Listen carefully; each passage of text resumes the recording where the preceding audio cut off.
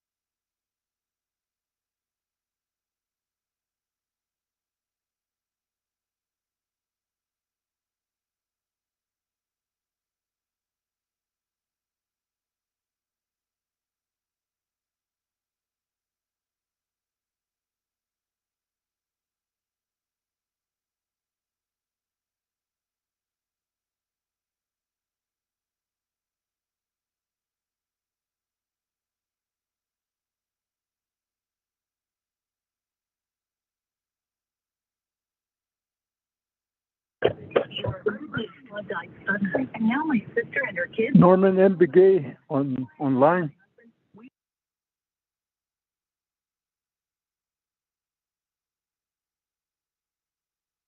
Hello? Oh, we can hear you, Norman. We're okay, on the line. Okay, we can hear you guys. 10-4.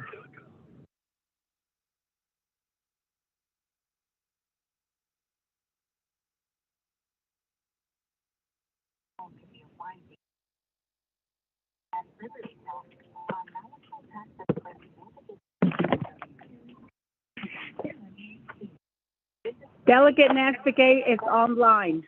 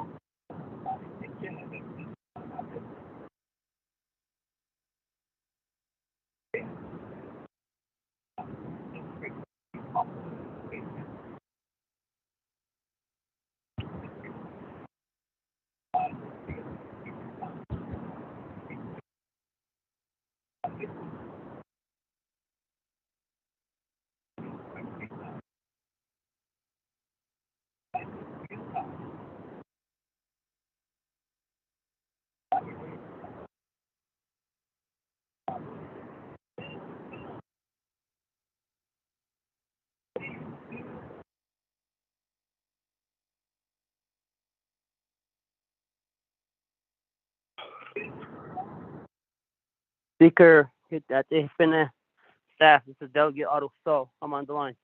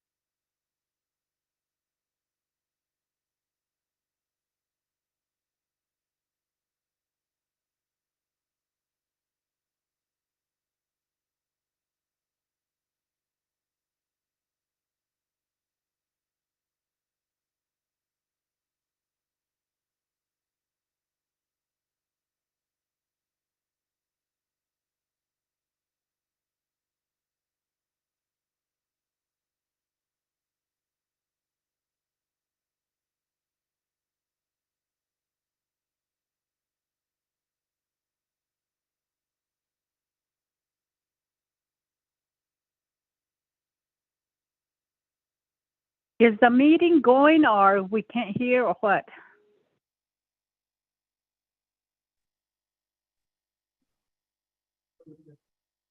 Delegate Helena Naa'bik'iyati. This is Delegate Charles Newton. I'm looking at the screen right now. I don't think it's going. The speaker's still walking around the chambers. All right, thank you. Thank you, Madam Chair. Charles Noon. Good morning, Delegate Charles. 25th. Good morning, 25th Navajo Nation Council. We are still waiting for a quorum. We might have it now. Earlier, about 3 minutes ago, we had about 11 delegates online. And I see Honorable Helena Naa'bik'iyati and Honorable Madam Chair Charles Newton. So we might have a quorum. Oh, I called in earlier. This is Delegate Rick Mays. Can't change Nina Halahotin. Anna. What happened? Not never change Nina Shan.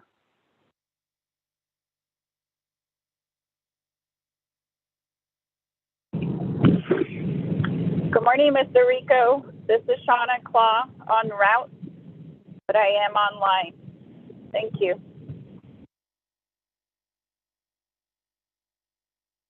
That's it. Good morning, honorable members of the 25th Navajo Nation Council. We're doing a roll call for the Naa'bik'iyati. So if you're here in the chambers, feel free to press your buttons.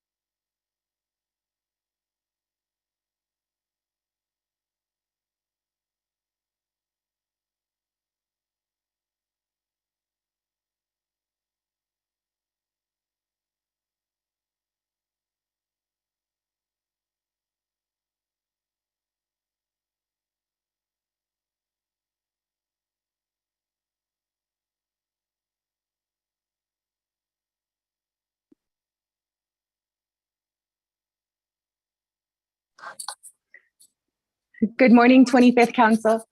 Beginning roll call with Honorable Norman Begay.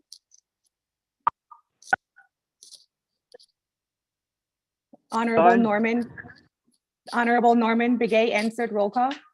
Honorable Eugenia Charles Newton. Delegate Charles Newton, present in Shiprock, New Mexico.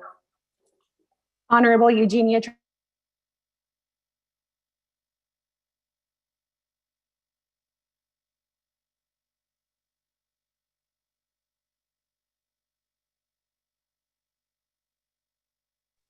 Julissa, if you can hear me, you cut out. I don't know if people on using phone can hear you, but I can't hear you online. I can't hear either.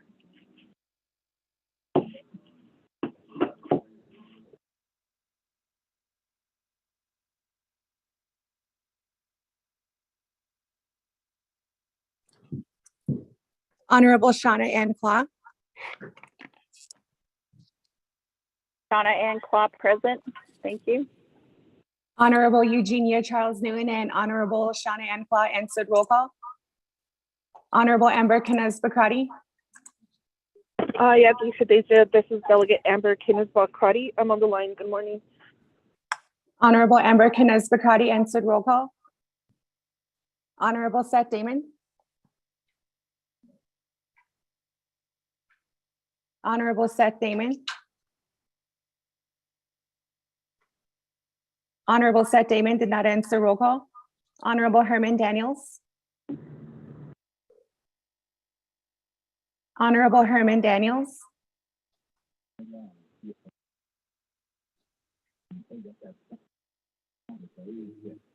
Honorable Herman Daniels. Honorable Herman Daniels did not answer. Roll call. Honorable Vince James. Delegate James present. Thank you. Honorable Vince James answered. Roll call. Honorable Rick Nez. Delegate Rick Nez is present. Honorable Rick Nez answered. Roll call. Honorable Danny Simpson. Recording in progress. Honorable Danny Simpson. Honorable Danny Simpson did not answer. Roll call. Honorable Otto So. I'm here. Thank you. Honorable Otto So answered. Roll call. Honorable Curtis Yanito. Honorable Curtis Yanito. Honorable Curtis Yanito did not answer. Roll call. Going back up, Honorable Seth Damon. Honorable Seth Damon. Honorable Seth Damon did not answer. Roll call. Honorable Herman Daniels. Honorable Herman Daniels. Honorable Herman Daniels did not answer. Roll call. Honorable Danny Simpson. Honorable Danny Simpson. Honorable Danny Simpson did not answer. Roll call. Honorable Curtis Yanito. Honorable Curtis Yanito. Honorable Curtis Yanito did not answer. Roll call. With that, Madam Speaker, you have 18 delegates, including yourself, who are present for today's meeting. Thank you, staff. We do have 18 present. We call the Naa'bik'iyati meeting to order at 10:23 a.m. Thank you, colleagues, for being on the line and being here within the chambers.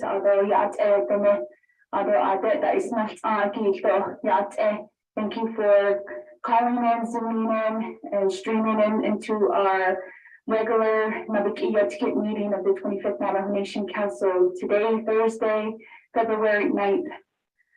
Honorable Crystalline Curley, do Quina so Tani, do Ani, based by her members, so many, do Quina so Tani staff and Oxley, today Diego, a share.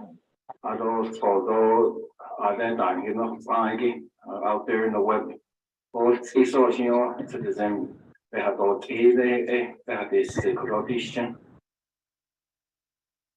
I don't see a share man get the shin of not I'm so that's not trying to do. You know, she can should that they need today now be okay.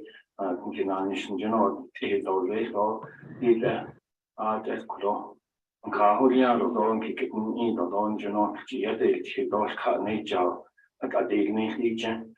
I don't see Nasco area and community job that we know, but don't ask on any kind of fishing emergency and the band arte. Those you guys, so they are a Chiang, but I get Nico, the John Kudo, other area Kudo, and Lenny Kudo, president or vice president of the staff, job, kicking Ocean April, General Day, so each and she April, so April, yeah, citizen each father, here. Ado, Hojonaskling, Hojonaskling.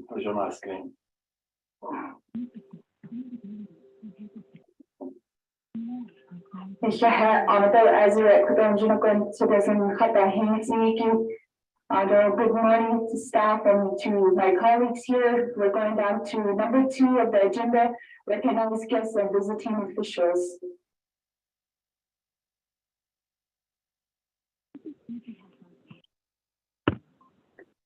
That should carry honorable to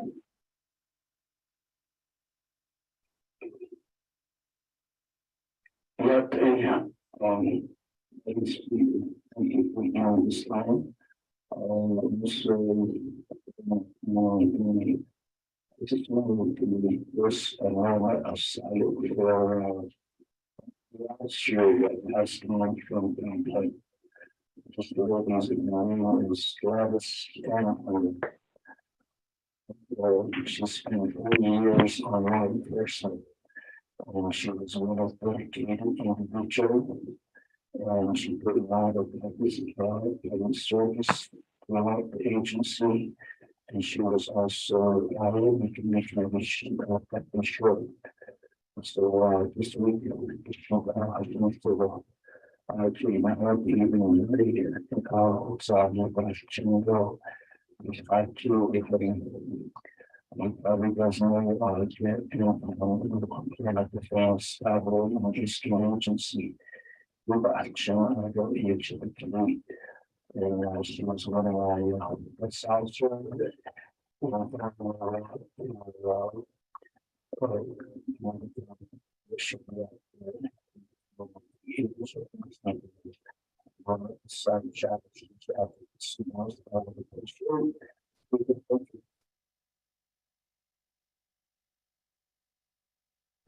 on a good tip, we'll recognize the moment of silence after the recognitions.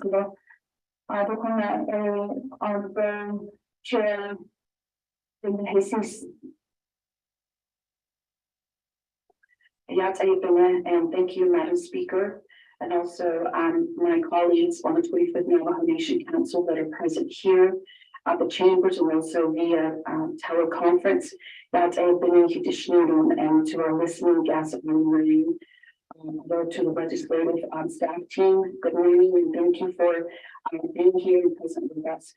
I just wanted to give recognition this morning to the Apache County District 3 staff. This morning I met with the team where there has been a washout due to years of erosion on the County route. And just seeing, the individuals that engaged in this particular project, it was just so humbling to see just how much they really enjoy their job. And I just wanted to give hats off to them this morning. Mr. John Harris's shop out of the District 3 Apache County office in St. John's. 3 of the staff actually drove out from St. John's this morning and they started that project at 7. With this week, it was pretty chilly out there. So, and then also to recognize the Oak Springs chapter administration and chapter officials, just working with them since the inception of myself taking the oath as council delegate representing that community.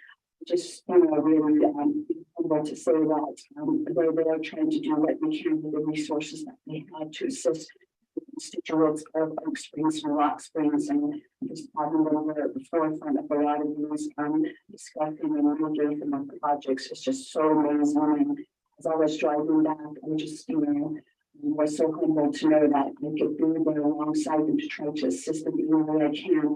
So, Madam Speaker, I just want to recognize Apache County and also the Oak Springs staff and also the chapter. Chair Jesus. Next we have Honorable Razzie.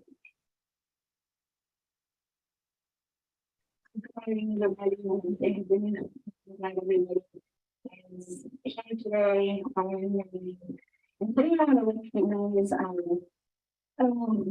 lady in my community. Her name is Dr. Adrienne. She's our vet. She's our res vet. And I think about her in that working in an emergency for our animals, all before they do animals in our community. you know,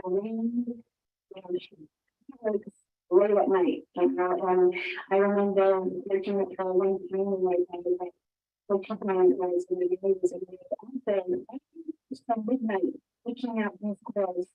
So this evening, I was around for the internet, so they were trying to her and recognize her because, you know, a lot of our services and programs that we do as non people, you know, like there's things that get passed on to the other individuals that also work within our communities that are non-Navajo. So just being mindful of that and just want to say thank you to the people and all that she does for our community. I should have Vice Chair Yasin for your announcement, and also going down the line, we have Honorable Arisa.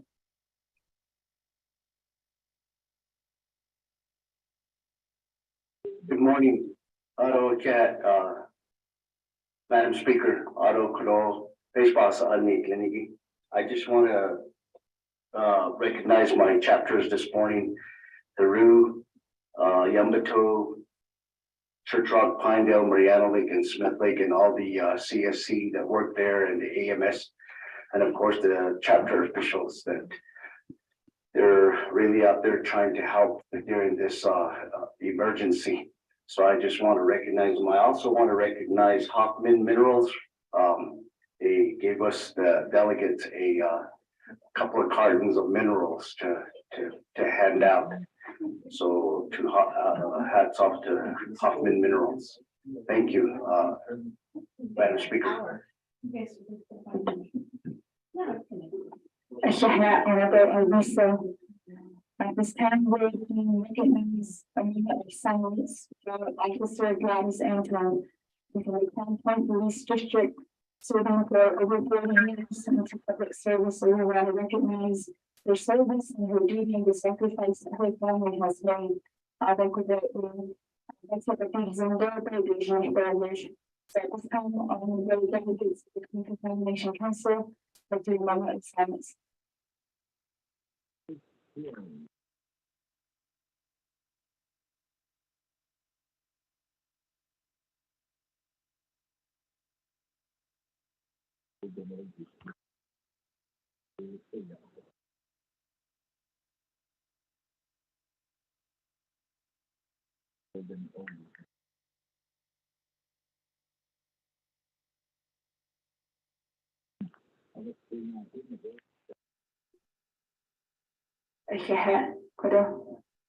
For a moment of silence, and let's continue to have the family within our prayers and also the community of Crown Point.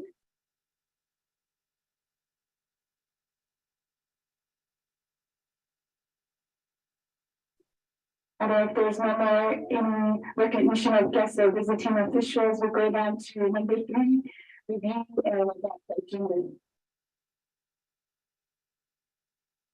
Staff, could you read the agenda into the record? Thank you, Madam Speaker, and members of the 25th Nomination Council. This is the Naa'bik'iyati Committee of the 25th Nomination Council regular meeting in person via telecommunication.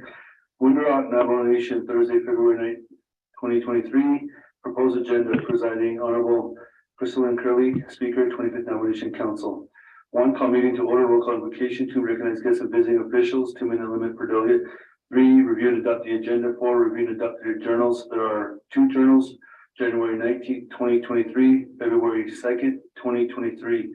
5, receive reports. 9, 6, old business. 9, 7, new business. New business A, legislation 0014-23. 8, close the meeting. Announcements, adjournment. Madam Speaker. I should have staff for reading that agenda into the record. Do we have a motion to adopt the agenda? Motion by Honorable Johnson. Second by Chair Jesus.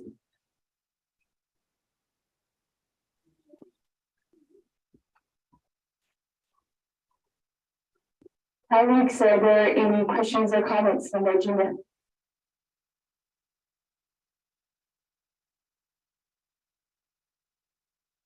Speaker Curley, this is Delegate Charles Newton. Can you hear me?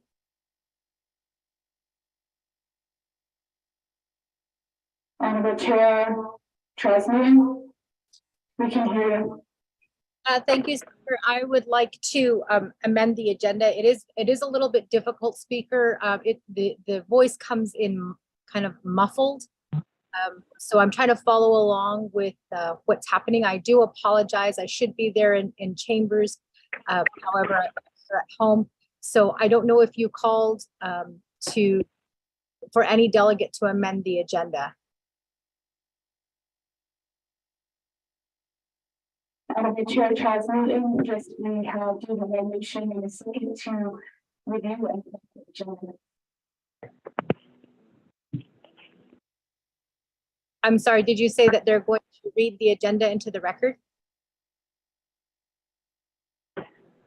Honorable Charles Newton, we'd like to give into the record.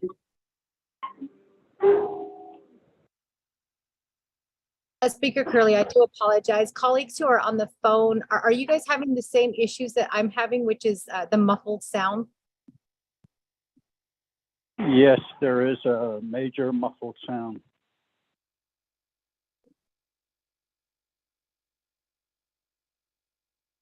Thank you for that, Delegate Nez. So Speaker Curley, I do apologize. I just want to make it known that I would like to amend the agenda. So when it comes time, because I can barely hear what's going on there in chambers, if you could possibly, or one of the staff text me to say that now is the time to amend the agenda, I would appreciate that. Thank you. Honorable Charles Newton, you can go ahead with your amendment.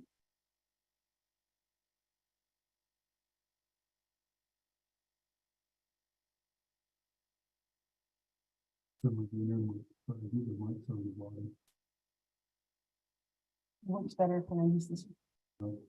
So if you repeat yourself again, to say that it's fine. Just do the motion second. Charles Newton, you can go forth with amending the agenda. Floor is yours. Okay, thank you, Speaker Curley. I just now text staff to let them know that the sound is coming in muffled. I would like to add a report to the agenda, Speaker Curley. We need to get a report from Navajo Housing Authority on the Emergency Rental Assistance Program, the federal funds.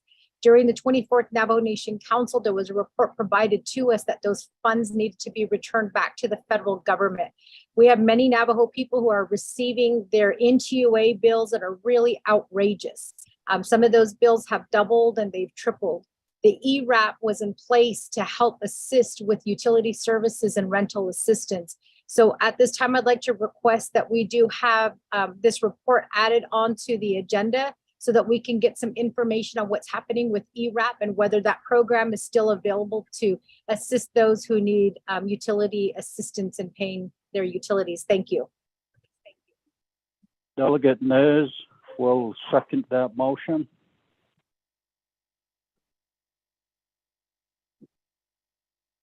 Honorable colleagues, we do have a motion to amend the agenda to add a report. And there is a second on the floor and staff will make those connections to add them onto the agenda for the report. Are there any questions to the amendment? Okay, I don't see none.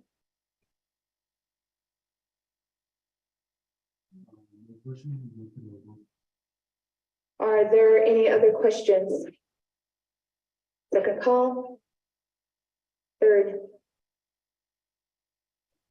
Colleagues will go for a vote for amendment 1 on the agenda. Go to the dashboard, and if you are on Zoom or calling in, feel free to call or text the staff.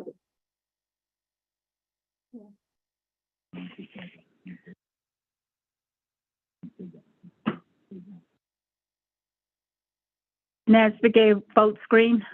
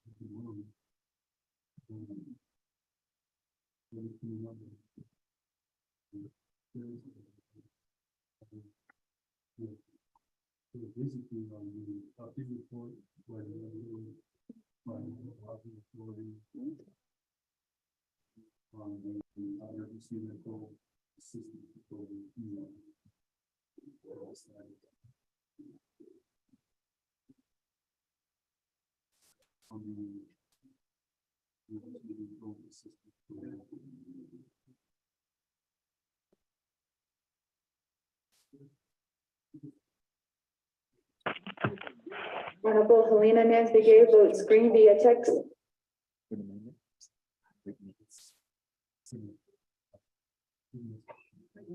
George Paul.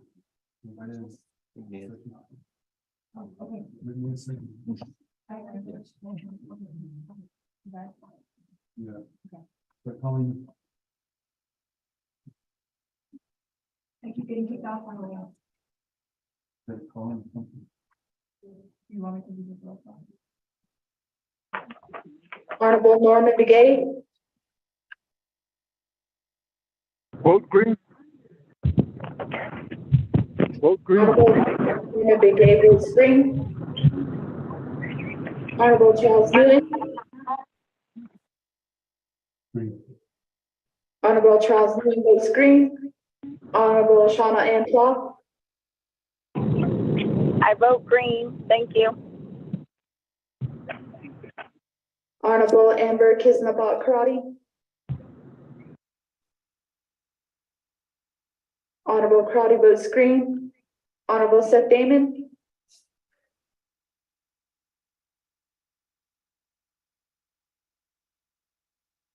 Honorable Seth Damon.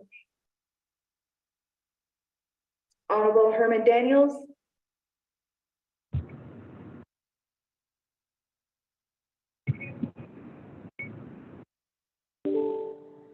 Honorable Herman Daniels. Honorable Vince James. Delegate James votes green. Honorable James votes green. Honorable Johnson.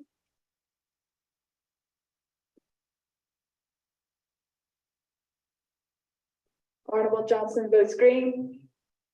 Honorable Dr. Andy Nance votes green. Honorable Ricky Nance. Honorable Yanito. Vote green.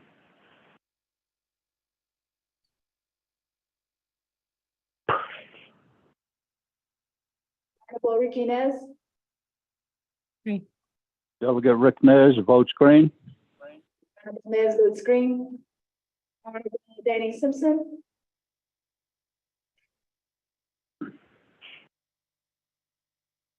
Honorable Danny Simpson. Honorable Audis Hill. Green. Honorable So votes green. Honorable Seth Damon. Honorable Seth Damon. Honorable Seth Damon did not vote. Honorable Herman Daniels.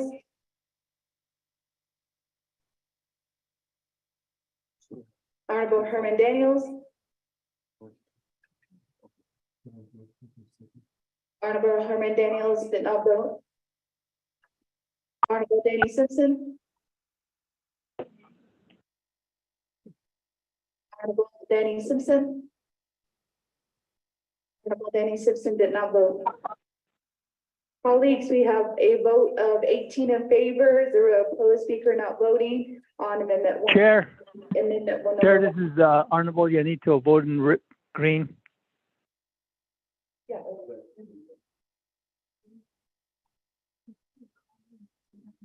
Chair. Honorable Yanito, we did get your vote green.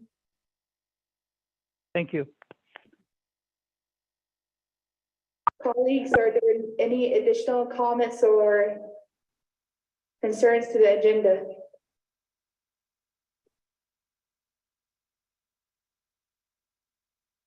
Second call? Third call?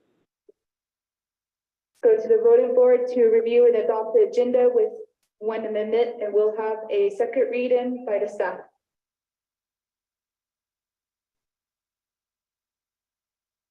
Thank you, Madam Speaker. You have one amendment to the agenda, and that amendment is to add a report, Report A. The report will be from the Navajo Housing Authority. Get an update on the Emergency Rental Assistance Program, also known as ERAP. Madam Speaker. If you had staff for that second reading.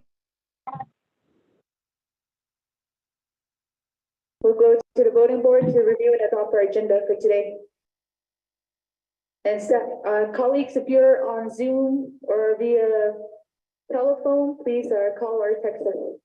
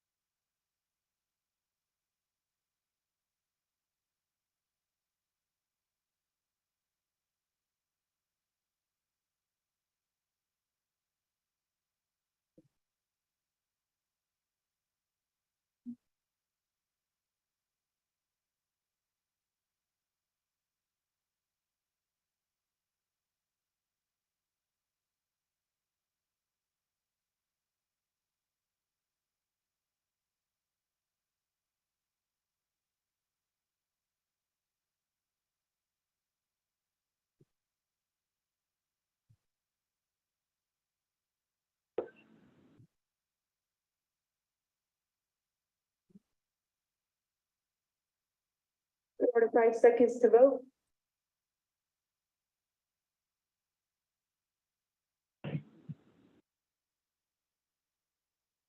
Helena Begay.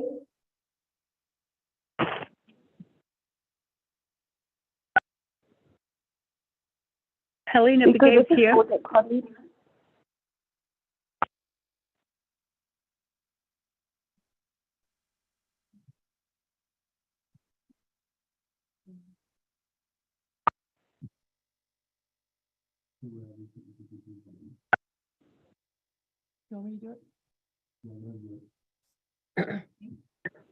Honorable Helena Naa'bik'iyati, votes green. Honorable Norman Begay, how do you vote? Honorable Norman Begay did not vote. Honorable Eugenia Charles Newton votes green via text.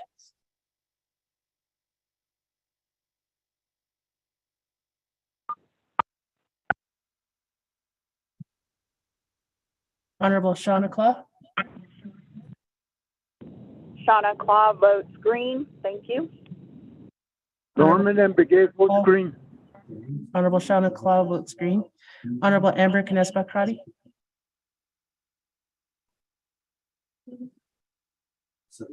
Honorable Amber Canespa-Crotty. Honorable Amber Canespa-Crotty did not vote. Honorable Seth Damon. So they said this is Delegate Cruddy, I vote green. Thank you. Honorable Amber Canespa-Crotty votes green. Honorable Seth Damon.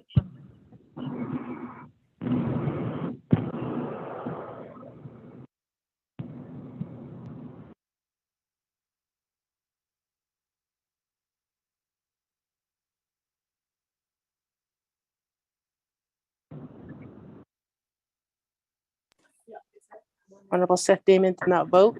Honorable Herman M. Daniels Jr.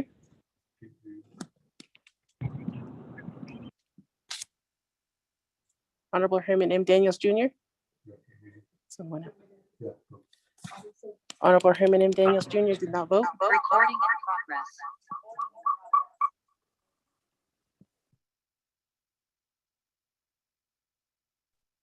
Good morning. Honorable Vince James. Delegate Jane votes green. Honorable Vince James votes green.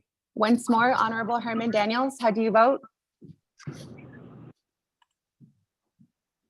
Honorable Herman Daniels did not vote. Honorable Rick Nez, how do you vote? Delegate Rick Nez votes green. Honorable Rick Nez votes green. Honorable Shandine Parrish and Honorable Jermaine Simonson are excused. Honorable Danny Simpson, how do you vote? Honorable Danny Simpson. Honorable Danny Simpson did not vote. Honorable Carl Slater, how do you vote? Honorable Carl Slater votes green via text. Honorable Otto So, how do you vote? Honorable Otto So votes green via text. Honorable Curtis Cianito, how do you vote?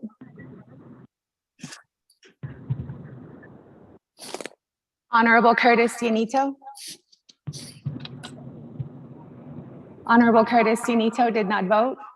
Going back up, Honorable Seth Damon, how do you vote? Honorable Seth Damon. Honorable Seth Damon did not vote. Honorable Herman Daniels, how do you vote? Honorable Herman Daniels is excused. Honorable Danny Simpson, how do you vote? Honorable Danny Simpson. Honorable Danny Simpson did not vote. Honorable Curtis Cianito, how do you vote? Votes green. Honorable Curtis Cianito votes green. With that, Madam Speaker, you have 18 delegates who voted in favor, 0 delegates who oppose, with Madam Speaker not voting. Thank you, staff. We do have a vote of 18 in favor, 0 opposed, and speaker not voting to adopt the agenda. The staff will be making their rounds to give the delegates who are in the chambers another copy of the agenda. Now we move down to number 4, review and adopt the journals, January 19, 2023 and February 2nd, 2023. The staff did email the journals on Tuesday, February 7th at 2:52 p.m. to the 25th Navajo Nation Council. And the email should be coming from Karen Chi. And we will send those emails out again shortly.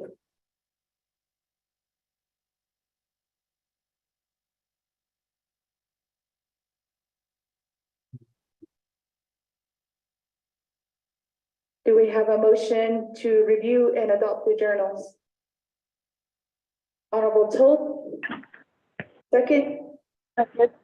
Second, Delegate Crotty. Honorable Crotty, a second. Any comments or questions, colleagues?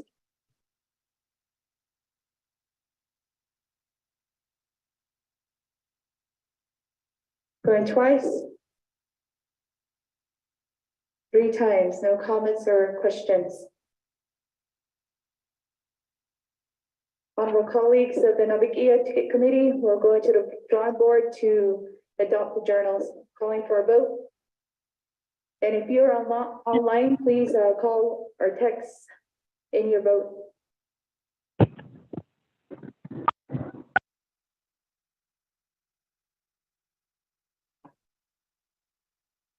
Honorable Charles Newton votes green via text. Honorable Slater votes green via text.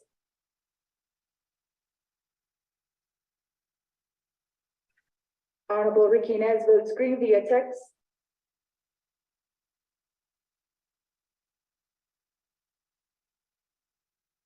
Helena Begay votes green via text.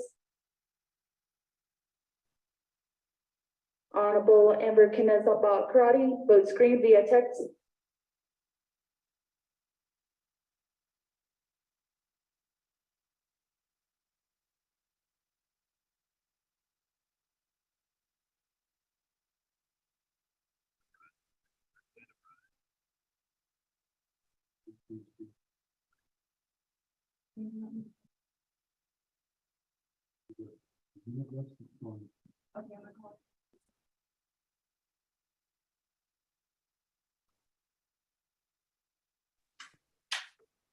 Honorable Norman Begay, how do you vote? Honorable Norman Begay. Honorable Norman Begay did not vote. Honorable Shauna Ann Claw, how do you vote? Shauna Claw votes green. Honorable Shauna Ann Claw votes green. Honorable Seth Damon, how do you vote?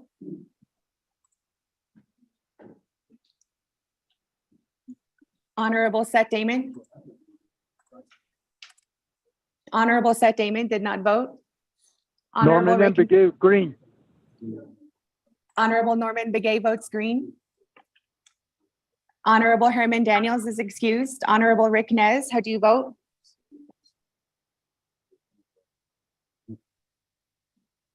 Honorable Rick Nez. Votes green. Honorable Rick Nez votes green. Can I just? Honorable Shandine Parrish is excused.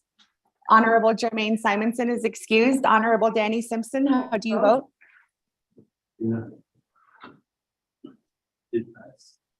Honorable Danny Simpson.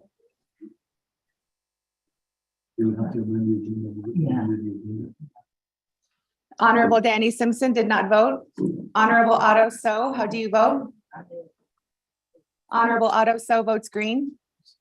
Honorable Curtis Yanito, how do you vote?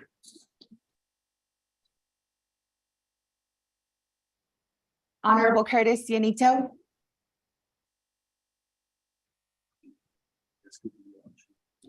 Honorable Curtis Yanito did not vote. Going back up, Honorable Seth Damon, how do you vote?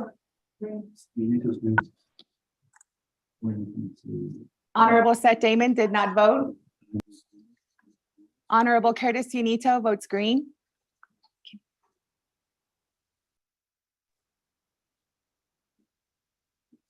Honorable Curtis Yanito.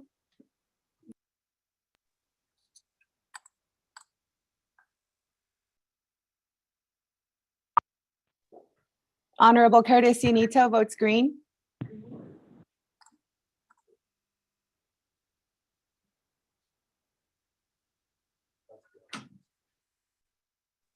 Once more, Honorable Seth Damon.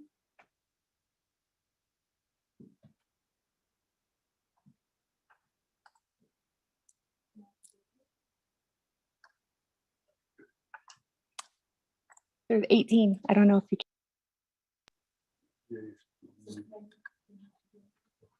Honorable Seth Damon did not vote. Honorable Danny Simpson. Honorable Danny Simpson did not vote. With that, Madam Speaker, you have 18 delegates who voted in favor, 0 delegates who oppose, with Madam Speaker not voting.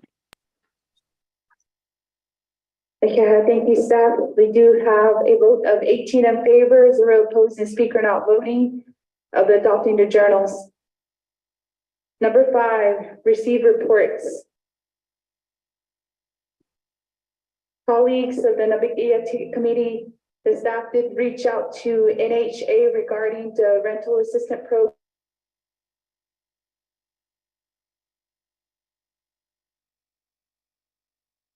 So we did reach out this morning.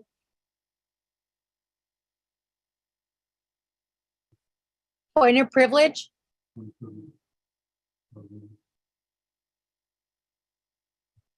Point of privilege, Honorable Charles Newton. First, I should ask Rico, I don't have my rules book in front of me. Was point of privilege recognized at NABI? Honorable Charles Newton, point of privilege is not recognized within the Naa'bik'iyati committee. Okay, great. Thank you. Thank you for that, Speaker Curley. Speaker Curley, you kind of cut out there. The only thing that I heard was we reached out to NHA and then it cut out. And then you just said this morning. So can you please repeat what you said? Honorable Charles Newton, the staff did reach out to Navajo Housing Authority regarding the rental assistant program. However, NHA did reply back just a few minutes ago that they said they cannot make it to the meeting today.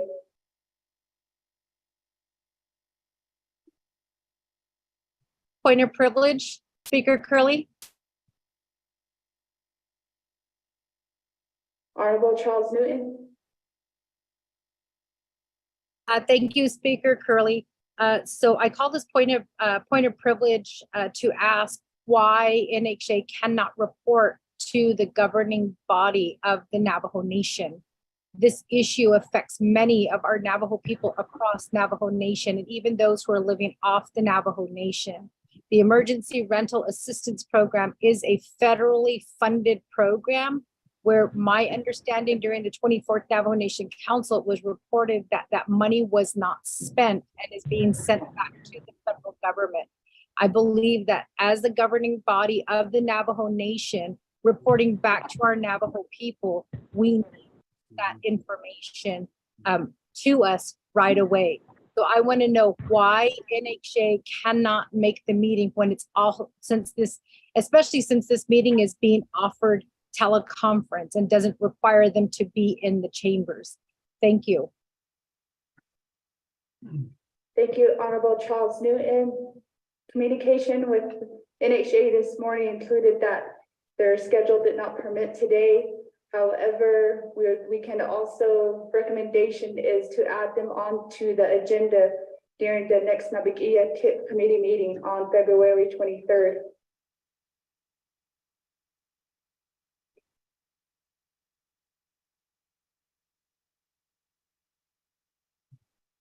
Point of privilege, as Speaker Curley. Honorable Charles Newton, there is no point of privilege within the Naa'bik'iyati committee meeting. However, I can connect you to voice your concern on the report. Honorable Charles Newton. Thank you for that, Speaker Curley. Speaker, with all due respect, February 23rd is still a couple of weeks away. We're asking our Navajo people to wait 2 more weeks to hear how they can get assistance or whether that assistance is still available through the Emergency Rental Assistance Program. So I'm willing to move the report after the legislation is heard and voted on, but I do believe that we need to get a report from Navajo Housing Authority.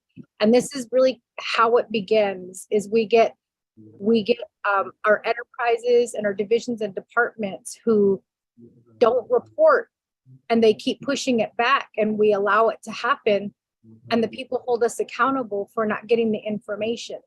So as one delegate trying to get answers to our Navajo people regarding the assistance that's available out there, I'm willing to motion to suspend the floor rules to push the report to the end of the agenda. But I think it is an important report, and holding off until February 23rd, I think is, it's not right because we're asking our Navajo people to wait that much longer. But if our Navajo people can afford to wait that much longer to hear us, assistance that should be available to them, then I'm fine with holding it off. But here in my community of Shiprock, many of our people are wanting to know, what is going on with the Emergency Rental Assistance Program? Why was that money not spent? And is that assistance still available, especially in regards to the NTUA bills doubling and tripling for many of our Navajo people? So colleagues, at this time, if NHA is not available right now to offer the report, I'd like to motion to suspend the floor rules to move the report at the end of today's agenda.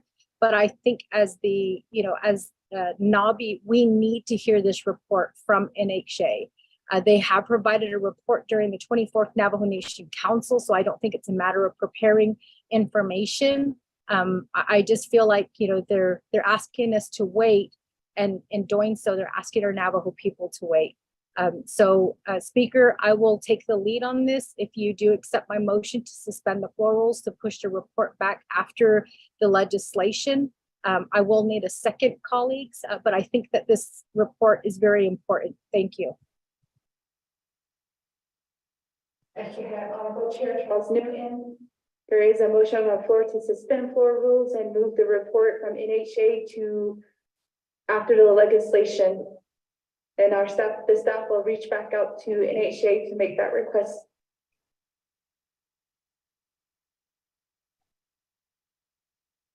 We do have a second by Honorable Chair Jesus. Are there any additional comments or concerns to the suspension of floor rules to move the report after the legislation? Second call.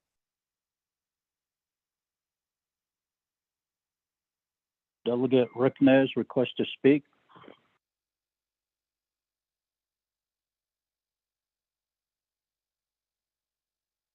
Thank you. He did, NHA report, I am, it agrees with, the Delegate Newton, Chair. Ani, we need to get some type of report. They've been on the report, I believe back in, session at and they should have been ready by now. And I just want to say that, every other, entity ought to know when Nabi is, and Naa'bik'iyati is. Next one is on the 23rd. And every department should be feeling like they could be called upon at any one of these meetings. And maybe we need to send out a reminder of our meetings and that these departments may be called upon anytime to make a report, and they should be ready for council and the Navajo people. Our next Naa'bik'iyati is on the 23rd. Maybe if they cannot make it by the end of after the legislation, of course, that's in the IC, but that's only if they cannot get a report done by today. Speaker, thank you. Honorable Arvizo. You cut out. You cut out. Say it again. Honorable Riquinez. Thank you very much. Yate Pensionanta, Honorable Madam Speaker Curley, Honorable members of the 25th Navajo Nation Council Naa'bik'iyati Committee, Yate Hanalko, the Koro NHA Emergency Rental Assistance Program, Nenegi Koro. I believe they do need to provide a report, and within that report, perhaps we need to have the NHA, the commissioners on the call as well to hear the governing body, the concerns of our dear Navajo people. We recently had a declaration of emergency, and therefore people are having an emergency, and we need to hear how NHA is going to be providing assistance to our dear Navajo people. So if we could have the Board of Commissioners, I believe there's only 2 of them, they need to be on this call. So that's just my request, or modify the amendment as well. Thank you.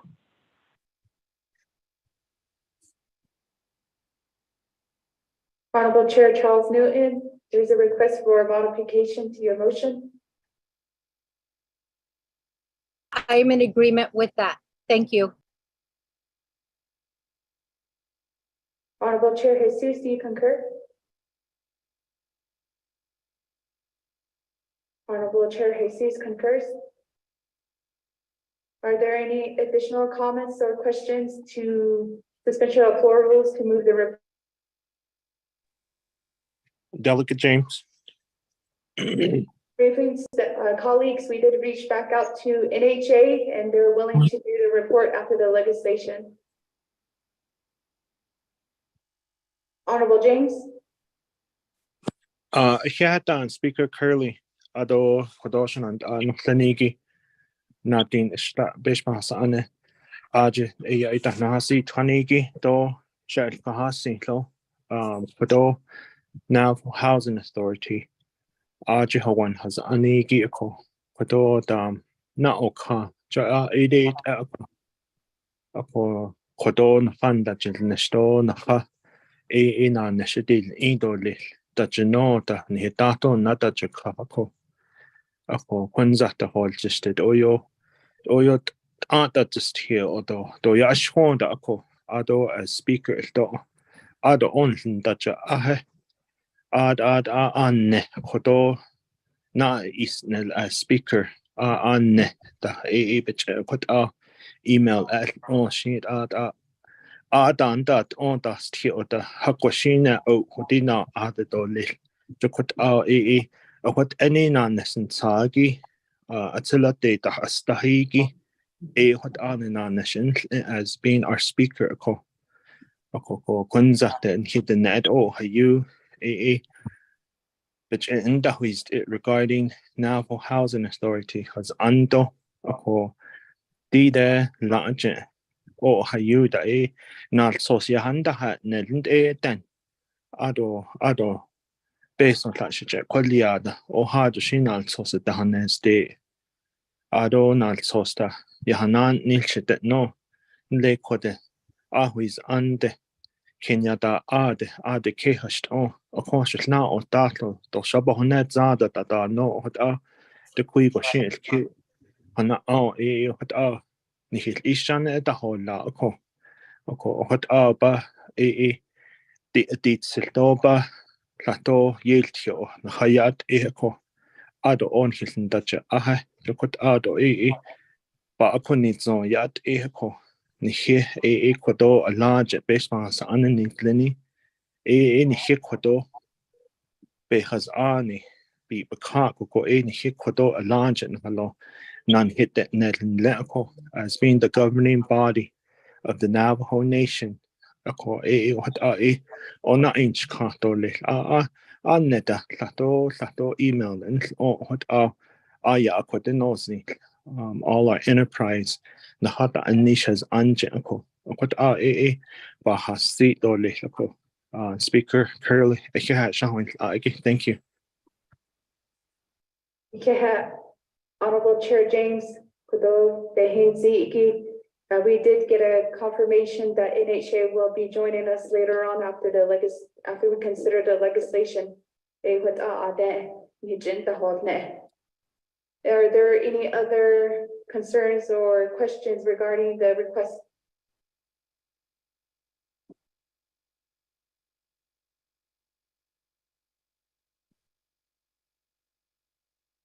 Honorable Begay.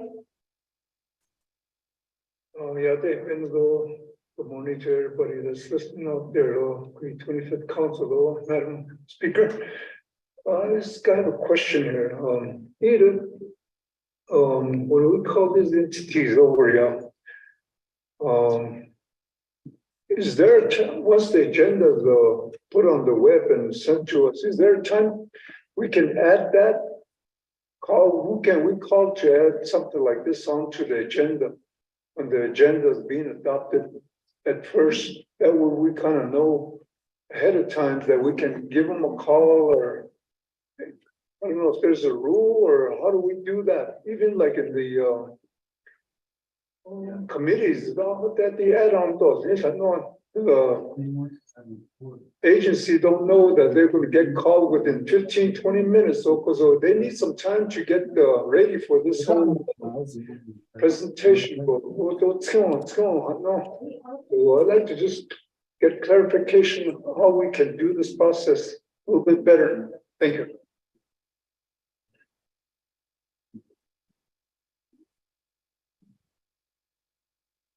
Honorable Begay, honorable colleagues, we do have that communication either to myself or the staff here or Office of Legislative Services. Our next Naa'bik'iyati committee meeting is also scheduled for the 23rd. So if you do have recommendations on any other reports, feel free to reach out to the office.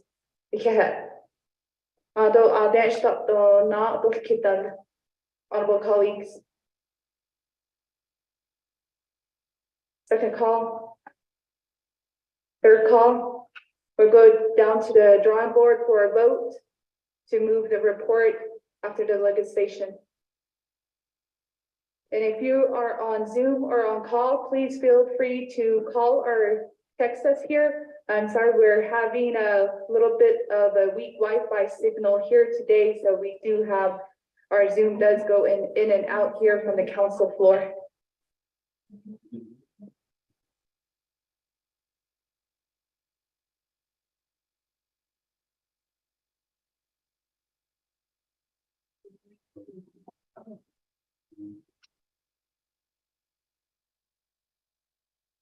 Okay,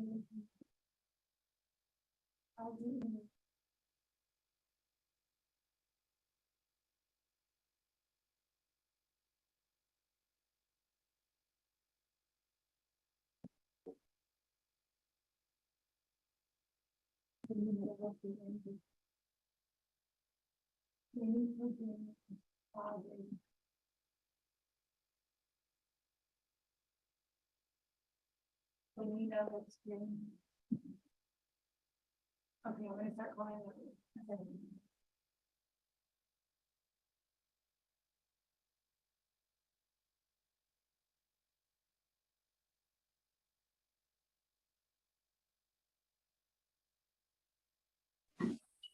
Honorable Stephen Arvizo, how votes green?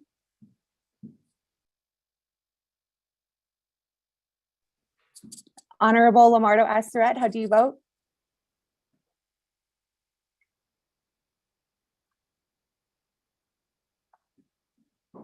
Honorable Amber Canez Bacrati, how do you vote? Honorable Amber Canez Bacrati votes green. Honorable Seth Damon, how do you vote? Honorable Seth Damon. Honorable Seth Damon did not vote. Honorable Herman Daniels is excused. Honorable Vince James, how do you vote? Delegate Jam votes green. Honorable Vince James votes green. Honorable Brenda Jesus, how do you vote? Honorable Brenda Jesus votes green. Honorable Rick Nez, how do you vote? Honorable Rick Nez votes green. Honorable Danny Simpson, how do you vote? Honorable Danny Simpson. Honorable Danny Simpson did not vote. Honorable Otto So, how do you vote? Honorable Otto So. Honorable Otto So did not vote. Going back up, Honorable Seth Damon, how do you vote? Honorable Seth Damon. Honorable Seth Damon did not vote. Honorable Danny Simpson, how do you vote? This is Seth Damon. I Honorable vote Danny green. Simpson.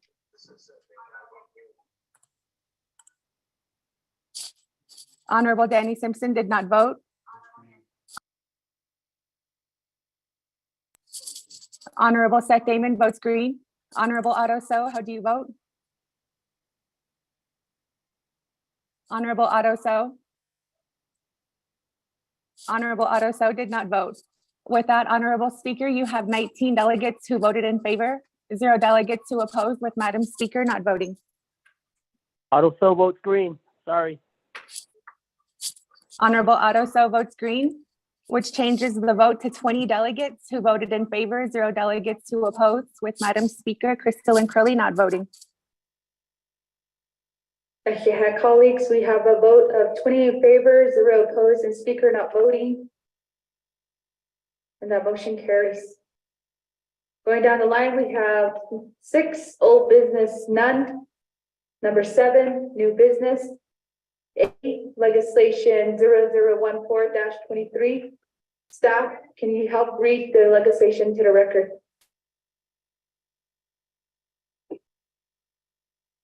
Thank you, Madam Speaker and members of the Naa'bik'iyati Committee. This is tracking number 0014-223, an action relating to the Naa'bik'iyati Committee and Navajo Nation Council approving the Navajo Nation Fiscal Recovery Fund Delegate Region Project Plan for Honorable Casey Allen Johnson, Delegate Region, Chapters Cameron, Coal Mine, Canyon, Bird Springs Loop, and Tulani Lake.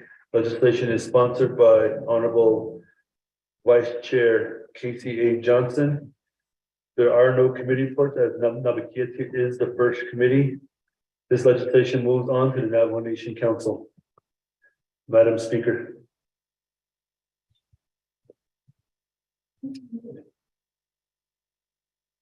Staff are reading legislation 0014-23 into the record.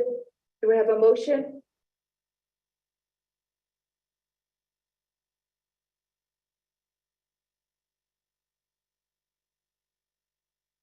Honorable colleagues, do we have a motion? Motion by Honorable Yazzie, second by Honorable Toth.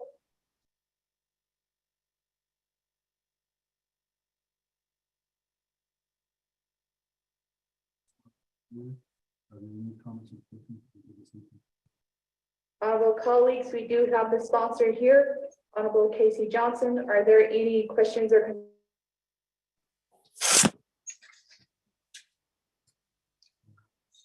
going once?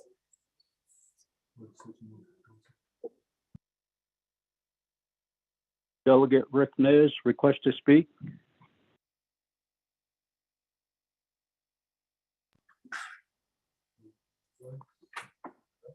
Going twice? Sorry, colleagues, we do have lost connection of Zoom. Delegate Rick Nez, request to speak. Yes. Brenda has a question, so as long as the queue, please consider there is a question, so we'll respond to 20 minutes. We do have a question from one of our colleagues. We're going to Honorable Casey Johnson. You have 20 minutes.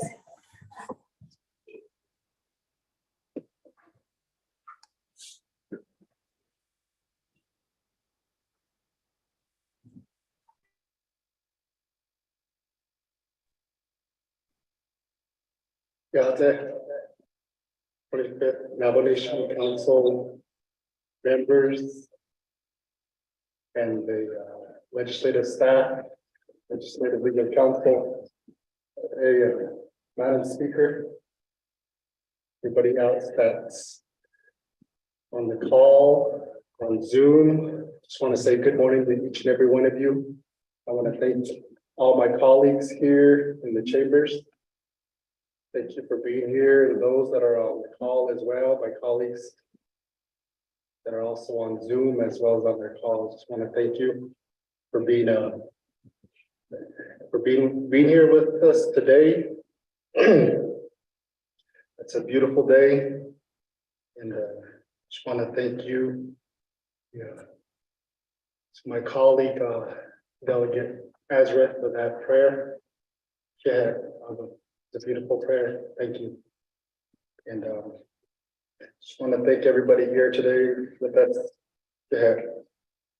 So what we got here this morning is the legislation 0014-23.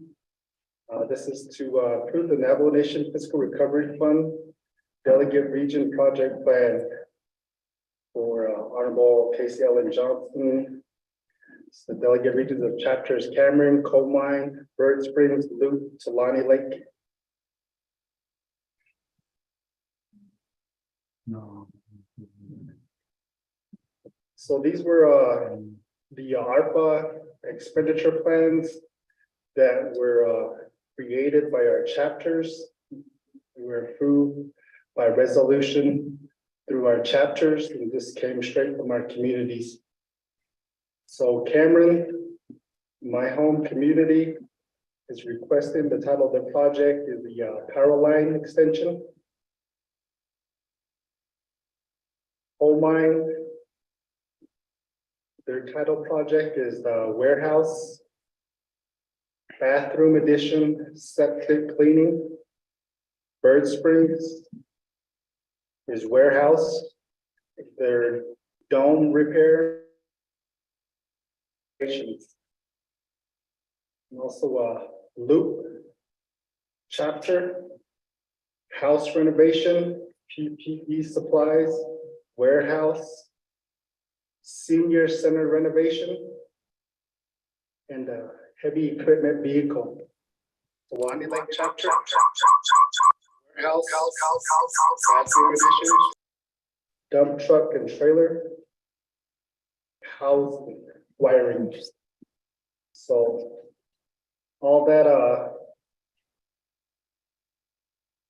the delegate region total is $8,802,337.00. So those are the projects for my communities of District 3 and 5. So they're gonna go ahead and move forward with that as soon as it gets past the Navajo Nation Council's approval. I just want to ask for your blessing and your consideration in moving forth here, as I am the sponsor of this legislation. So I just want to share with you that, you know, being at these communities for Cameron, the power line extension, you know, that's just extending power, you know, to the communities that that need it. And they need power. They need power. A lot of them are high risk health. They need some of them are on you know, medication. They need you know, refrigeration. They need, you know, they have some medical supplies that require power. You know, and also it's just like many of us here, we have the luxury of just turning on that switch and having that power. And you know, that's very important, and that, you know, that they get that extension project going as soon as possible. And going to the Bird Springs chapter, their warehouse upgrade, you know, they want to upgrade, you know, their structure, the wiring, you know, everything. I had a chance to be there over the summer where they were issuing out emergency baskets, where it was just given out to the community, and was honored to help them deliver some of these baskets to some families that needed it. And that was kind of like a holding facility for them. And it was in the summertime.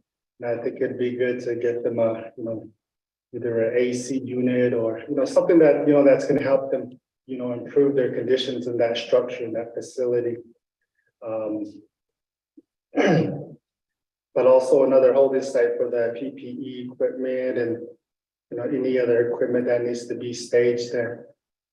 And their chapter house, the chapter dome repair is going to help with their modifications of, you know, their wiring system, their any kind of repairs that need to be happening within their chapter house.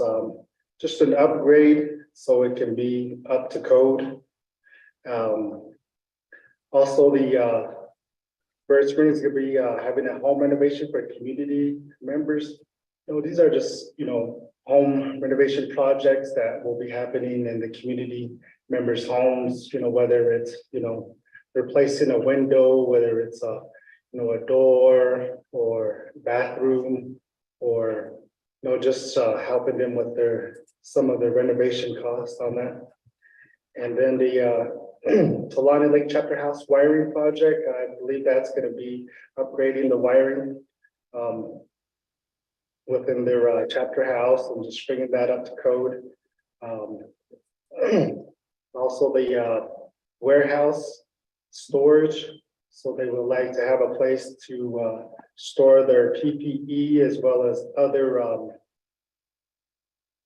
things that they need to store there, like equipment, or, you know, the trailer, like the you know, their dump truck, or, you know, anything be stored there. And the coal mine chapter warehouse project, they're needing a warehouse so they can use it for storage. Again, it's just a place that they can store like PPE, anything that can be stored there. And they're also at coal mine chapter septic sewage tank cleanouts. This is going to be going out to the community members and helping with their cleanouts on their sewage tanks. So, and also they're also doing a bathroom addition as well. Yeah. So the administrative oversight will be the Division of Community Development. They will be the oversight of the projects. So And then Loop. Loop chapter is requesting for a heavy equipment and fleet vehicle purchase. So this was gonna help them with their, any kind of, with clearing roads or, helping with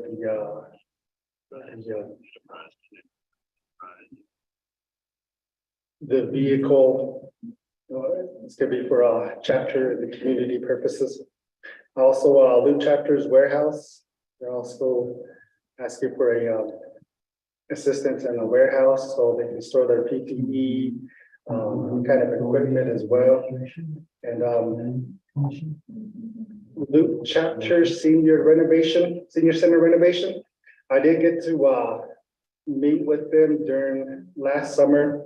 They really do need help at the senior center. They need some financial assistance, and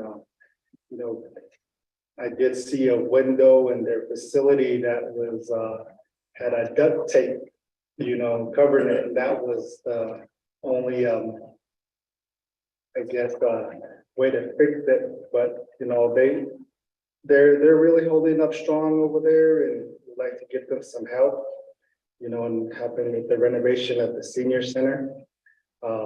Their AC, their heater, and like to get them some financial assistance. And then also the Loop Chapter House renovation. A lot of these chapter renovation projects is just to bring things up to code, as well as some of the facility, the windows, the doors,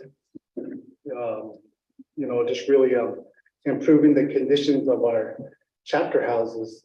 And I know a lot of us have some chapter houses that could use a lot of improvements, whether it's doors, windows, whether it's the AC, whether it's the HVAC, whether it's, repainting the wall.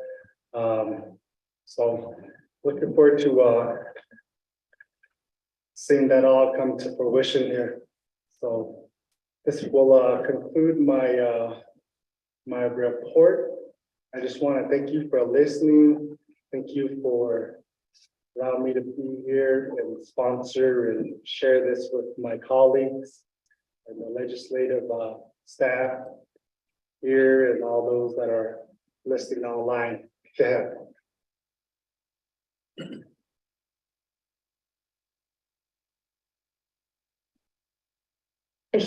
Honorable Vice Chair Johnson. Next in queue, we have Honorable Ricky Nez. Thank you very much. Honorable Madam Speaker Curley, honorable members of the 25th Navajo Nation Council, auto-sponsored Okado Data. First of all, I would like to just say to the 24th Navajo Nation Council, I guess I've been the sheet and the data, including CARES Act and ARPA. I mean, we stayed up till midnight debating what we should do with legislation 0086-22. And all of my colleagues on the 24th Council, they met with their chapters, I guess, day in, day out. And I don't know how many times my colleagues met with their chapters to make sure that their projects were on the list.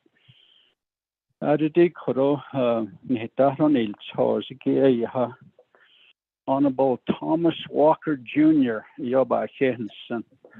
man, that gentleman put his heart into all this, reaching out to his chapters. All the way to the last night when we're having the council session, he was still asking where the documents were at. And all the meetings he had at Twin Arrows and at the chapter level.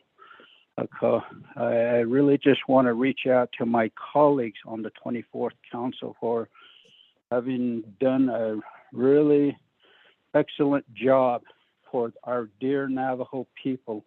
That included the hardship assistance that people received you said the ne hacho pains and ohadelia. Janshi the caution chagin hit named. This pandemic was around, we still were able to make some good decisions and move forward with all these projects. So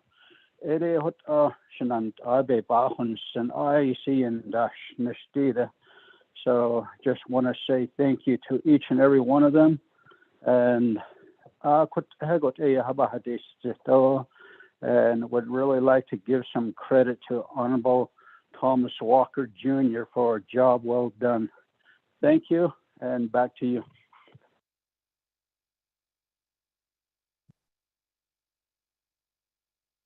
Honorableness. Are there any additional questions or comments before we go back to the sponsor? Honorable Chair Charles Newton.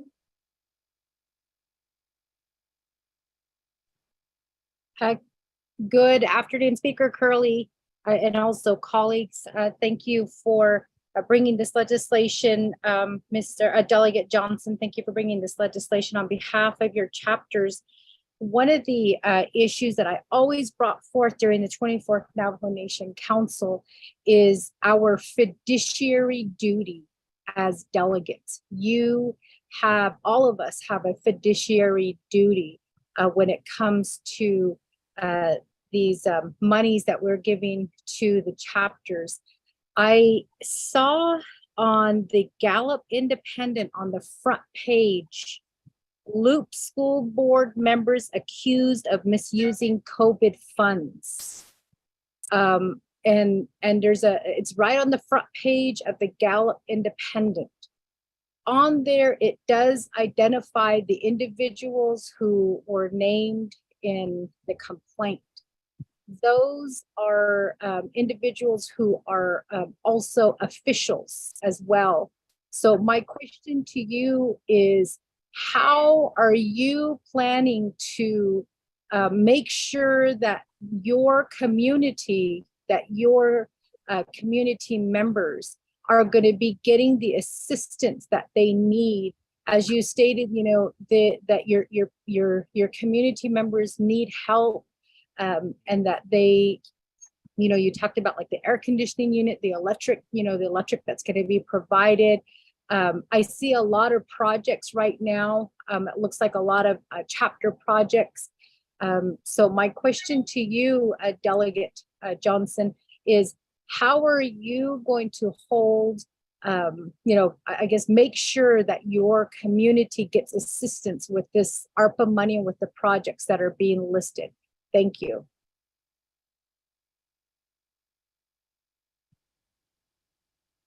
Thank you, Madam Chair Charles Newton. Next in queue, we have Honorable Nota.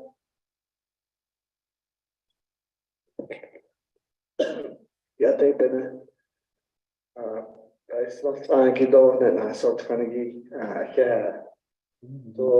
chapters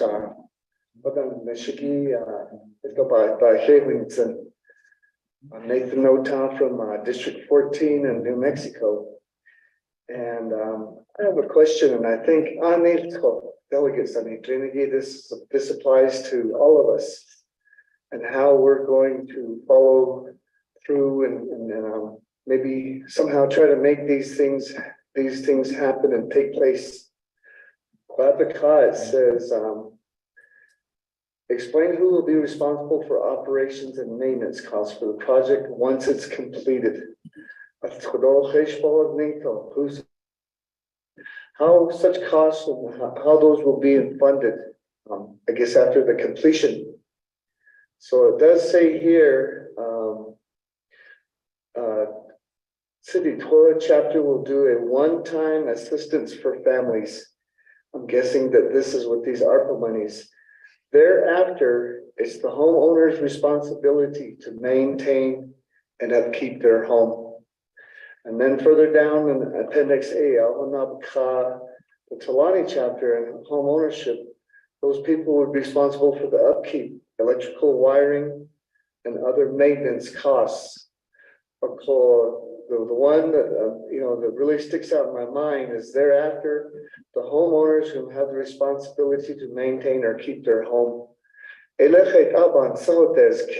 was put in there.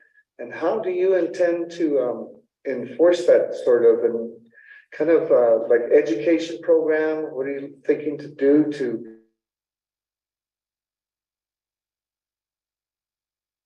homes? This case, thank you. Yeah. Honorable Nota. I don't see anybody in queue. We'll go back to Vice Chair Johnson.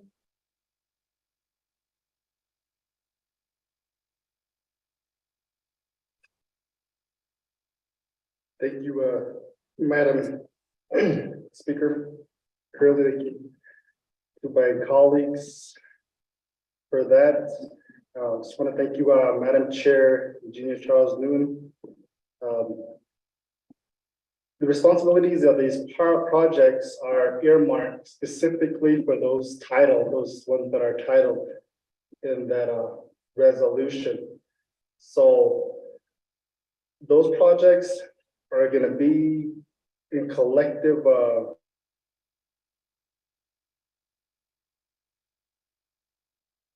the oversight is going to be the community development and ASC.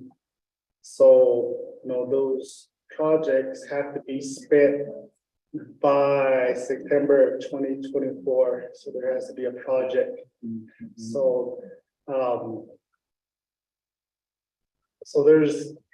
it's already earmarked, so it's specifically going to those projects that are stated. And I'm going on to just want to thank you, Honorable Nathan Lota. As we all know, it's the responsibility of the homeowner, and it's the responsibility of the families, to take care of their home, take care of their livestock, and it's always been that way with our Diné people. And this is something that we're taught, each and every one of us, is to take care of ourselves, take care of our homes. And this is just a one-time assistance. This is not something that we're going to continue to have our hand out and begging for more. This is something that's going to help us, help us fix our homes, help us fix, with this one-time income funding that we're going to receive. And sometimes that's all we need, and we can go ahead and continue to maintain it from there. So to answer your question, that's a homeowner's responsibility. But we can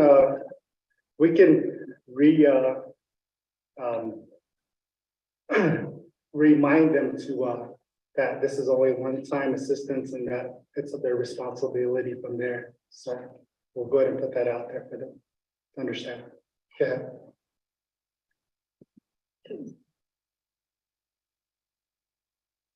Vice Chair Johnson. Next in queue, we have Honorable Vice Chair Yati. Thank you. I wanted to know, kind of in line with what you brought up, Honorable Nota, is that, on this plan, there are many of the chapters that want to purchase equipment, fleet vehicles, warehouse, and then, dump truck and trailers. So assets are going to be purchased here. So, in the same line of, we have to give responsibility to the homeowners to take care of their home with, this one-time repair their homes. I'd like to ask the question for the chapters too. What would their plans be to make sure that they take care of these equipment? How, and I don't know if they have sat down to talk about, how are they going to keep these material and supplies in good repair? How will they have maintenance, and how will they have operational funds for them after this funding goes away? Because a lot of this is just a one-time funding that's coming from the federal government. And, you know, these are good plans that they have in place of what they want to do for the community. But I also want to hear, you know, what are they planning? How are they planning to make sure there's operation? How are they going to keep this going, maintenance? Because I don't want to, in the future, hear that, you know, they're coming back to ask us, you know, for more money to repair something. So that's just kind of a question. I don't know if the chapters have talked about it. Thank you.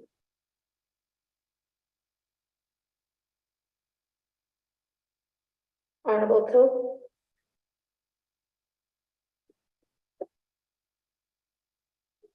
Thank you, Mayor.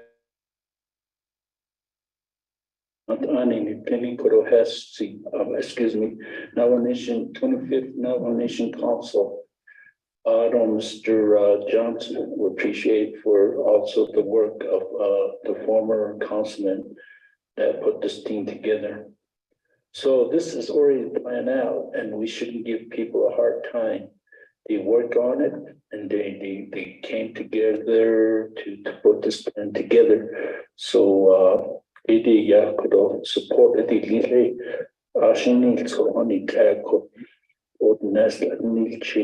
so that shouldn't be the case. The day is I think about a bit or what. I don't say I don't see people car oh yeah, I could on his and on that of kid. The Nayan Bastion Shiko, Ashing down Ashina Astraki, and all you at Akuro, we are 24th council on the Yastatas, Nido, Kuro, Joe Bago, and Dokaship Kaha Kadi, Bedi, Kedi, Idea, Shabakumas, and all the adult Janai, none never eat. Even ye 80 Neko. About this, so we need to vote on it, support. Is need also base of being that out of the compass of what that chose, and then it doesn't pertain to that.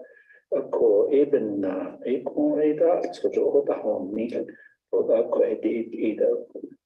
Even I do support this legislation, and let's go forward and give it to the Nawa Nation Council so it can be approved and then go on. Oh, you want his project, you go. Not these traditions, local don't be that don't. Later about this, so I would appreciate for all your support. So thank you, Madam Chair. Yeah, Honorable Toth, I don't see anybody else in queue. We'll go back to the sponsor for his responses. Vice Chair Johnson. Thank you, Madam Speaker. Thank you, Honorable Delegate Yazzie. I appreciate that. That's a good question. And my understanding, each chapter has a operation and maintenance funding. So therefore, they've I'm sure there's a maintenance and for these heavy equipment that they're requesting, and that it's already budgeted. And the 5 chapters, I mean, all our chapters have that operation and maintenance of vehicles or heavy equipment, or for diesel fuel or anything like that. And this is really going to help our communities because this will also take some weight off of the NDOT if they need their roads cleared out, if they need the snow removal or tumbleweeds cleared out or something like that. So just wanted to thank you for that. And I do know that they do have a budget for the operation and maintenance of these vehicles and heavy equipment. And Honorable Delegate Toth, I appreciate that. Thank you for your support. I would like to just thank each and every one of you here for your questions.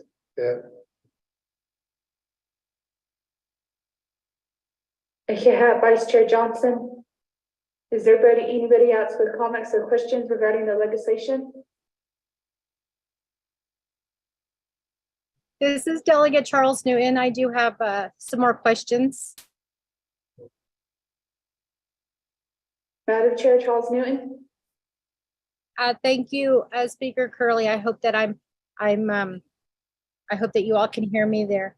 I think that Delegate Yazzie asked a really excellent question regarding the chapter equipment and then also the assistance that chapters are always asking for. And I think it's a very valid question because during the 24th Navajo Nation Council, Speaker Damon sponsored a legislation to purchase heavy equipment for our chapters, and many of our chapters now are reporting that the equipment is just sitting there because they don't have the people in place to operate these equipment. A lot of it is chapters can't afford to pay operators who have their CDL license. I believe that there was a request during the 25th Navajo Nation Council that NDOT, waived that requirement for CDL, but because of insurance purposes, that may not be something that can happen.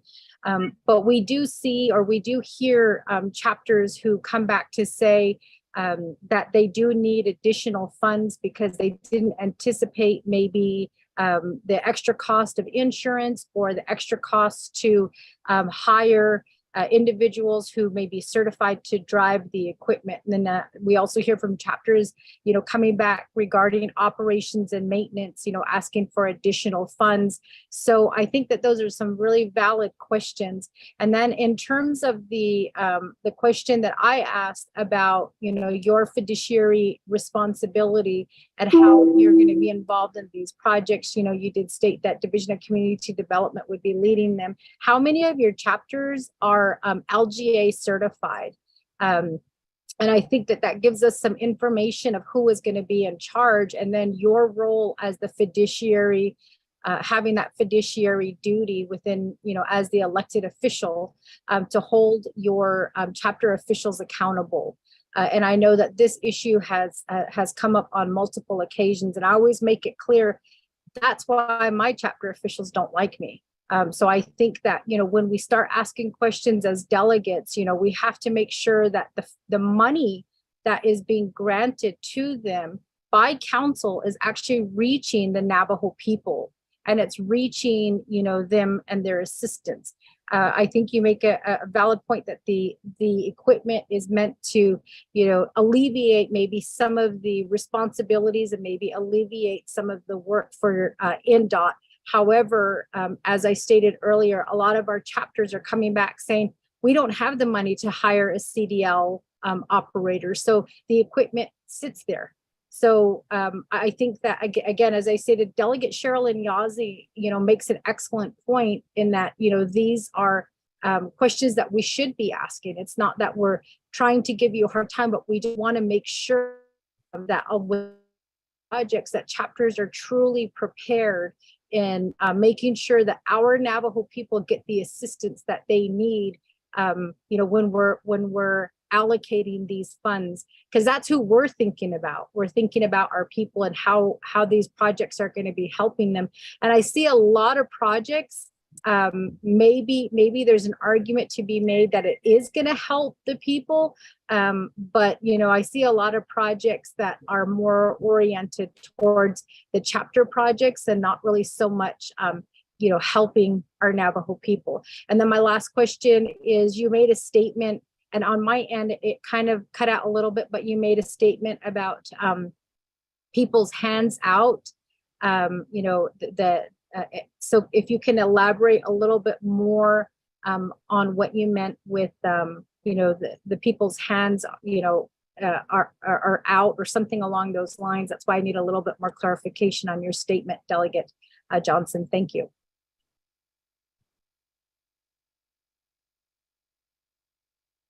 Thank you, Madam Chair Charles Newton. Next in queue, we have Honorable Ardisa.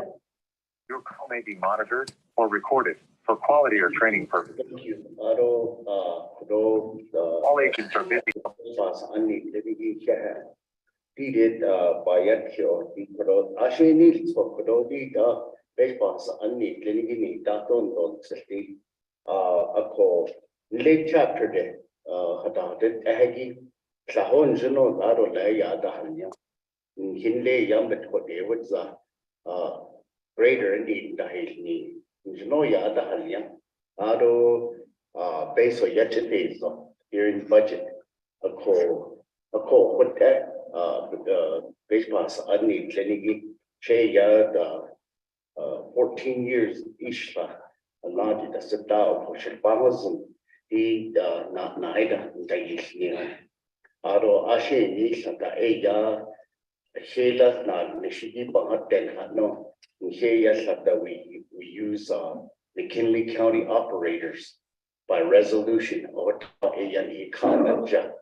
so there's and maybe as delegate, she should chapter Ginger, he said that my 6-pack chapters along I-40. So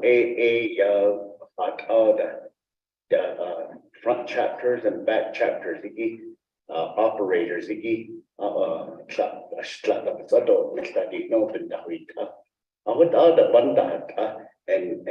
the night and Linigi eyes. Hala Johnny department in Dani, you know, they're really busy.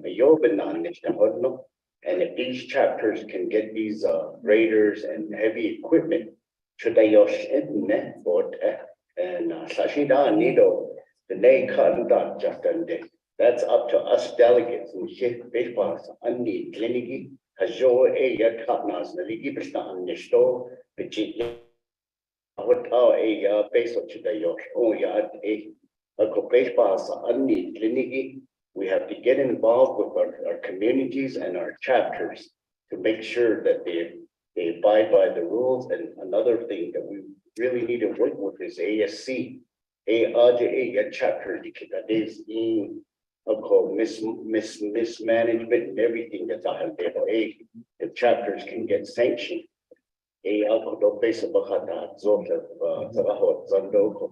What Tashinan idea needs, but she should stop it now. What I need after the sector or little so Bahu needs and dollars. I hit is study nedo, I can't need just only study need to deal with that. Not the sheet net, hidden net, but net, Ajigaman, I get no partners, no government go. He basically by your hand, Yanda, he bought the heart. Open sort case within our beta article a base of a cheetah in the base of the Nishigito as a data Nishigishare are none such a one that each hot order a to yay or now the Bana Sahot on the need. I see yay of the Nahot Ego. Bobby Law say. He's only Dr. And I have Madam Speaker.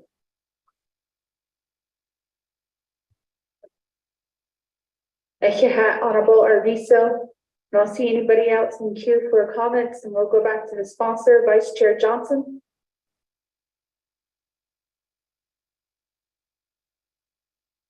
Thank you, Madam Speaker. Thank you for all the responses and questions. Going back to Madam Chair Eugenia Newton Charles, on the I do understand that it's a fiscal duty as well as a fiscal management on part of the delegates as well as the chapter officials and chapter staff to make sure that those funds are accounted for and they go to the appropriate earmark project. So, and you mentioned about the CDL. Some of these chapters, our chapters have CDL operators.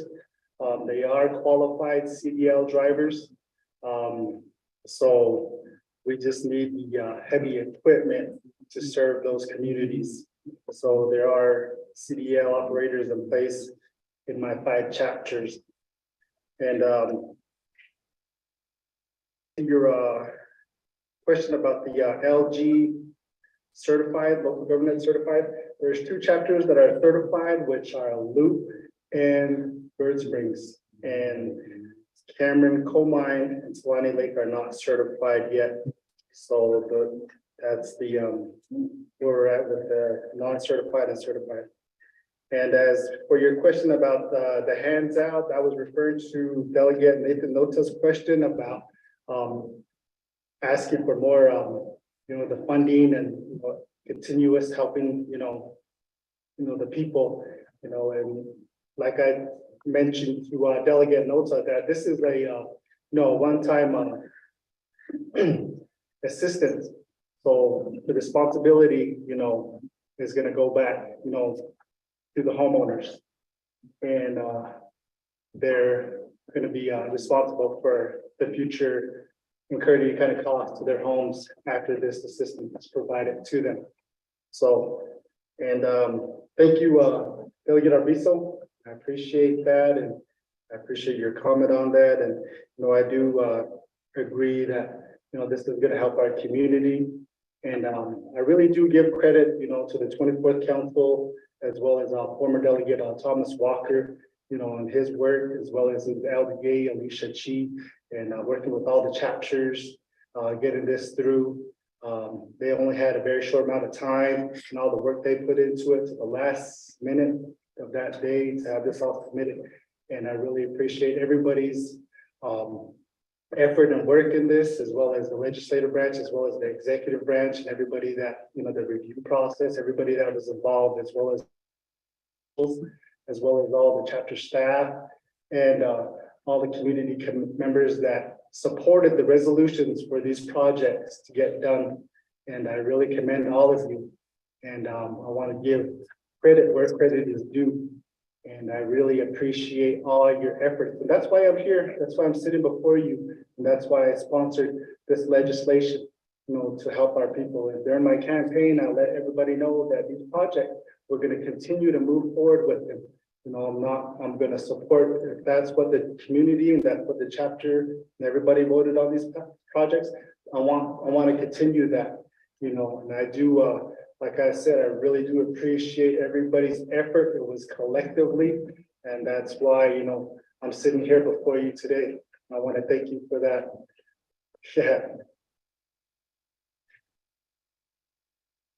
Yeah, Vice Chair Johnson. Next in queue, we have Madam Vice Chair Yazzie. Good afternoon again. I do support your legislation, and my question is not to, make it complicated. My question, what I ask, is coming from our community, because they're going to be the ones that are going to go back to the chapter and ask, why are you not using this? My roads need work. We need this. And so I'm trying to be proactive and ask this question ahead of time, so that way, when you go back to your officials, you're able to get them ready for this. So I am in support of this ARPA money to be spent. And so, I just want to make sure that I let my colleagues know I'm not trying to be difficult here, all right?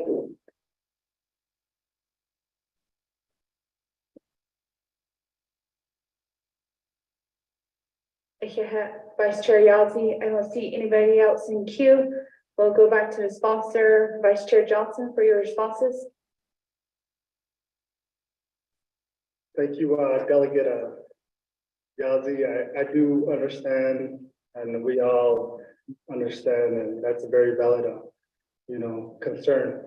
And I know there's some chapters out there that do have equipment that do just sit there, and we would like for the chapter to utilize these heavy equipment, because it's there, and we just don't want these communities, having these tools there and not using it. So we want to go ahead and, reiterate to them that these need to be used.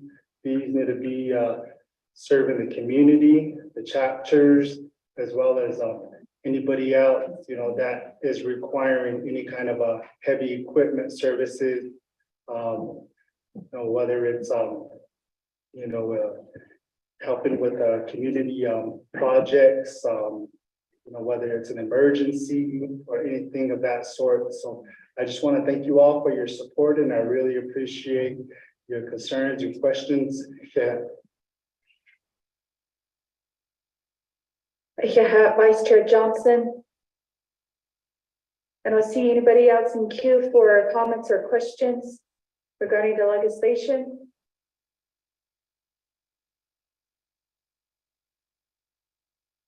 This is Delegate Charles Newton.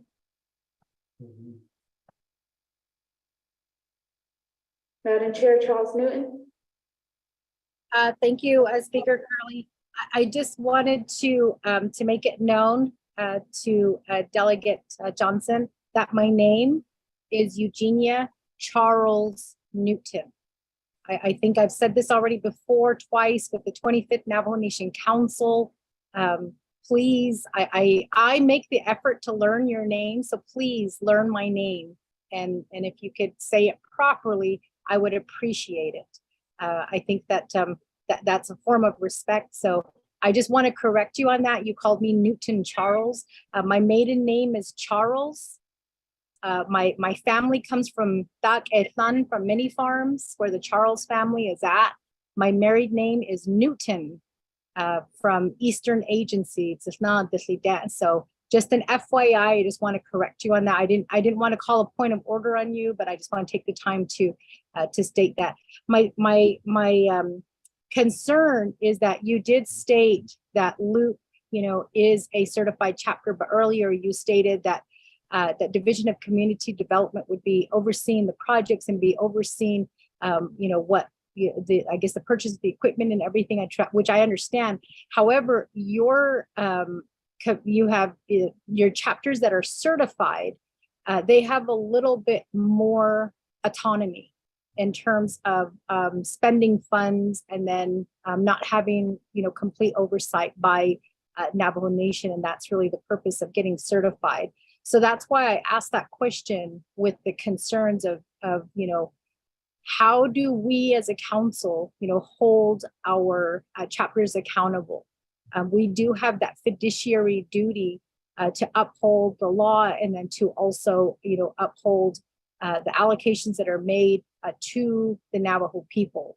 And so I asked that question for that purpose because I know that Loop is certified. It is in the documents and it is within the resolution that has been provided, which is why I asked you that question. How are you going to ensure that your community receives the services that are being stated within the document for the FRF money, especially in lieu of the front page of the Gallup Independent and the school board with COVID funds being misused.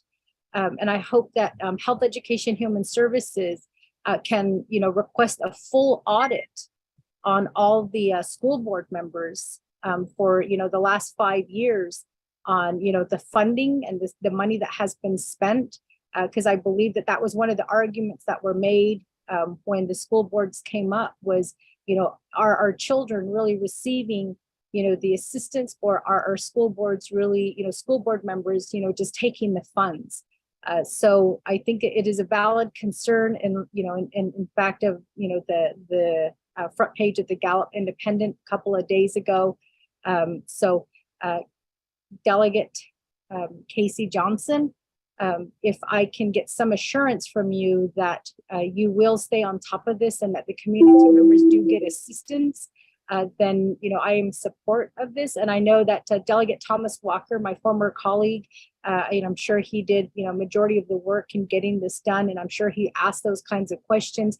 But being a new delegate and taking over, I just want to make sure that you're on board with all of these projects and that you did meet with the chapters to ensure that the community members will be served. Thank you.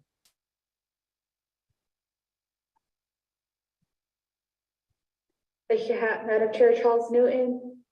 Are there any additional questions or comments on the floor? Before that, we'll go back to final responses from Vice Chair Johnson.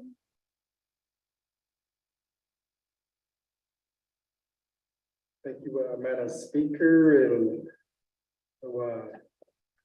thank you for that, Madam Chair Eugenia Charles Newton. I apologize for that incorrection of your name. I meant no disrespect.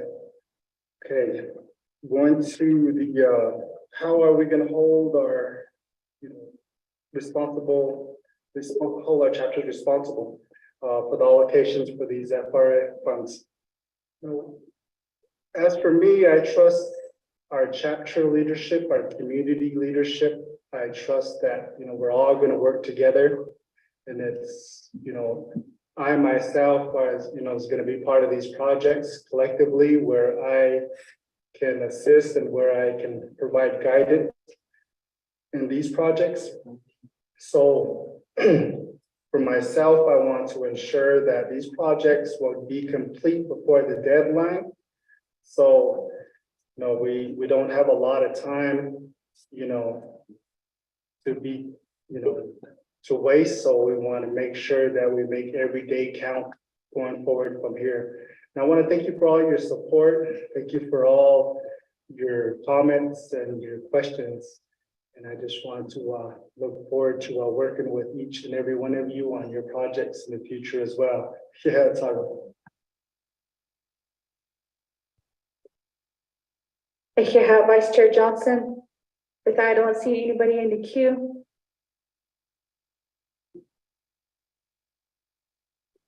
Are we ready to vote, colleagues?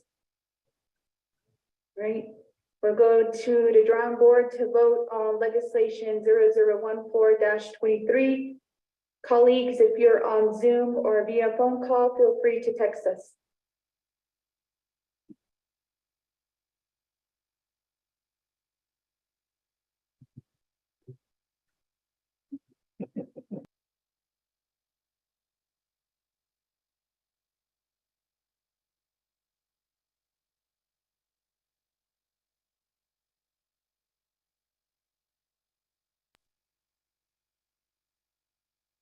Honorable Helena Naa'bik'iyati votes green via text.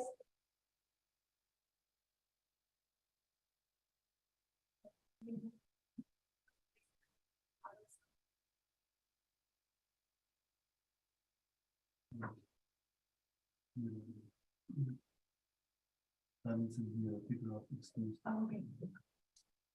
Then stream screen. Ricky knows green. Ricky knows green.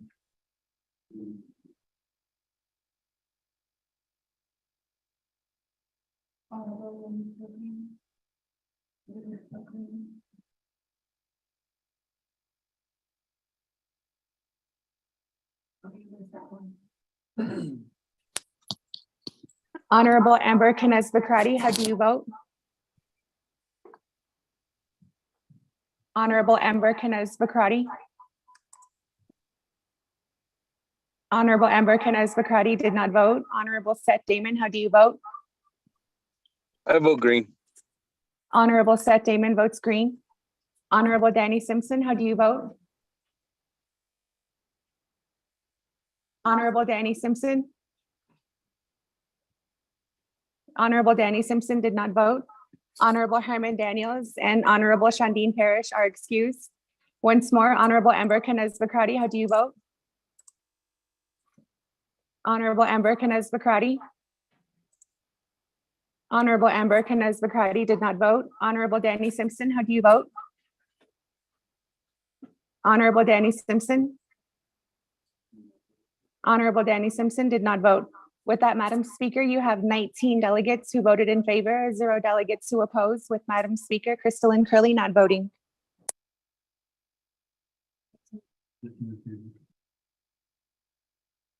With that, colleagues at the Naa'bik'iyati committee, we have 19 in favor, 0 opposed, and speaker not voting. This legislation moves on to the Navajo Nation Council.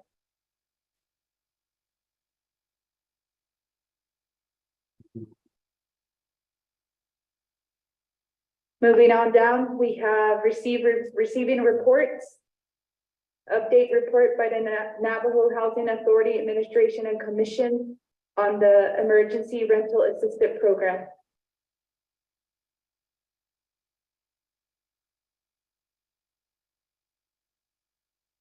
Do we have NHA on Zoom?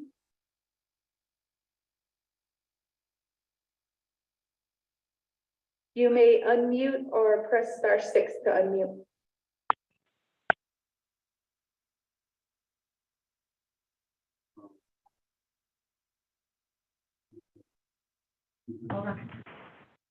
Madam Chair, can you hear me? This is Naa'bik'iyati. Hello?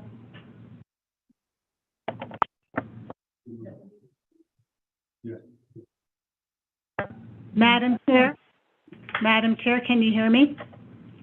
Hello? Can hear you. Okay, very good, thank you. Yat'e Shanantai. Yes, this is Naa'bik'iyati, the interim CEO for Navajo Housing Authority.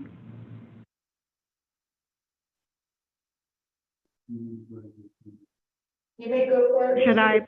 You have 20 minutes on the floor. Very good. Thank you, Shanantai, Honorable Madam Chair and honorable members of the Naa'bik'iyati Committee. Yat'e Ashe Juan Kaiso. Although, and I apologize earlier, I was in another meeting and I was able then to get on to this meeting. And She Yai, Asashin Daudistin, Naa'bik'iyati Ishijio, Sinajinin Shle, Twitchin E Bashishin, 200 Dashiche, Hoso E Dashinala. Ahut a amado sanshle. I don't lay baslada shiaho. And I've come to work at NHA just this past year, February of 2022, returning to NHA. But I've been in this position previously for 10 years, and so I'm really happy to come back to assist our families.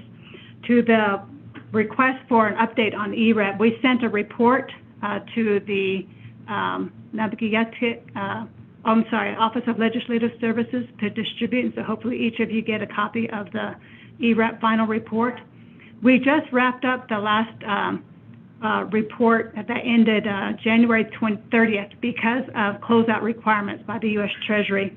And so this program originated in March of 2020 under the Consolidated Appropriations Act, in which $93,187,351 was allocated to NHA EDA. And the purpose of the program is, as it's entitled, the Emergency Rental Assistance Program. And because of the pandemic, there were programs created by the U.S. Congress, and then these funds specifically were to be administered under the U.S. Department of Treasury and not HUD, as we normally would receive funds from NHA. And so this was from the U.S. Department of Treasury. And the purpose of the program was to provide rental payment assistance for those that are in arrearages or had been impacted by COVID such that they couldn't pay for their rental payments. It also included utility arrears and assistance with utility payments, including internet services, so that there was access to the internet and Wi-Fi. And the assistance could be offered up to 12 months with an additional 3 months if that was needed, so a total of 15 months. And since the program started March of 2020 to the end date by statute was 9/30/2022, so that's a duration period of about 33 months. And so during the 33 months, the first year, and I'll go by calendar year now, and this is contained in the report that was provided, and you'll have a complete copy of this report. In the year 2020, very little occurred for whatever reason. I believe at that time the pandemic was announced, and I think a lot of folks were sheltered in place, and no real contact was made back when. It was what I surmised, for no monies to be expended that year. In calendar 2021, some traction had been made with the NHA, and of course NHA underwent various changeovers in leadership, as well as some of the oversight leadership as well. I think in terms of just trying to have a stable platform from which to initiate the program may have been impacted with respect to the small expenditure of $2.8 million. So $2,875,845 were spent in that entire 12 months of 2021. And then in 2022, again, there was yet another changeover with NHA. Nonetheless, though, this program was then reviewed, and there were some administrative infrastructure that needed to be made. And so with policy development, processes and setups of use of technology were some initial challenges at the beginning. Soon thereafter, there were some significant actions to conduct outreach, get the program announced to the general public, and going even on site in Phoenix. A lot of the border towns, Albuquerque, Salt Lake City, and the like were made, and so we identify that in the report as to where those outreach were made. And so education of the application requirements had to be set up to with the U.S. Department of Treasury. And NHA, as well as other tribal housing entities across the country, is the first ever for U.S. Department of Treasury to be involved in housing. And so that oversight, I believe, was limited in terms of guidance. At least that's what we're hearing from other tribes as well. Nonetheless, policies were created. And so there was a lot more traction gained in 2022, such that in the end, 17,707 families were assisted with this ERAP program funding, which equated to an expenditure of $21,352,408 as of December 2022. We did effectuate some closeout actions in the month of January, in which the Treasury Department requires the final report, which was submitted to Treasury. And Treasury is reviewing that now, and we'll provide a copy once Treasury releases that report upon its review, and in which a total then amount of $24,228,253 were expended for the program.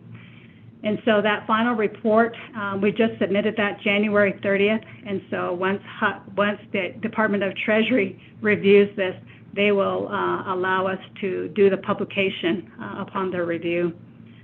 With that leaves a gap, right, from the $93 million that was allocated to the Navajo Nation, $68,959,097, which is unfortunate to have to just keep that on the table. Though I do want to report during this last quarter, we had engaged also some partnerships with other tribes and then under the former RDC chair, Honorable Rick Nez at the time, traveled with the NHA leadership.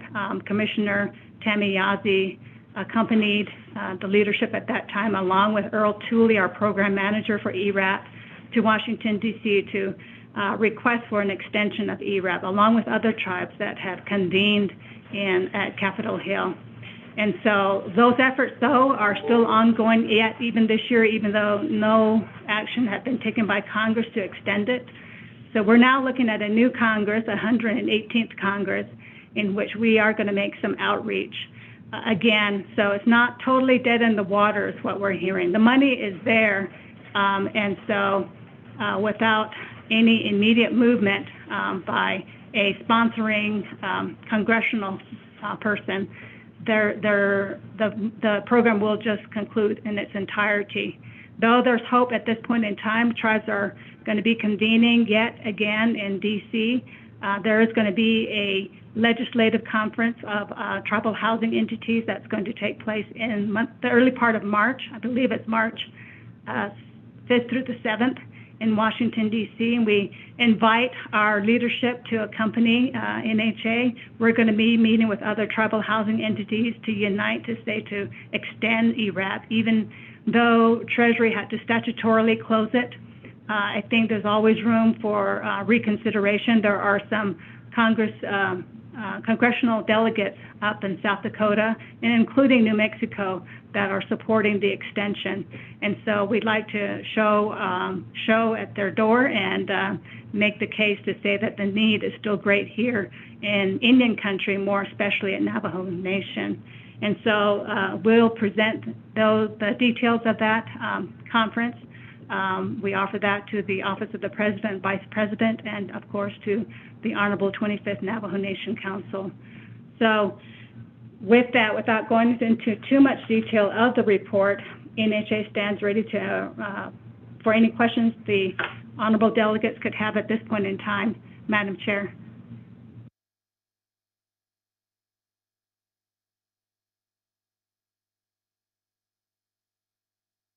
report. The commission.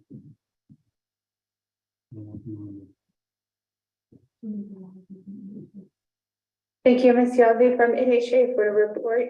There's also a report request from the commission as well. I don't know if they are online with you. Ms. Yadi? Yes, we have Commissioner Yazzie on the line with us and our board chair, Mr. David Sloan, on the line with us.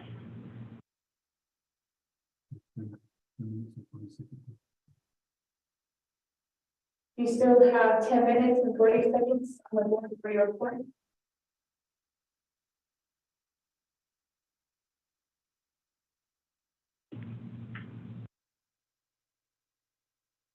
Madam Chair, is that directed to the Board of Commissioners?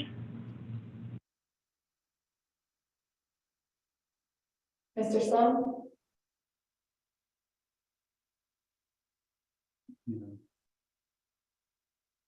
Mr. Chair or Commissioner Yazzie, would you like to provide any comments or feedback?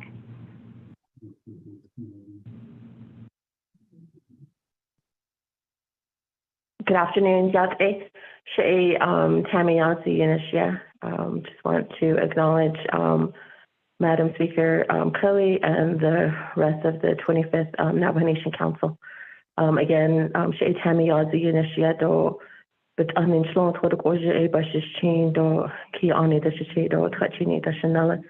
And I come from North City, New Mexico, and I have been serving as a commissioner for Navajo Housing Authority since August of 2021. And so I appreciate Ms. Yazzie's report on ERAP and the request from the 25th Navajo Nation Council and providing an update and feedback. So Ms. Yazzie did touch on the amount of money that NHA received from Treasury, as well as how much was expended, and then the time frame in which this money was received by NHA. And so this is one of the priorities that we had as commissioners for NHA to ensure that the ERAP program within NHA was continuous, moving forward, what needed to be done.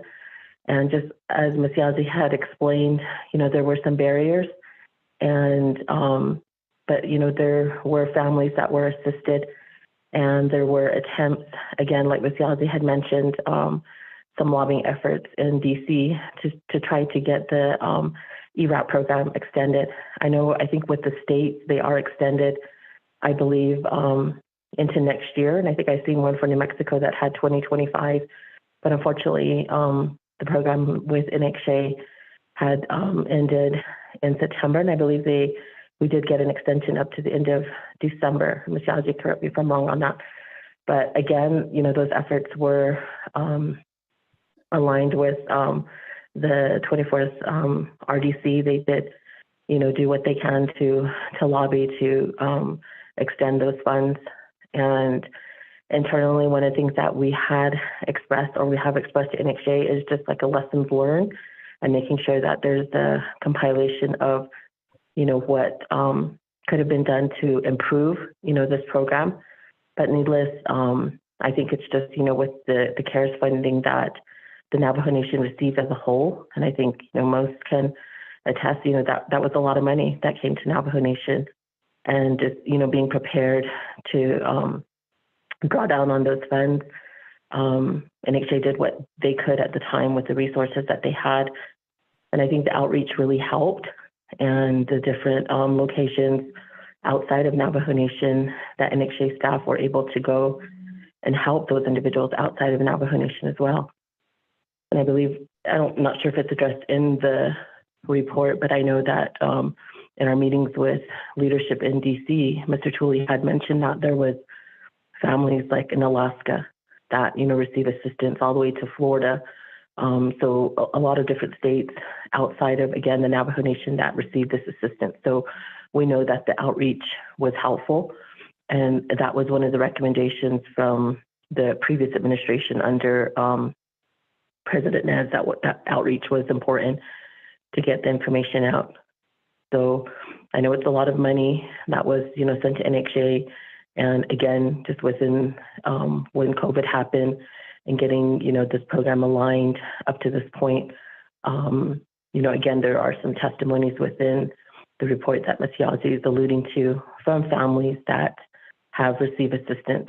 And also would like to mention too, that last year we were approached by the President's office as well as the 24th Council, RDC, about, there was, several individuals under Navajo Tribal Utility Authority that had bills that weren't being paid, and some were exceeding anywhere from 1,000 to 1,500. And so we were able to provide about $10 million to NTUA as well, to be able to help our Navajo families that needed assistance with their utility because they were going to be disconnected. NTUA, of course, was allowing individuals to, continue to keep their utilities on, their water. But I think they, got to a point where they needed, assistance to take care of some of the bills that were accumulating. So that was another area that NHA was able to, provide assistance. And we did get, again, that assistance or the request, from the President's office back then, as well as the Resource and Development Committee under Chair Ricky Nez at the time. So again, the report is thorough. It does provide all the information as far as how much money was received by NHA, as well how much has been expended, and as well as what Ms. Yazzie, again, had alluded to about the potential of, being able to, ask leadership in DC to extend this program because there is, a wealth of money that's still available. And again, that open invitation to the legislative conference that's going to be held in Washington, DC, March 6th to the 8th. And I know she'll be sending that information along as well. That's all I have to say. Yeah.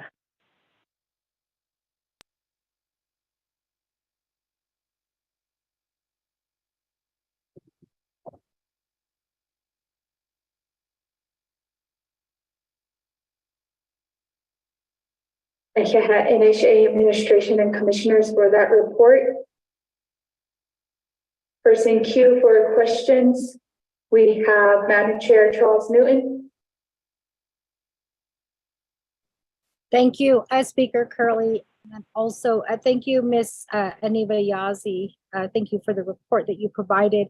I was just now reading through the report. Thank you for sending us the report.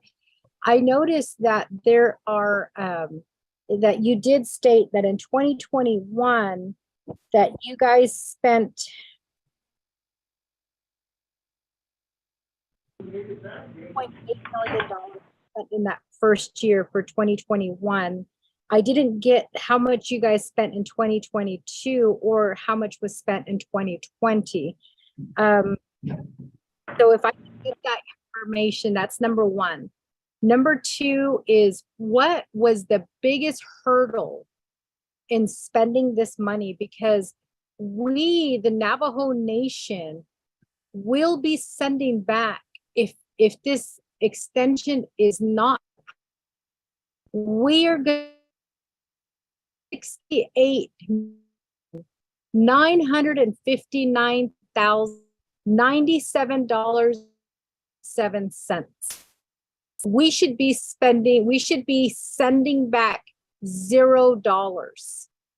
But we're getting ready, if this extension is not approved, we will be sending back close to $69 million back to the federal government, which tells the federal government that we didn't need it.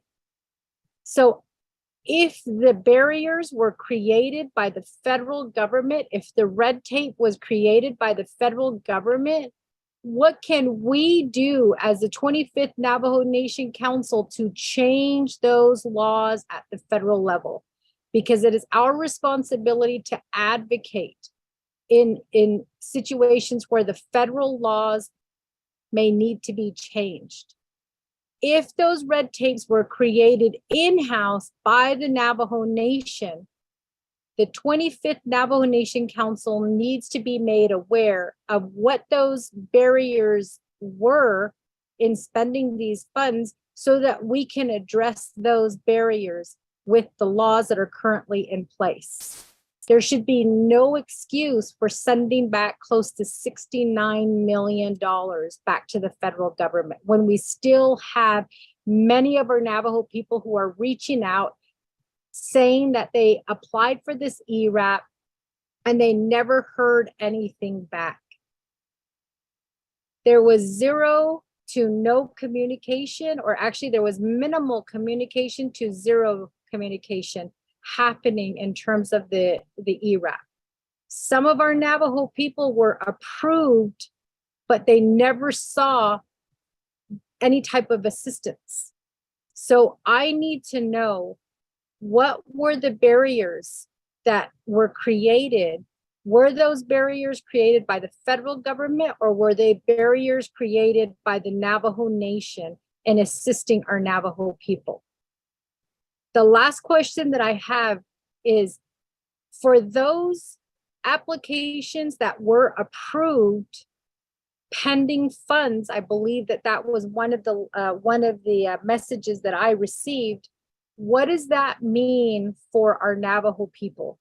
For those who got verbal or even written forms of communication saying that they were going to be approved, or they were approved, but that that it was pending funds.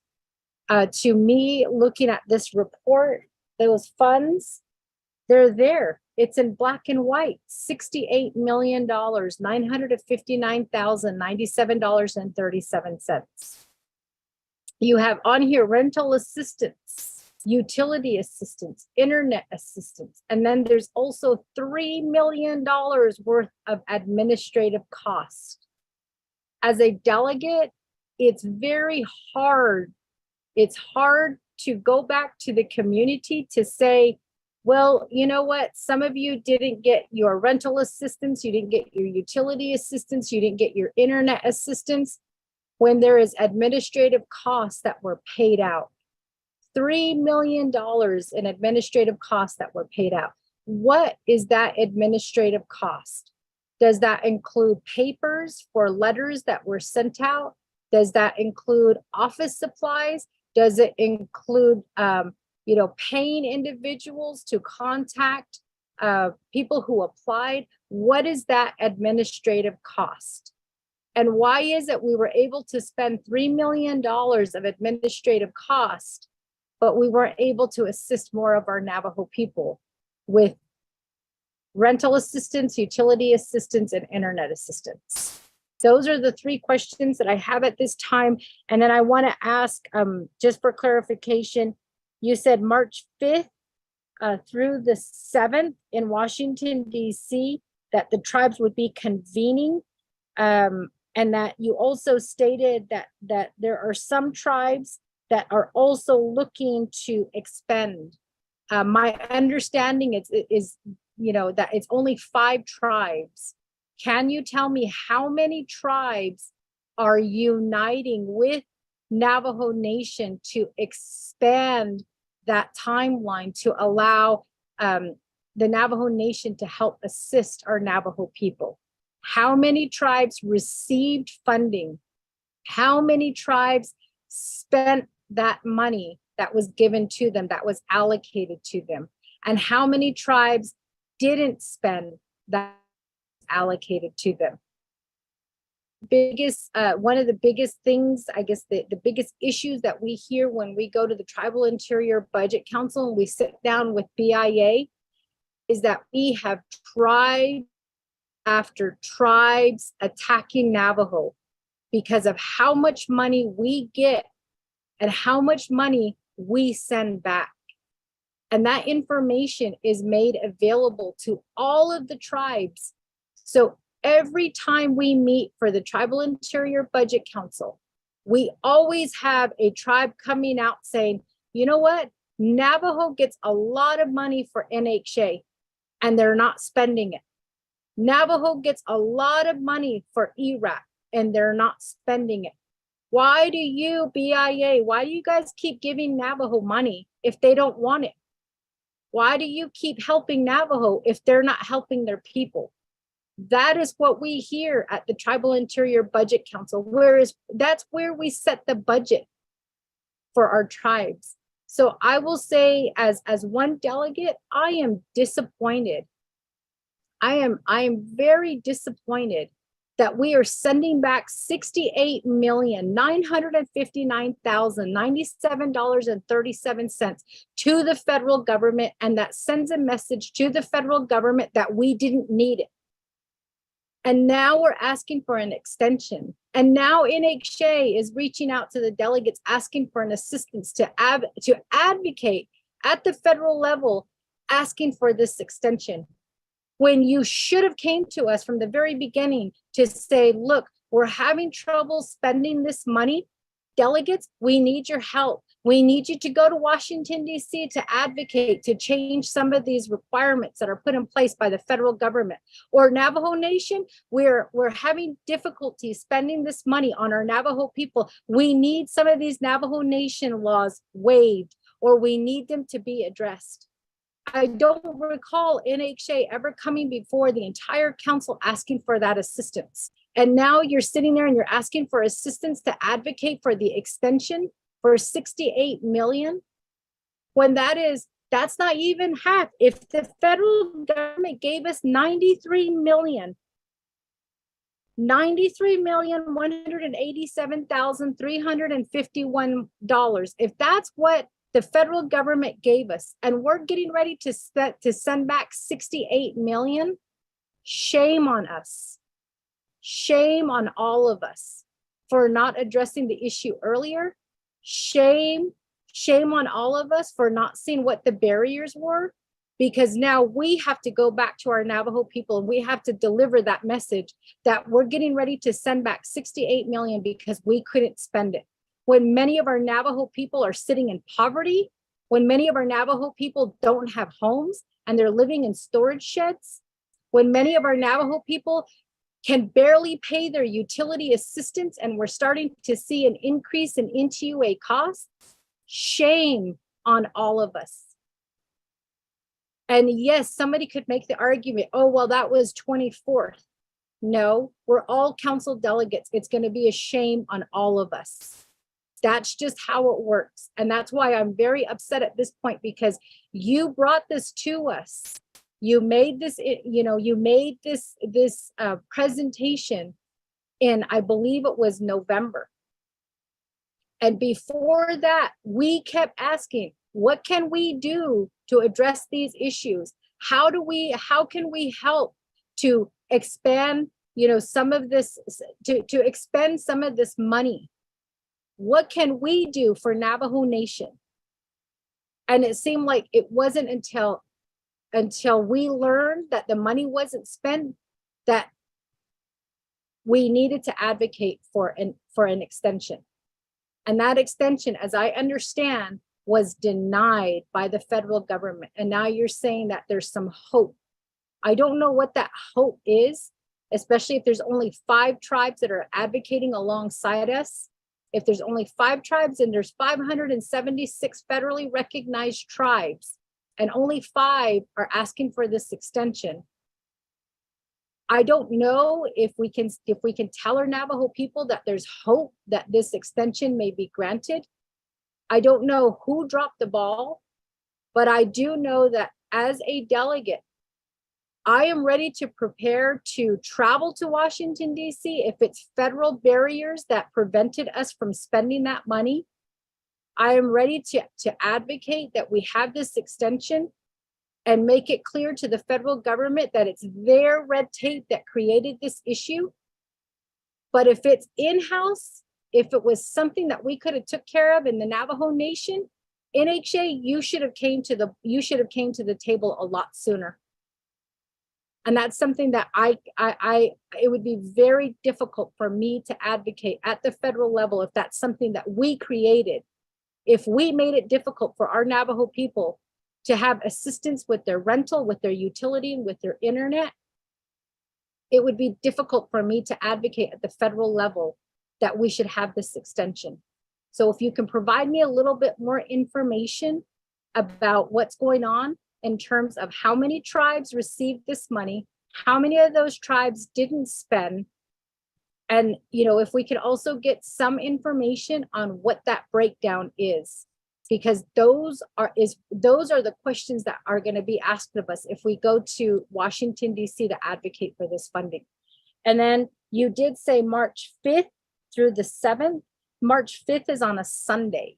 I just want to make it, just be clear that the event starts on Sunday and then Monday and Tuesday, because I'm willing to travel out to DC to advocate for this extension, but I need to get more information. And most importantly, I need to know, were those barriers created by the federal government or were they barriers created by the Navajo Nation? Thank you.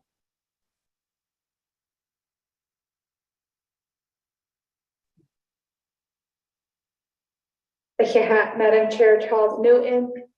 My apologies, members of the Naa'bik'iyati committee.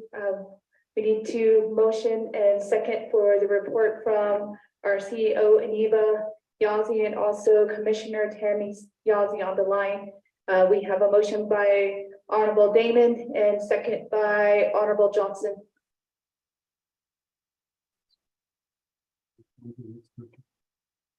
Next in queue, we have Honorable Dr. Andy Ness. Madam Speaker, can you put me in the queue, Delegate Otto So? Thank you.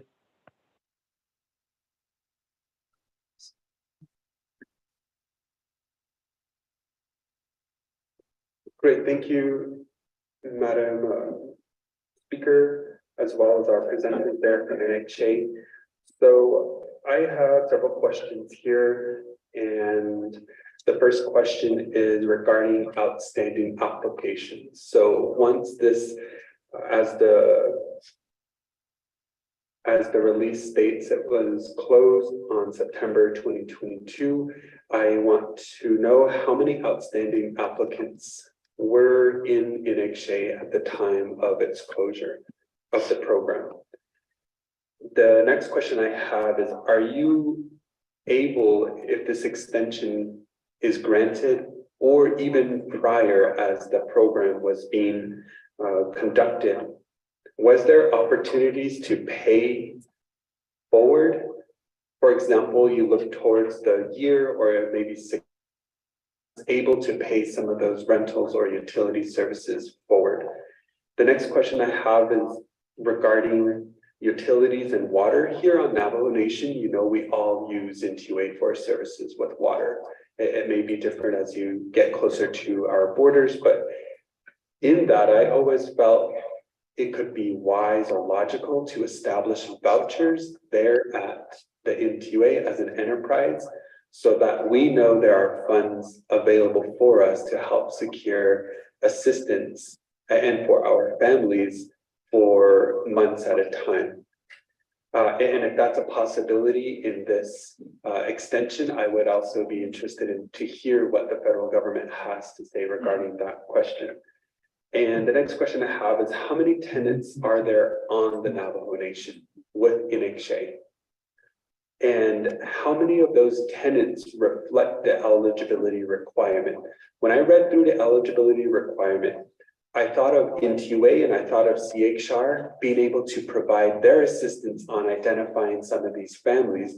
And did NHA attempt to go door to door, to send an email, to do what you can to meet some of these families who met the eligibility criteria?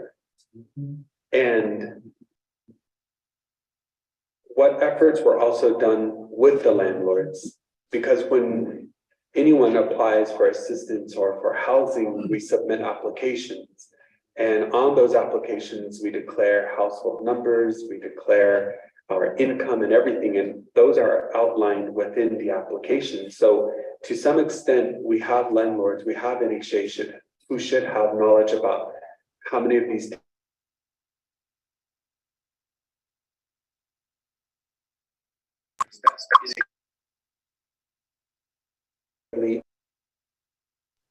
and many people also have different ways of getting correspondence. That's through KTNN, that's through Navajo Times, through door to door. And there's different avenues that I think could have been done. Maybe they were, and I'm interested in learning that.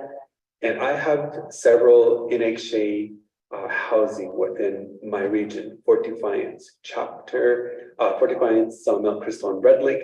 And I am happy, if the extension is granted, to also work with NHA to ensure that our tenants within my region also are aware of this. I have a fear of dogs, but I'm willing to step up to your doorstep to knock on your door and tell you that this rental assistance is available for you. It was granted an extension. How can I help in this area? And so those are some of the questions that I have here. Thank you, Madam Chair, and my colleagues here on the 25th and those online.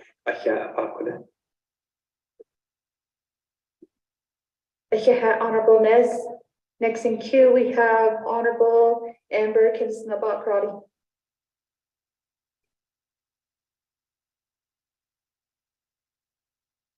Oh, yeah, thank you, Chair Curley, colleagues, Ms. Aniva Yazi for providing the report. It's disheartening to hear the final number of proposed federal reversion. I believe the Navajo Nation was notified back in October. If you could provide that letter from the U.S. Treasury to my colleagues on the 25th Navajo Nation Council. In addition, I appreciate the comments and concerns from my colleagues as we hear our pleas from our constituents. What I also want to inform this body that we do have an ad hoc housing justice meeting, and we meet every 2 weeks. And in those conversations, there was many times we invited NHA CEO and staff to attend the meetings because we have staff from the mayor's office, the Albuquerque mayor's office. We have staff on there from who provide resources to our homeless relatives in the states of New Mexico, Arizona, and Utah. And we also have on that team healthcare providers who are meeting the needs of our most vulnerable relatives. And in their conversations and being on those calls, there has to be a way where NHA is responsive and follows up with community-based advocates when it comes to housing. And in my experience on those calls, there was not consistency from NHA, and they actually, that team has a rich knowledge of how to work with the urban community members, our relatives who live in urban areas who could have and wanted to apply for ERAP. And their experience was the NHA process was very cumbersome to the point where other tribal programs were assisting. And so there has to be a red flag internally on NHA, Navajo Housing Authority, on how this issue is going to be addressed. And I haven't heard that from the report.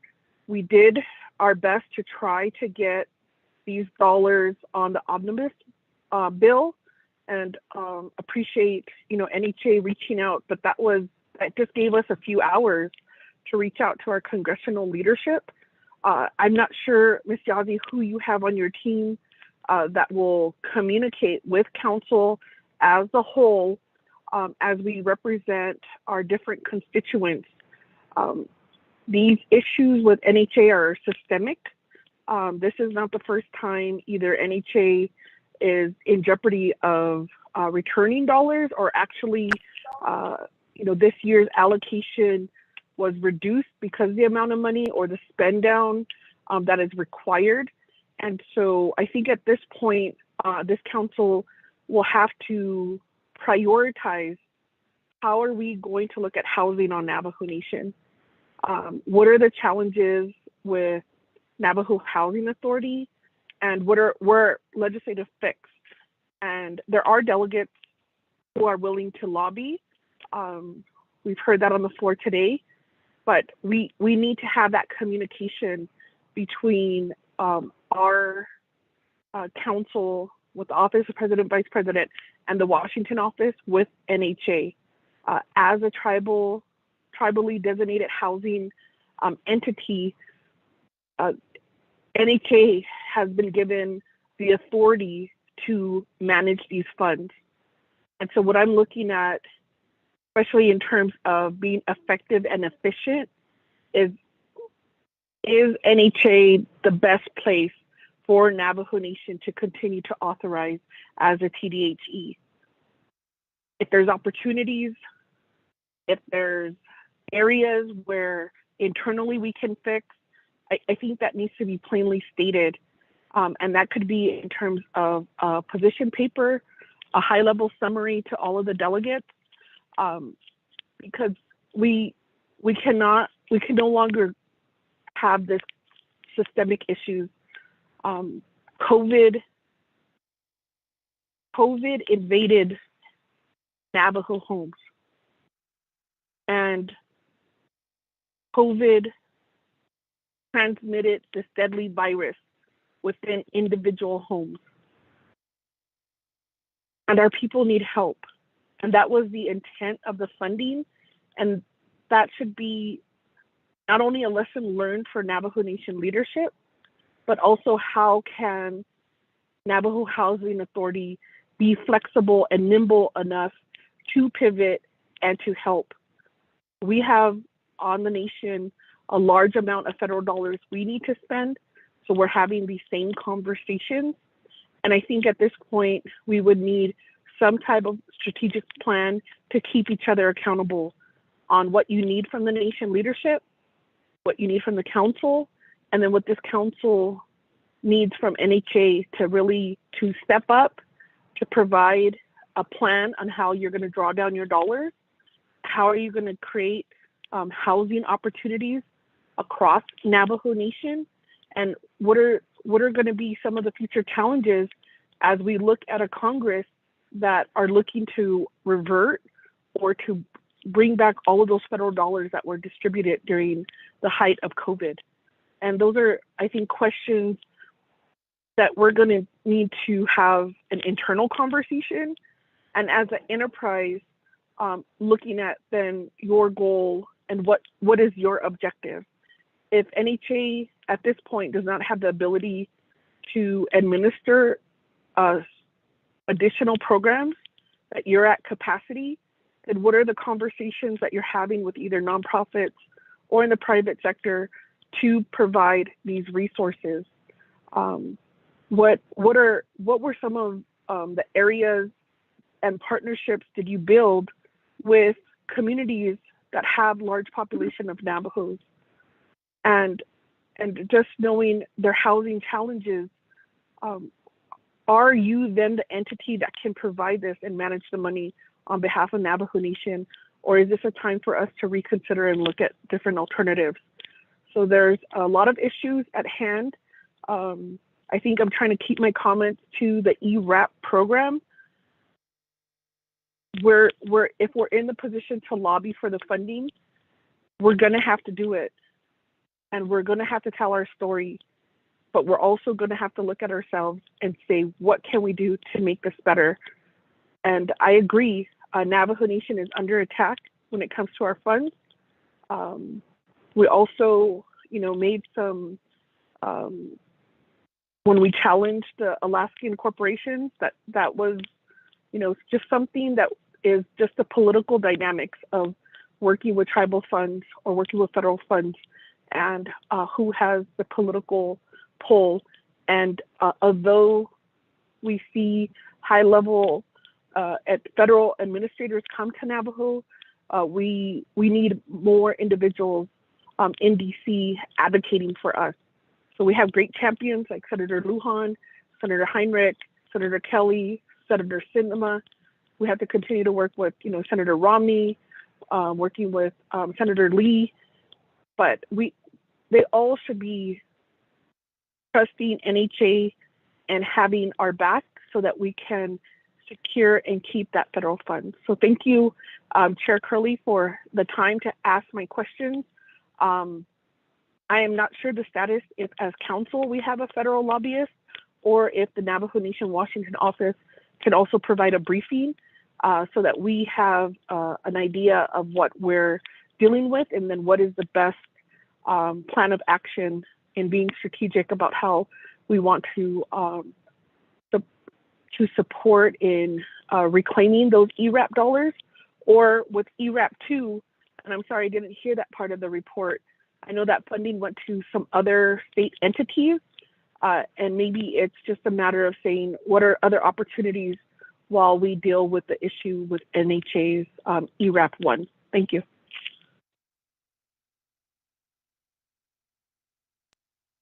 Thank you, Honorable Crotty.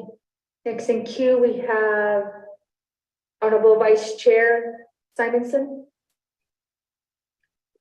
Thank you, Speaker Curley. I just have the one question. I'm trying to see if we, I'm thinking, how can we help more people? And I know there are situations, let's say a young college student or a young family is trying to get off their feet and they move out to the city and move in with a relative, maybe for a short few months.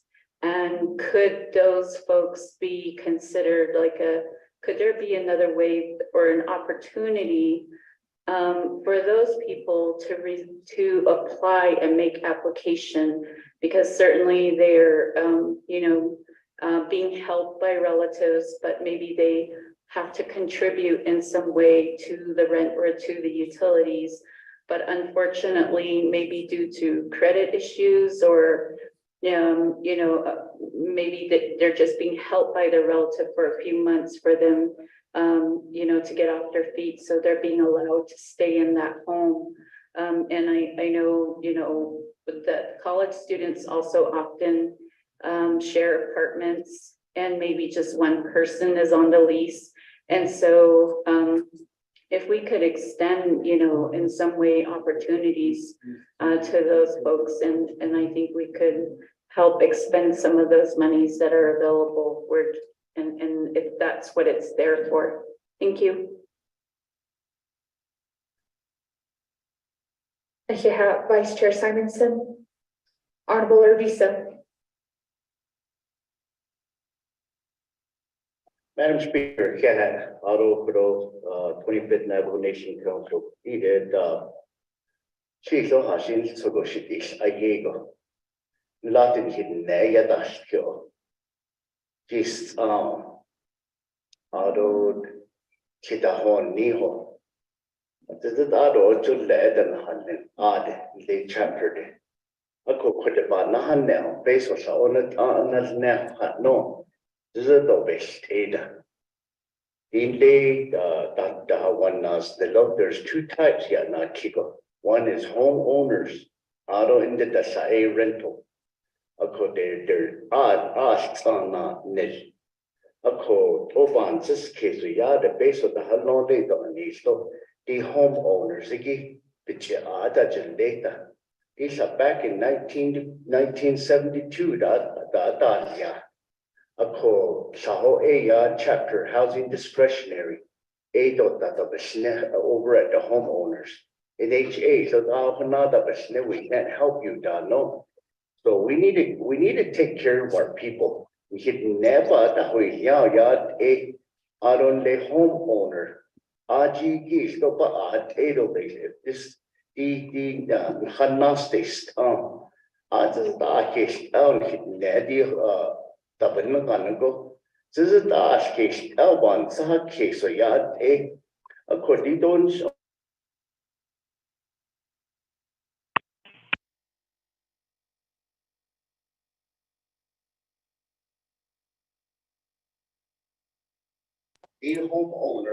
stop a yard on this, so this snipy stop a chain, the hasty, don't check it, be quiet, shut up on das kiss. Aro da yon leda. So base of the the bastion, the Hornada, the bastion, the one. Be Taliban, see case or yard, the NHA housing nas the law. Aro yard, the base of Hayun, not nearly. The Quigushit at the Betada is Netlate. A co Eshe Hadas ne. Attendo by the wing either the housing go. Over that is Nelonas, the local couldn't hear veterans that Egi Bolanata then had no other and that the new families that are getting need a mother shared as leading the 2035 to be that high people mabesta bolan. Edan Egi the Baat that should lay it on some this case. This is a Yagon shit. I don't let him hit national yata haditsa. Hashit out of peso. Only a ganaha nish. Hash haikish at or shata no nish da non da kai. Or a co AIC Papa needs in dolation and title ado NHA donosini. Don't be leaving those homeowners out. They worked very hard and paid for these homes for 25 years. All they're asking is a little bit of help here. Figure it out. That's what you're there for.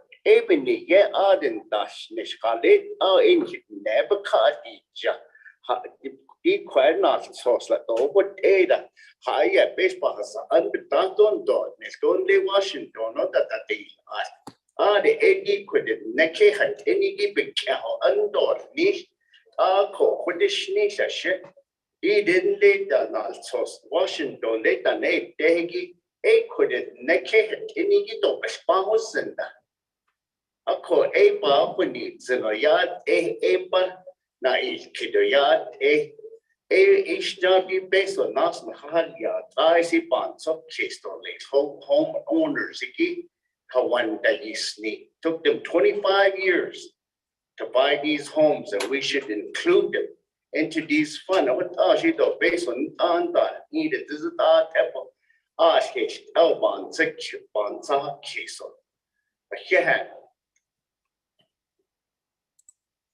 Thank you, Honorable Arvizo. Next in queue, we have Honorable Otto.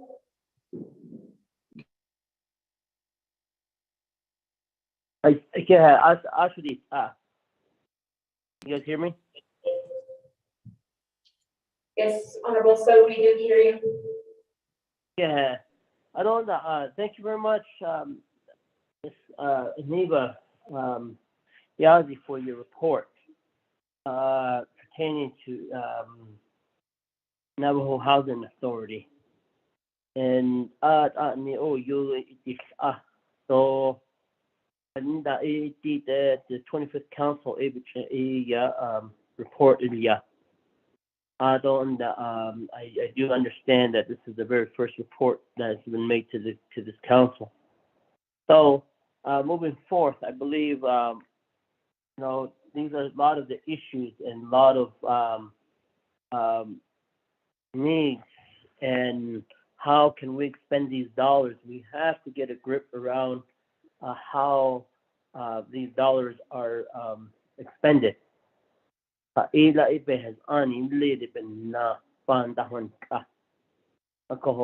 a lot of the issues there.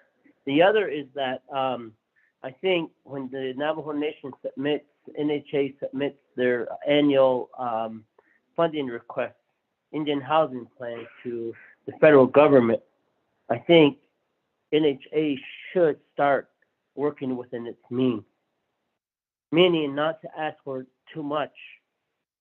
If you know that NHA has an issue of requesting for funding or spending down funding, that's another one. There's homes that need to be built, but these fundings that come in through the Indian Housing Plan are destined for certain things, like for the 1931 Housing Act. Administration. But what I'm getting to is that we have to try to make sure that we do start looking at ways to spend The other is maybe if we could start looking at community development, maybe given the responsibility of building homes to Navajo Division of Community Development. So we can split up the TDHE dollars that come in through the Indian Housing Plan. Maybe community development can help them. That way we can lower the tribal designee entity amount to NHA and funnel the others, the other part to community development just to help them. Maybe it's just that NHA can't build enough homes or can't build a home. Policy. The other is that the federal poverty level, I believe the federal poverty level is set about 18,500. And what is the ratio right now for families meeting that right at this time? What is the ratio? Because if there's any ratios,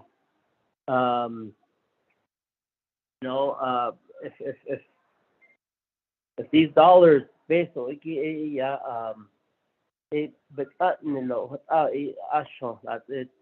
Division of Community Development can help spend down these dollars, because a lot of the 1931 housing dollars is only for replacing the windows and things like that. Then you have the rental. There's no aspect to maintain the roads also to a lot of these NHA communities. And then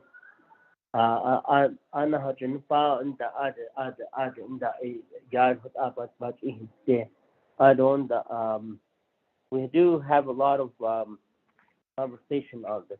The other is that the board, we need to address the board. The board needs to be put in place. I think this past previous board, I think they got bored and they just jumped off. They jumped off. I remember when they applied, they were gun ho, we're going to do this, we're going to do that. There's something wrong with that board mechanism. Because right now we only have 2 board members, and that's not even the quorum.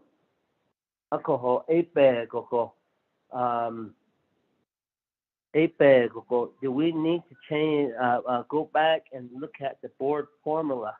Do we have to amend that?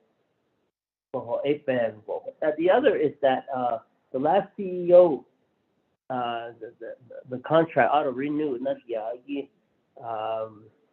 Maureen Curley. I think she was doing a good job, and the board at times didn't do anything.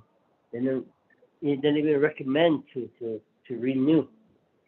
But I think that there's really something wrong with the board there and the leadership. We need to try to put the keyboard back in place.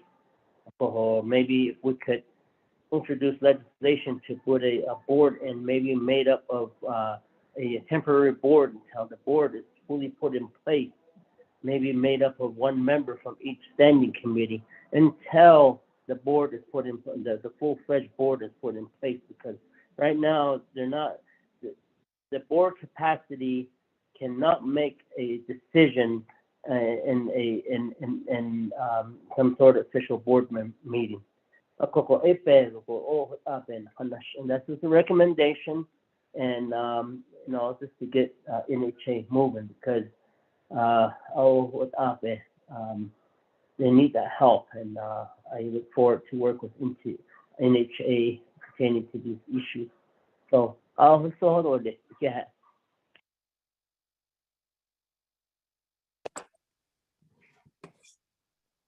Honorable So. Next in queue, we have Honorable Chair Jesus.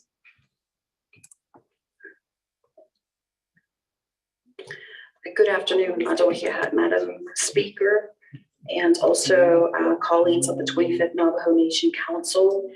I want to extend my appreciation to Madam CEO, Ms. Naa'bik'iyati, for giving us an update regarding the Emergency Rental Assistance Program initiative that was given from the United States Treasury Department.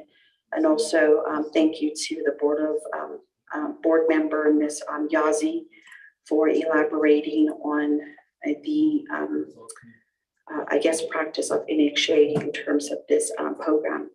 So we know that Navajo Housing Authority was established through NAHASDA, being funded by NAHASDA and HUD for the current substandard living conditions here on Navajo Nation.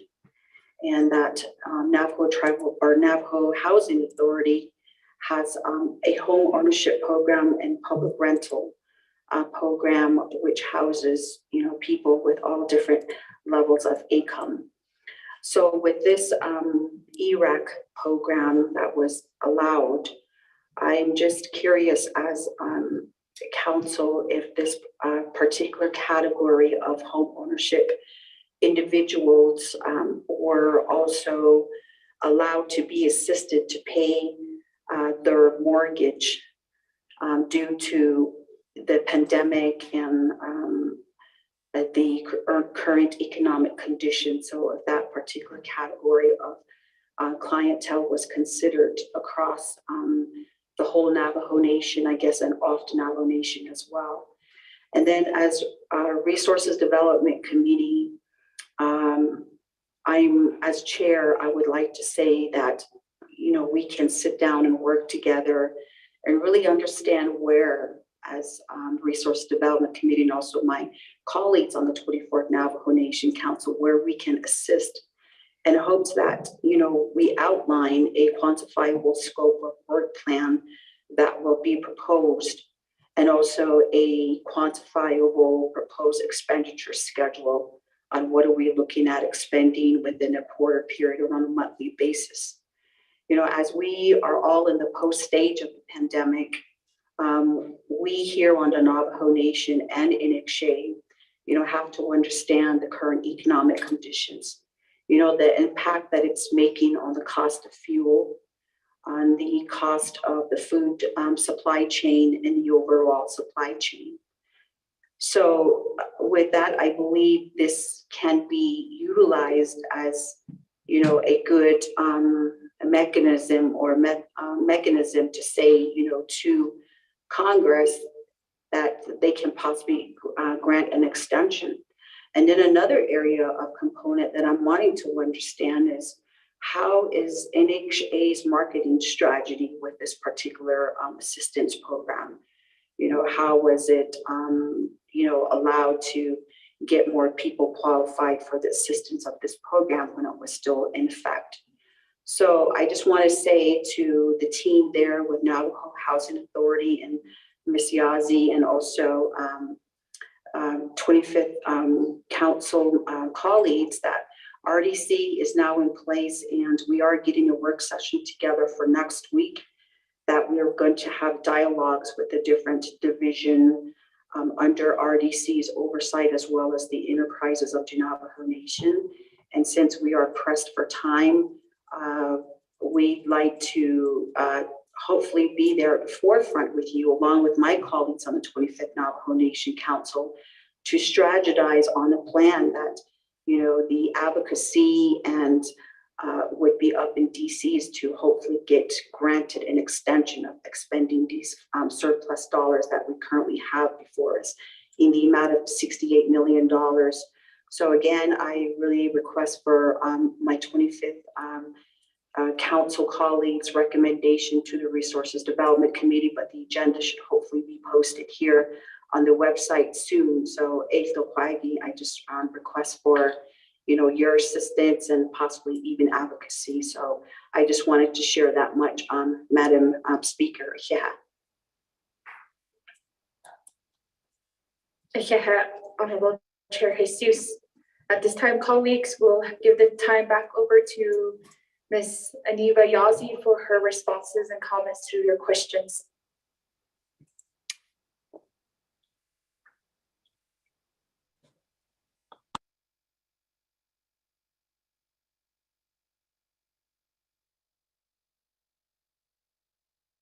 Can you hear me now? Hello? Yes, ma'am. I'm sorry. Thank you, Madam Speaker and honorable members of the Naa'bik'iyati Committee. To the questions, I'll go first to Madam Chair, Honorable Charles Newton, with regard to the question on what were the calendar years in which the dollar expenditures were. And in the report, we have a matrix that shows the expenditures by quarters for 2021. But the question was how much was spent each year. I will say that in March 2020, according to the records here at NHA, it was no dollars that were expended. Of course, during that time, travel, government shut down, and just those central workers, I guess, were in place. I would imagine those were some of the attributes that led to that scenario. And I came on in February of last year, so I'm making some assumptions here. And then, of course, the NHA underwent significant changes in the CEO position, as well as the board makeup, and as well as the RDC oversight during a portion of those years back when. But so our assumption right now is that it was just a matter of resources, and then the constraints the pandemic offered the environment at that time. In calendar year 2021, $2,875,845 is the summation that's shown in that matrix. So $2.8 million was spent in 2021. At that time, too, again, I believe there were some changes in the CEO position. And anytime you have key administrative changeovers, I think there's some attributes there that lend to that low expenditure rate. And then, of course, in 2022, according to that matrix, the sum of that is $21,352,408 that was spent. And I will also provide my response in writing when this meeting concludes to have more specific information for you at your convenience, and so I can do that. So, which adds up to the total amount of expenditure of the $24,228.253. The administrative costs, as with any federal grant program, bodies are needed to pay staff. Temporary workers would have to be hired because this was not a normal program within NHA, and it was just a one-time grant appropriation. And so 10% of that grant was to be spent towards 20% was to be utilized for administrative costs.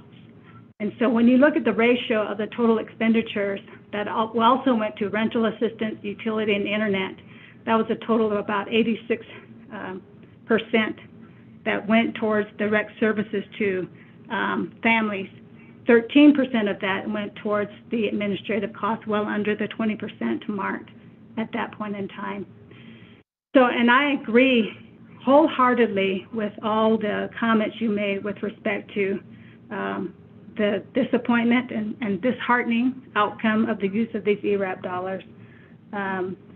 That's all I can say to agree with that. Nonetheless, though, with regard to barriers, every federal dollar always comes with strings. And so it was the same with the ERAP program. And we can talk about the regular Indian Housing Block Grant funds that are allotted to NHA and other tribal nations across the country. Federal dollars do come with strings. These are taxpayer dollars, and therefore there are eyes monitored at every level at the U.S. government in the use of every penny that's received by tribes or any grantees of federal dollars. Such is the same with ERAP. I mentioned earlier that the U.S. Department of Treasury, this is the first time that Treasury is working directly with tribes in the arena of housing. And so even the oversight was very lacking at Department of Treasury in that there was no real substantive guidance that we understood at the beginning of this program. And as I came on in February of last year, that seemed to be the case with Treasury. And so the requirements, though, had to deal with income. We had to screen families for income requirements, and the adoption of a policy that the recipients are going to be receiving. And so that included all the other partnerships with other low-income housing low-income services that are offered through SSI and other low-income housing agencies and the like. And so those partnerships had to be kind of delved into to kind of streamline the process. And so one of NHA's immediate deliveries we had to do was acquire a team to operate this program. And so that meant all the logistics that go in creating a new program, all the materials and supplies and temporary workers that had to be hired, screened, advertised, and so forth, making sure they have the qualifications for just the administrative work that's required. And then the screening process for verification of income. So those normal processes was required from the governmental entity, the U.S. Treasury Department. And we needed to solidify that in the form of policy so that we're applying the process consistently with every applicant and documenting the information needed. And this was for on and off reservation. And so the off reservation required a process too, and we partnered with the Navajo Nation, with the administration at that point in time, with the hardship assistance program. And so we wanted to share resources while we were in the field. And so we have those outlets that were identified. So income determination had to be just that. And then you needed documentation of past due utility bills or past due rent payment notices, potential eviction notice. Some documentation was required to be obtained from all the applicants. And so that was the lengthy process in which we needed W-9s from landlords and the like. So the process is really with the governmental entity. So those were some of the barriers in which we had to ensure, because once this closed, we're going to have auditors come in to audit whom we served and look at the files of each of the applications and the checklist that needed to occur. And then some automated data information system in which to store and account and document all that applied versus all that got screened and all that got approved. So that was another administrative process we needed to document. So I think for the majority of that, those were some of the barriers, I think, from the get-go, and just the setup, and then, of course, with the reality of the influx of applications that needed to be processed, and then families being assisted. So I think in that respect, there were no barriers on the side of the Navajo Nation that I observed. It was just the process required under the ERAP and the follow-up thereof going forward. So we can provide the details of that in terms of processes on the barriers. I think that needs to be noted to the U.S. Department of Treasury. And then we're not, I think, at the same parity level as other state entities who are being treated. They're being offered an extension. I don't know the basis of the rationale for that, but for tribal nations that were funded under what's called an ERA-1 is very different from what's being considered for state agencies whom have an extension up to December of 2024. So they were not treated on the same level of parity. And so those are some disparities, I think, that we saw, and there should be consideration for tribal nations, as most state governments don't have, because most tribal governments have unique challenges, as everyone would know, given our logistics and demographics.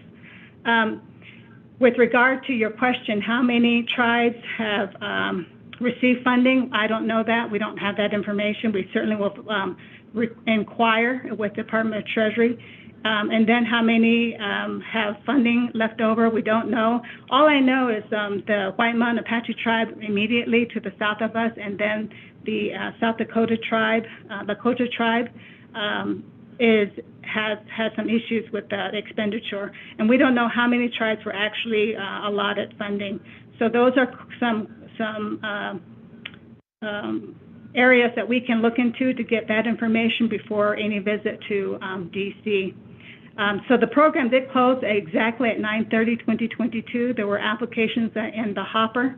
And so what the Treasury Department advised tribes is that because that's such a drop-dead deadline, what do we do with those that were approved in the process, you know, the logistics of the payout? That's a process too, to pay out with our internal processes of putting RDP together, collecting the backup documents and submitting it and processing it. So what Treasury had allowed was 3 months to do the closeout. So those families that were approved applications on the day of 9/30 was a set of applications that we paid out, and they gave us the allowance of time come October 1 through December 30th to pay those out. So there was opportunity to do that for those that were in flux, and we had to pay them out. So what are the administrative requirements? I think we talked about that. Is hiring temporary and provided some employment. We use temporary Navajo employees to assist us, the hardware, software, the equipment to set up and track all of this materials and supplies, the advertisements, getting post signs and the media outreach in the Navajo Times and TV channel outlets, and all of those aspects of media outreach is what we use to pay under the administrative costs. So again, I'll put all that in writing with all the. Yes. We lost audio for like a 1 minute in the chambers. Could you go back to at least 2 minutes back into what you stated? We did go on mute here with the council chambers.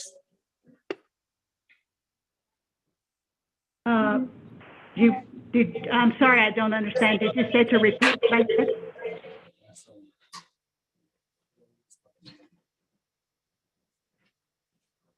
I'm sorry, Madam Speaker, can you repeat the question? We lost audio here within the council chambers, so the delegates within the council chambers didn't hear your response within for a few short seconds. And they want to know if you could repeat what you said just 2 minutes back. Okay, thank you. So I believe I was talking about the administrative costs, and I was kind of breaking down the elements of that. And that was to hire temporary staff, the setup of an office, the purchase of equipment, computer hardware, software to set up a portal so that we can have access online for applicants to submit applications. Others were media outreach for use of television station, broadcasting, radio broadcasting, and all the medium in the newspapers of the outreach. Plus the travel to the different outlets in the major areas here in the state of Arizona, New Mexico, Utah, and those aspects were administrative. But those specific details we can provide in my narrative back to all of you in written format so that you have that at your convenience. With regard to ask for advocacy, again, we don't know the temperament or the environment with the 118th Congress. I know they're busy with a lot of other priorities, I would imagine.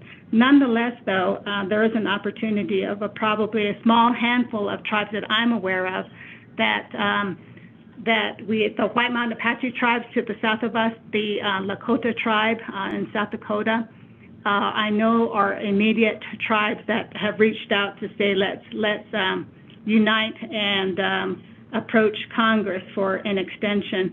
I don't know the number of tribes that have received ERAP assistance, and we don't know the number that how much funding they got and how much have been spent. I guess we can inquire with the Department of Treasury to get that information beforehand if they're able to share that information, but to the extent of trying to get that breakdown beforehand, we certainly will make our attempts in Washington to do that. But yes, you're right. I think I I do agree with the disappointment. It is very disheartening, and yet the need is still here. So I would agree wholeheartedly with that. To Dr. Andy Naz, Honorable Delegate Andy Naz's question, the outstanding applicants as of 9:30, believe it was a little over 6,000. I'll get the exact number for you, Honorable Delegate. In written format, I'll provide a response to all this in writing. And then the opportunity to use rental vouchers. Again, because of the way the program was set up, there was no room for vouchers or even to set up a voucher program, much like what we have with NHA's tenant-based rental assistance vouchers and the HUD-VASH vouchers. Those are more formalized processes in the use of those vouchers and working with landlords. So the time was not available to work with landlords specifically for vouchers, and in this program anyway under ERAP. And so, but I think there's ways, I think, in the future, if they were to stabilize and really appropriate this as an ongoing program, then that would be great. The number of tenants NHA has is 4,385. We provided that breakdown too in a quarterly report that we submitted to the 25th Navajo Nation Council. So hopefully you all have access to that. We sent that to the Office of Legislative Services. Again, I mentioned the outreach and the radio, newspaper, TV stations, and the like, both in Navajo and in English in our area of reach out. And thank you. If this gets reauthorized, we'll make an all hands on deck for everyone to reach out. What we did with our own tenants, our own clientele for renters, is that our housing management division and our 15 housing management offices did reach out to all of our tenants that were in arrears. And as they say, you can't make a horse come to water, I guess. As much as we work with some of our tenants, the majority did reach out, but it took them to submit an application. We could not create an application for them. They needed to actually submit it with their own handwriting and their willingness to ask for the assistance. So I'll have to say it was surprising that some of our tenants did not want to take the offer. From what we understand at the HMO levels, that the majority did, and we'll have a report that I will include in my response to the council of how many and what offices and what communities. Just in terms of number, in quantity, we can provide that information. To Honorable Delegate Amber Crotty, thank you for your questions, and certainly understand that NHA needs to do more with respect to our homeless population, through permanent supportive housing type services to those that have special needs. And so I would work with you moving forward. I believe, I don't know, there were challenges, I think, under the previous administration to fully participate. I think part of it were all of these other immediate demands, but certainly we will make efforts to participate in that dialogue going forward. And so, no, I understand there are a lot of expertise out there with regard to a lot of our urban Navajo persons and families it's a huge gap that's not being met. And so certainly want to be able to understand that and see what we can do to help bridge that need with our communities. And so Earl Tooley is was our ERAP program manager.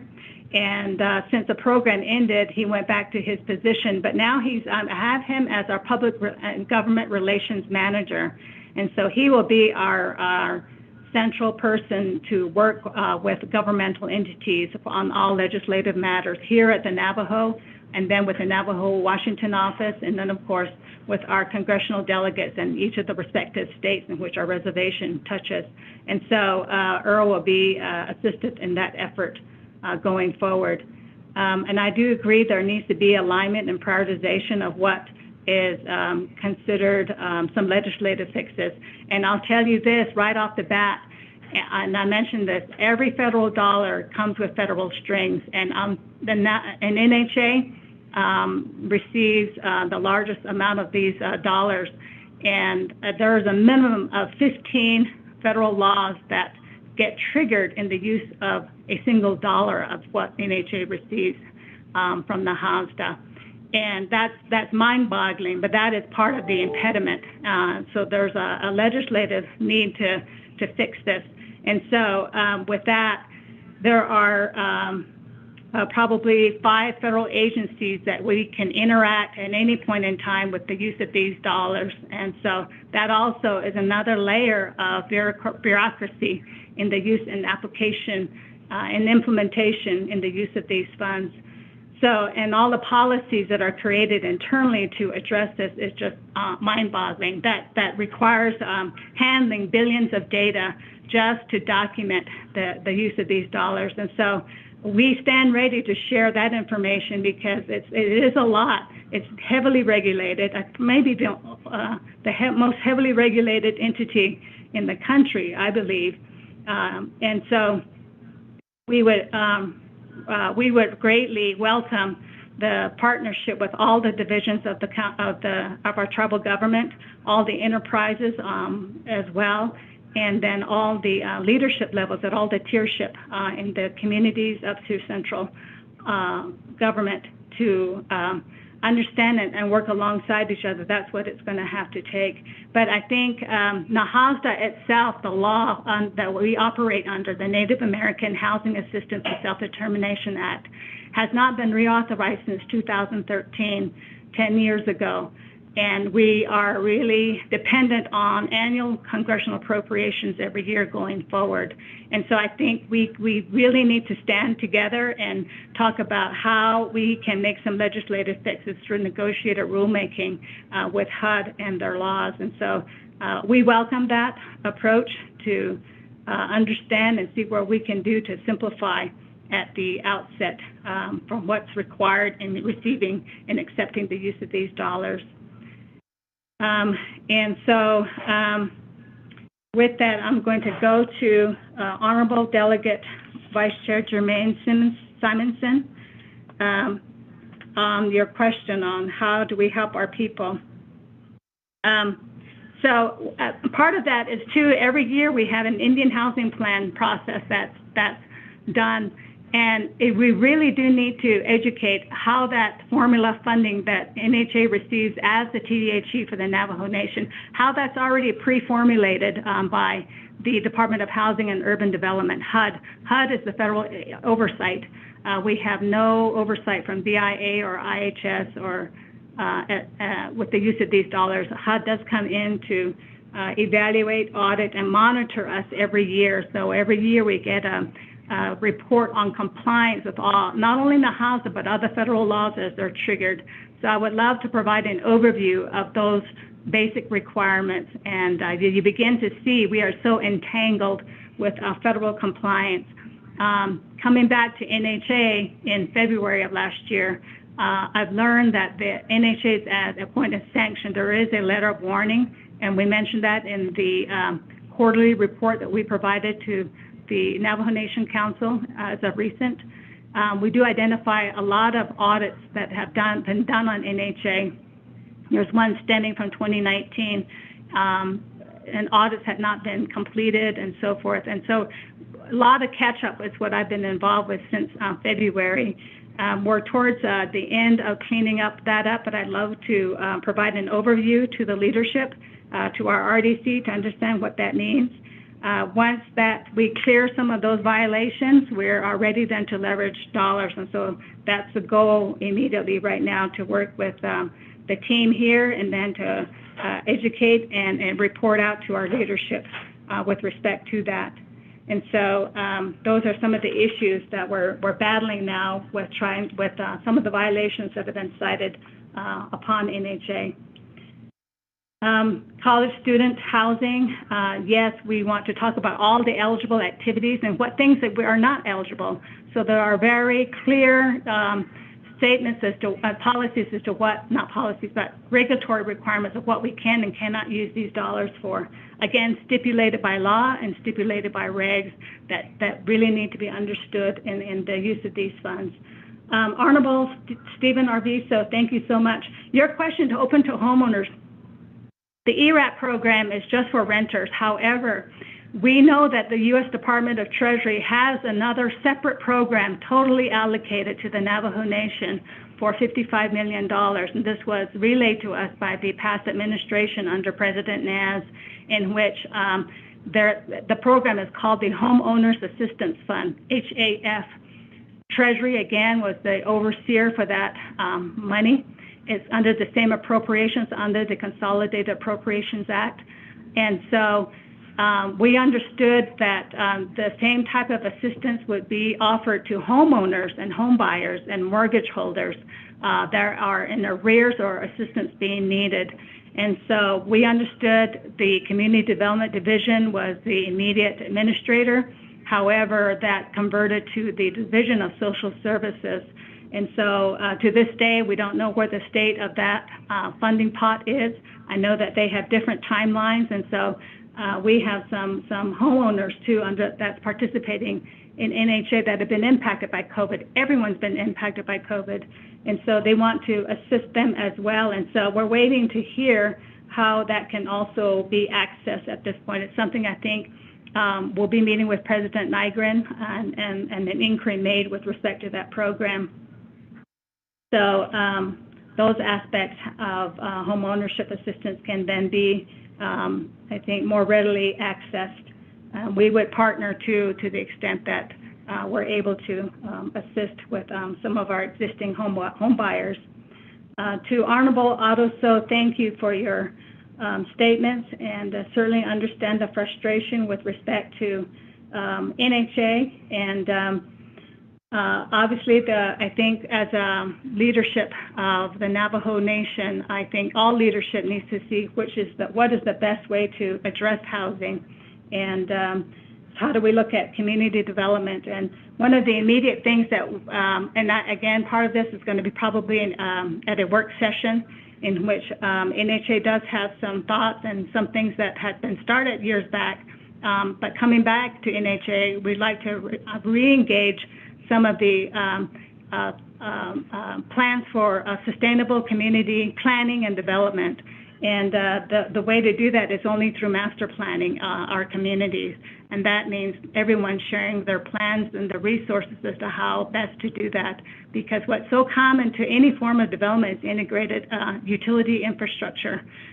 So we've got to look at that. And that's the first priority before you even do any vertical builds. And so there's some thoughts in that regard moving forward. So we'd love to have work sessions with any and all leadership level.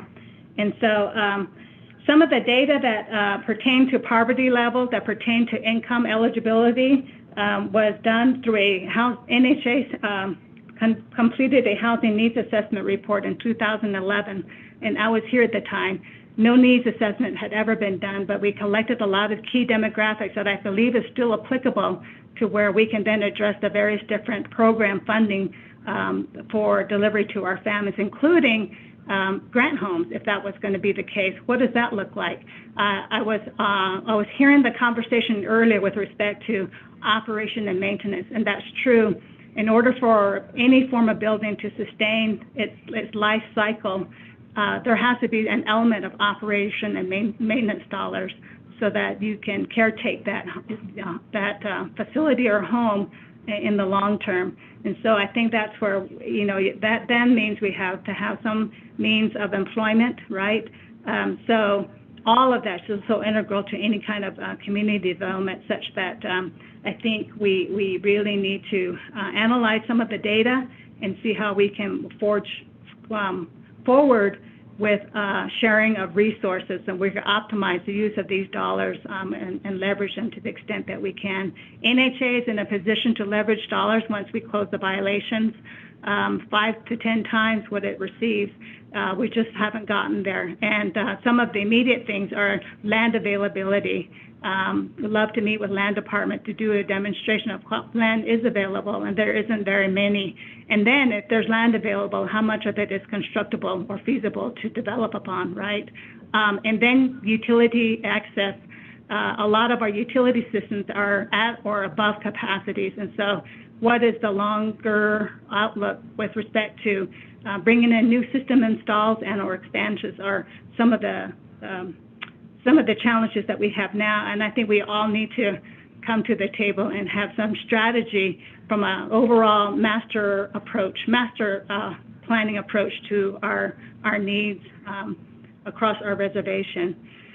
So, and then to Honorable RDC Chair, Madam Delegate Jesus, thank you for your comments, and certainly we will look forward to the work session next week whenever we are scheduled. Have a lot to share, and I'm sure everyone has some thoughts, and we would love to listen and see where the priorities would be in terms of solutions to the challenges and obstacles and the barriers that we're facing as a nation, and certainly want to participate within the capacities that we're able to, and hopefully gain understanding with regard to the regulations that NHA has to work under in order to accept the use of these funds. And so we look forward to that dialogue. Madam Speaker and honorable members of the Naa'bik'iyati Committee, that would be my immediate response. I will provide this in writing too, so that you have it for your convenience. With that, Ashin Kuduto from my end. Thank you.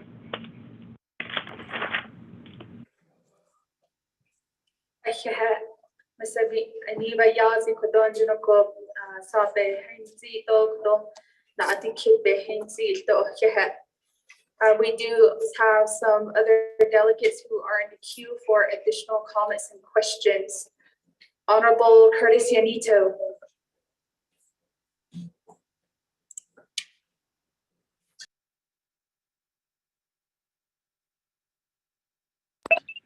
Hello, can you hear me? Honorable Yanito, we can hear you. You have the floor.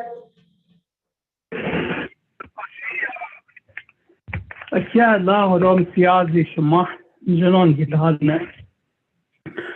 hope you understand the Navajo language. The could this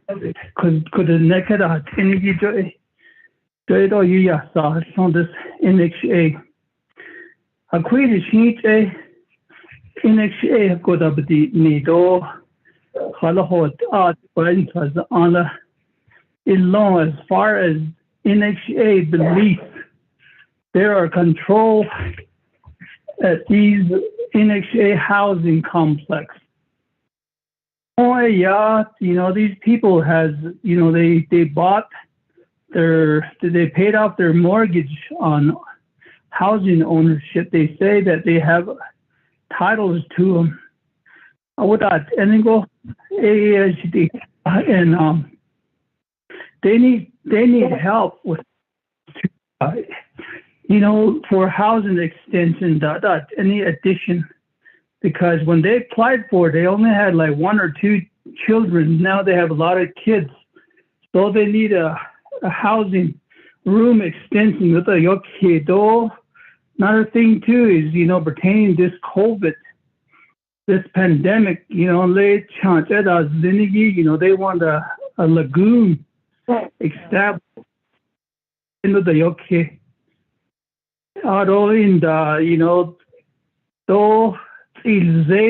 They're complaining about all this trash that's accumulating within the housing.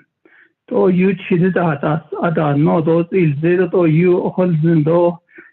no trash facilities within these NHA housing. I don't the renovations at the yoke kid.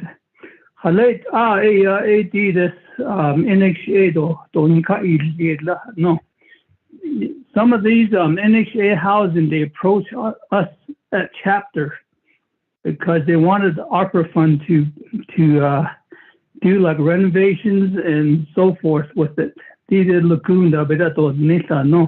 And then the NHA, you know, just like what you were saying, you know, you guys, you know, encountered with administration changes and CEOs and shutdowns and so forth.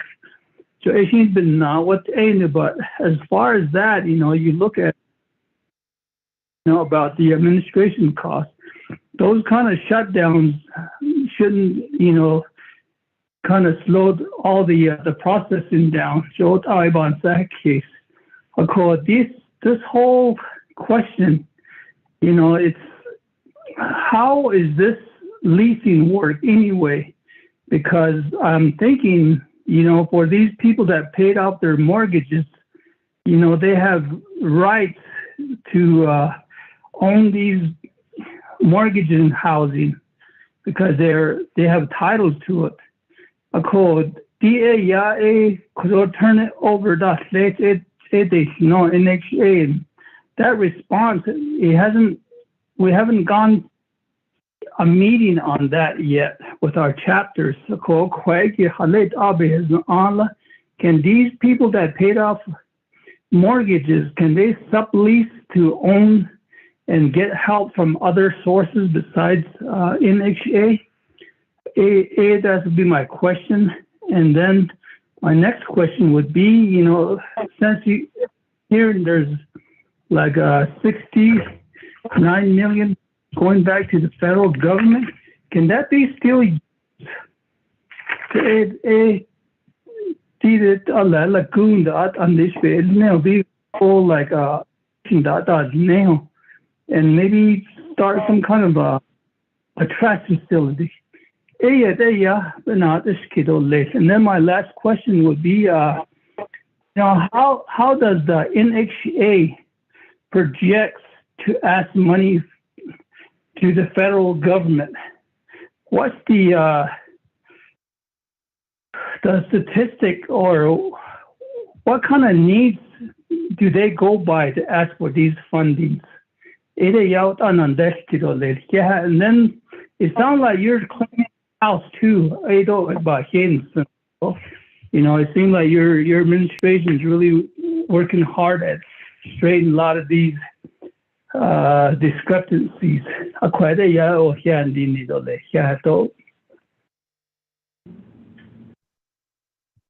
Thank you, Honorable Yanita. Next, we have Vice Chair Chairman Yazzie. Thank you for your work, Ms. Yazzie. And in regards to the Emergency Rental Assistance Program, I'm looking forward to reading the marketing plan that you had created to try to get more of our renters to be able to take advantage of this program. I always do believe that marketing is one of the tools that's necessary to just get all of our data information programs and services out into the community. It provides education about who we are, what we do, and how we are here to help. So I look forward to reading that. And then the other thing I want to know is, I know that the deadline, the money, the unobligated funding was returned to the U.S. Treasury by December of 2022. I wanted to know also if there's a way to extend the request for a deadline and work with the other tribes that you had mentioned. What does that process look like, and how is it that we're able to help you possibly extend the deadline? Because I think those funds are really needed. And then I think I hear that a lot of our programs do have staff. We have this lack of staff. And then I know the other issue that has come up is just our broadband services to try to, you know, possibly have applications submitted through the internet. So I don't know if those are issues also. I suspect that some of that is also some of the hindrance. And then the other thing I notice is that of the money that's not spent, there's 74% that will be returning back. And it kind of also, what I know is that 70% of our neighbors live off the reservation. And most of our relatives that live in the cities you know, a lot of them are renters. And I'm wondering, did we miss a huge opportunity to try to work with, you know, some of our Navajos that live across the nation? But thank you for your work, and I look forward to reading the report you send us. Thank you. If you have Vice Chair Yazzie, I don't see anybody else in the queue. We'll go back to Ms. Anuba Yazzie for your responses to the questions. Thank you, Madam Chair, Speaker. Thank you, Ado, Honorable Curtis Yanido, Nana, Naidin Kidigi E Yahai O.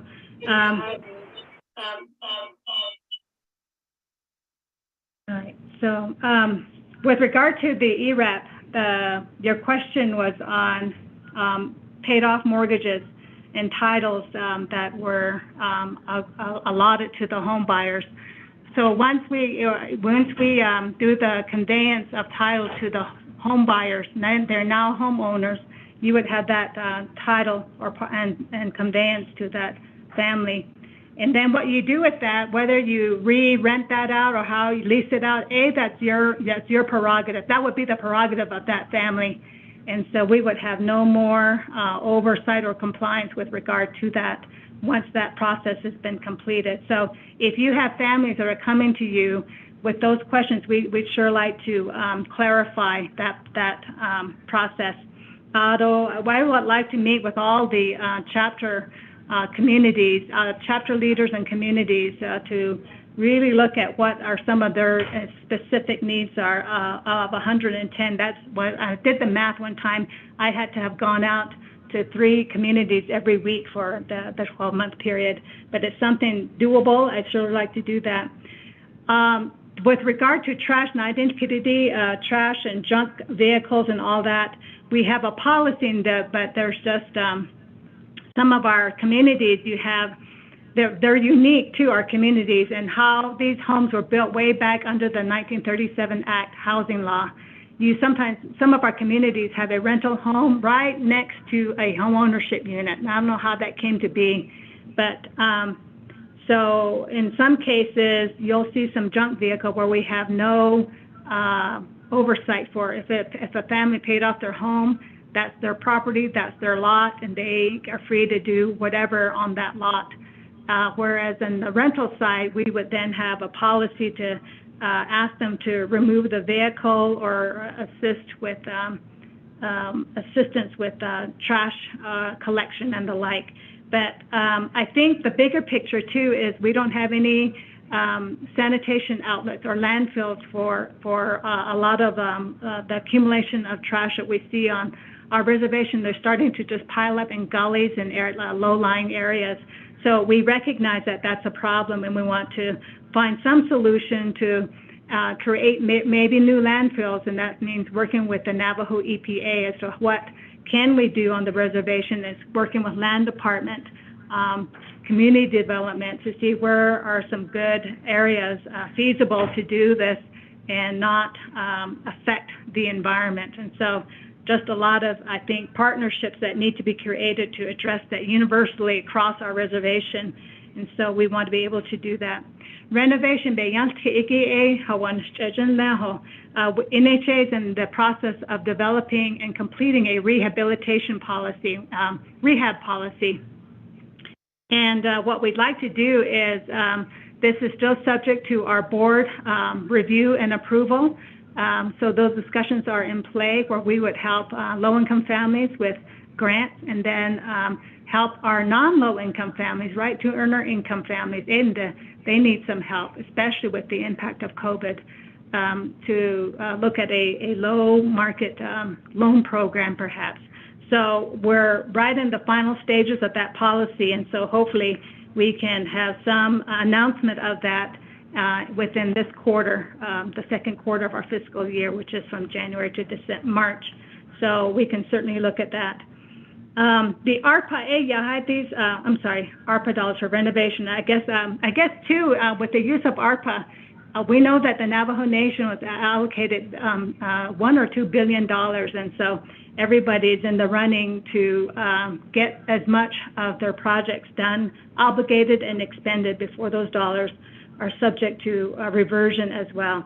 So I think we're all competing for the same labor force. We're all competing for the use of materials, and I think I believe a Navajo nationwide strategy needs to be in place to see how we can optimally work with each other and not necessarily compete against each other in the delivery of these services to our families. So that's going to be, I think, a huge challenge for us to work together. So the leasing work, what we'll do, Honorable Curtis Bianito, is to give you a work session at your chapter level on the leasing situation. The Navajo Nation Land Department passed a recent law with respect to changes on the different kinds of leases that we can look at. So I think that education needs to happen at all our communities, and including NHA with existing leases. So some things are gray right now, and we need to include all our legal counsels to help problem solve in some areas that are just very unique in the use of land. Yeah. The 69 million reversion back to the federal government. You ask, can you use it for lagoon or utilities? Under ERAT, the Emergency Rental Assistance Program, is just for the use for renters and the utilities, and then of course internet services. It expired as of 9/30/2022, and we just had to do the closeout this last quarter that ended in December 31st, 2022. So we can't use it for anything else but for that targeted use as required by the U.S. Department of Treasury. Kitty is a good question. How does NHA ask the federal government for these funds, and how do they receive it? Actually, NHA has never asked, it actually goes back to the old law, U.S. Housing Act of 1937. Before Nahasda came into the scene, back when there were some subsidized housing that was needed all over the country for low-income families. And so not only for the Indian country, but also for cities and municipalities. There were families across the country. And so the U.S. Department of Housing and Urban Development created these programs back when to build homes. So they built homes for renters, and then they built homes for home buyers. And that continued. And so NHA during that time was building homes back when, as well as other tribes. And so when that happened, a new law came into effect called the Native American Housing Assistance and Self-Determination Act, back in 1970, I'm sorry, what am I saying? Where are we at? 1996. So in 1996, Indian housing authorities pulled away from public housing authorities. And so we have this new set of law under Nahasda in which we then could ask for funding. And that funding was going to be done now through an Indian housing block grant. So it's an annual block grant that's allocated to tribes based on population, based on the age of some of these homes that have been built so that we can continue to maintain them, and then other formula factors. Although it becomes real technical, but we'd be willing to meet one-on-one so that we can kind of see that formula. So based on that, that's how the funding is allocated to every tribe across the country that's federally recognized. And there are a few state-recognized tribes, too, that are included in that allocation. So that's how NHA has been receiving these funds since 1998, when this all was effectuated.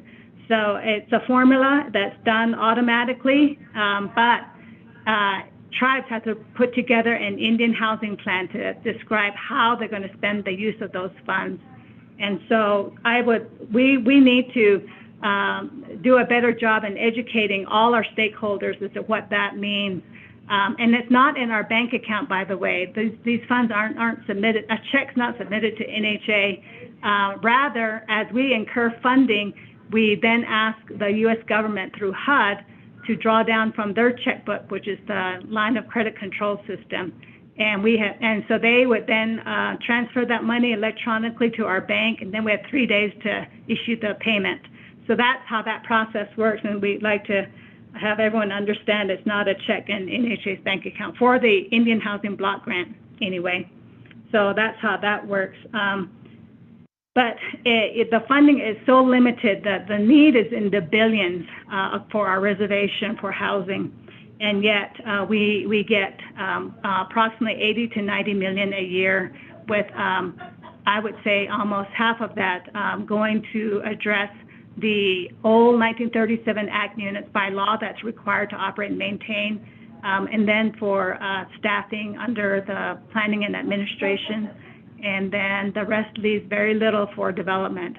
But there are ways to leverage these dollars if we're compliant with the laws, subject to the use of these funds. So we want to visit your chapter soon, and everyone as we move forward this year. And then to the Honorable Vice Chair Yazzie, Honorable Delegate Yazzie, thank you, and I look forward to meeting all of you too at some point in time in the future. I'm in this as an interim position. My permanent position with NHA right now is a deputy CEO, and so hopefully we get some permanency in the leadership of the organization going forward. But I would still love to meet with everyone with regard to the unique issues and needs at the outlying locations and in your communities. And yes, we'd like to extend that deadline. I think, and I lost communication from you, and with all due respect, I didn't hear a portion of your question, but I caught back on when you said that we need to help our relatives more on the Navajo Nation. So I look forward to meeting with all of you in the very near future. We do need to do that and come with some sort of common approach to a lot of the key challenges that we're facing. It's huge, but we're ready to stand alongside with you with our sleeves rolled up to work and really address this for our families and the communities. With that, Madam Speaker, that would be my response at this point in time. Thank you.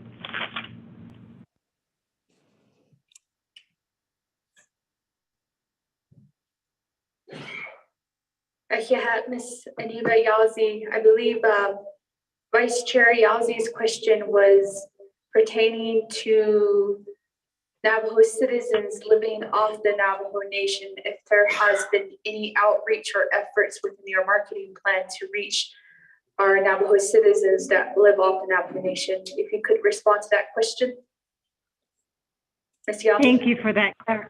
Yes, thank you for that question, Madam Speaker. Yes, we'd like to look at, I think our participation in the outreach under ERAT really opened up a lot of eyes of the amount of need in off-reservation areas, visiting Phoenix and Albuquerque and all the unique needs as Honorable Delegate Crotty mentioned, our homeless population, our homeless families living in the urban cities, and then, of course, our college students that needed rental assistance. The whole gamut of housing needs is just tremendous. And so how do we work and continue to provide that assistance in the urban areas is another challenge that we need to look at among the limited funding that we would receive. And so I think there's ways, though, to leverage these dollars. One opportunity that we've not really tapped into NHA is leveraging with a lot of the grant opportunities and then the other state agencies that offer housing assistance that I know exist, and I've worked with other tribes as a consultant previously. And so once we close these findings, though, that's the compliance, really demonstrating management capacity here at NHA. Can we tap into those areas? And so we have USDA, VA, Commerce, and Department of Energy. I think this is a one-time opportunity we have as a nation to tap into those leverage funding sources. And so one thing we need to have in hand is data. What is the need and what is that need in each of our communities so that we can match that need with what we can do to leverage and expand these funding opportunities. So I think the time is now to take advantage of that. So we want to work alongside all the leadership and addressing and securing these monies so that we can work in partnership with what is really available out there that we've not tapped into. And so we stand ready to do that under the leadership of our board. So I thank you all. Hopefully that answers those questions, but I'll put this in writing again, Madam Speaker, with regard to the questions posed.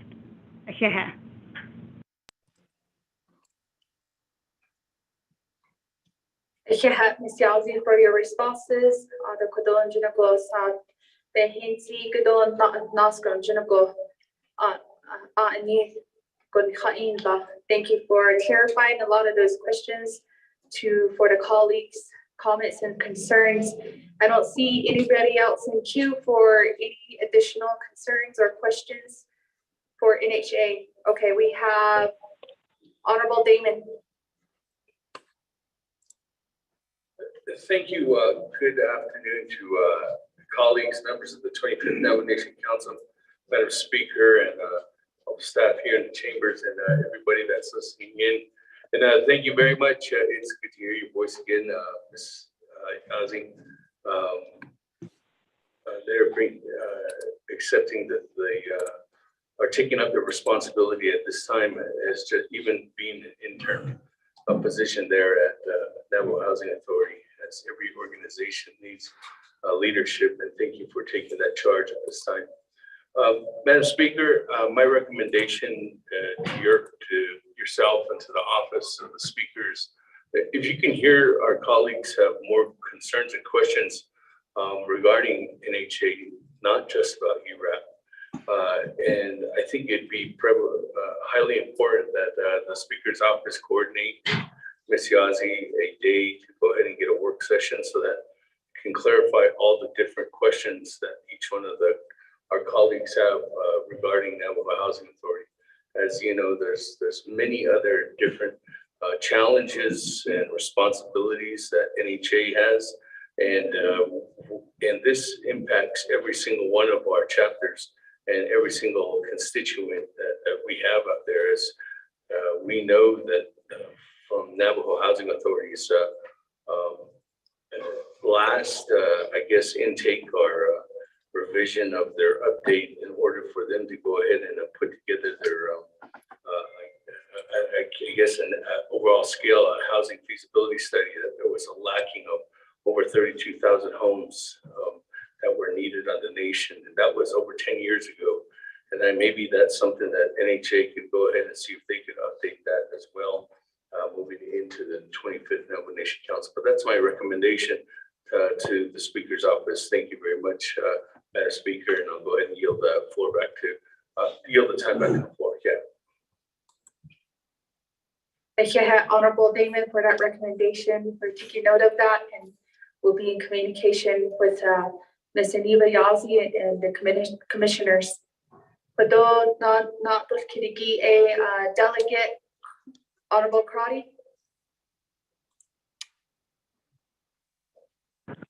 Oh, yeah, thank you, Chair Curley. I appreciate the response. Also, in terms, if the Speaker office can help the 25th Navajo Nation Council, we do have a tribal advisory member on the U.S. Treasury Commission, Rebecca Bonali. She has not reported back to the council or budget and finance on a regular basis, but that may be an opportunity to voice our concerns and our challenges, especially now that the U.S. Treasury Secretary has experience in Indian country, being a tribal member, I believe, for one of the Confederated tribes. I'm not exactly, I can't remember offhand. But this is a time where we have to use some of our political leverage to have our congressional leadership and the Biden administration understand our challenges, and that as Navajo Nation and entered into the Treaty of 1868, we have a status higher than the state. So to not be treated in an equitable manner, and that state agencies received an extension, we would need the help of our legal team. And if we could ask either legislative council to meet with Department of Justice, they do have their consultants, I think Holland and Knight, who are provide legal or analysis regarding U.S. Treasury. This is going to need all hands on deck to understand what are the challenges, and most importantly, we have to fight for this funding so those 6,000 plus individuals will have an opportunity to access dollars that will help them during this COVID pandemic. And so those are my recommendations as we move forward. Thank you very much. Thank you, Honorable Crowley. The office did take that note down. We'll make those connection with Rebecca Benali. We have Madam Chair Charles Newton. Thank you for that, Speaker Curley. And colleagues, thank you so much for all of the questions and the concerns that are being brought forward right now. I think that with this ERAP, I am really concerned about the money that could possibly be spent or be sent back. You did mention, Ms. Yazzie, that the 2011 housing need assessment was done. Can you share that with all of us? And then also, are there plans in place right now to update that information? That's my first question. My second question is in terms of, I know you said that that it's in a report that you sent us regarding your letter of warning for the 2019 audit that was, I guess maybe, I'm not sure if it was completed or if Navajo just didn't complete it. We still continue to hear in Washington about the audit and about what was going on with board members having to pay themselves. And we recently, during the 24th, heard that same concern come out as well.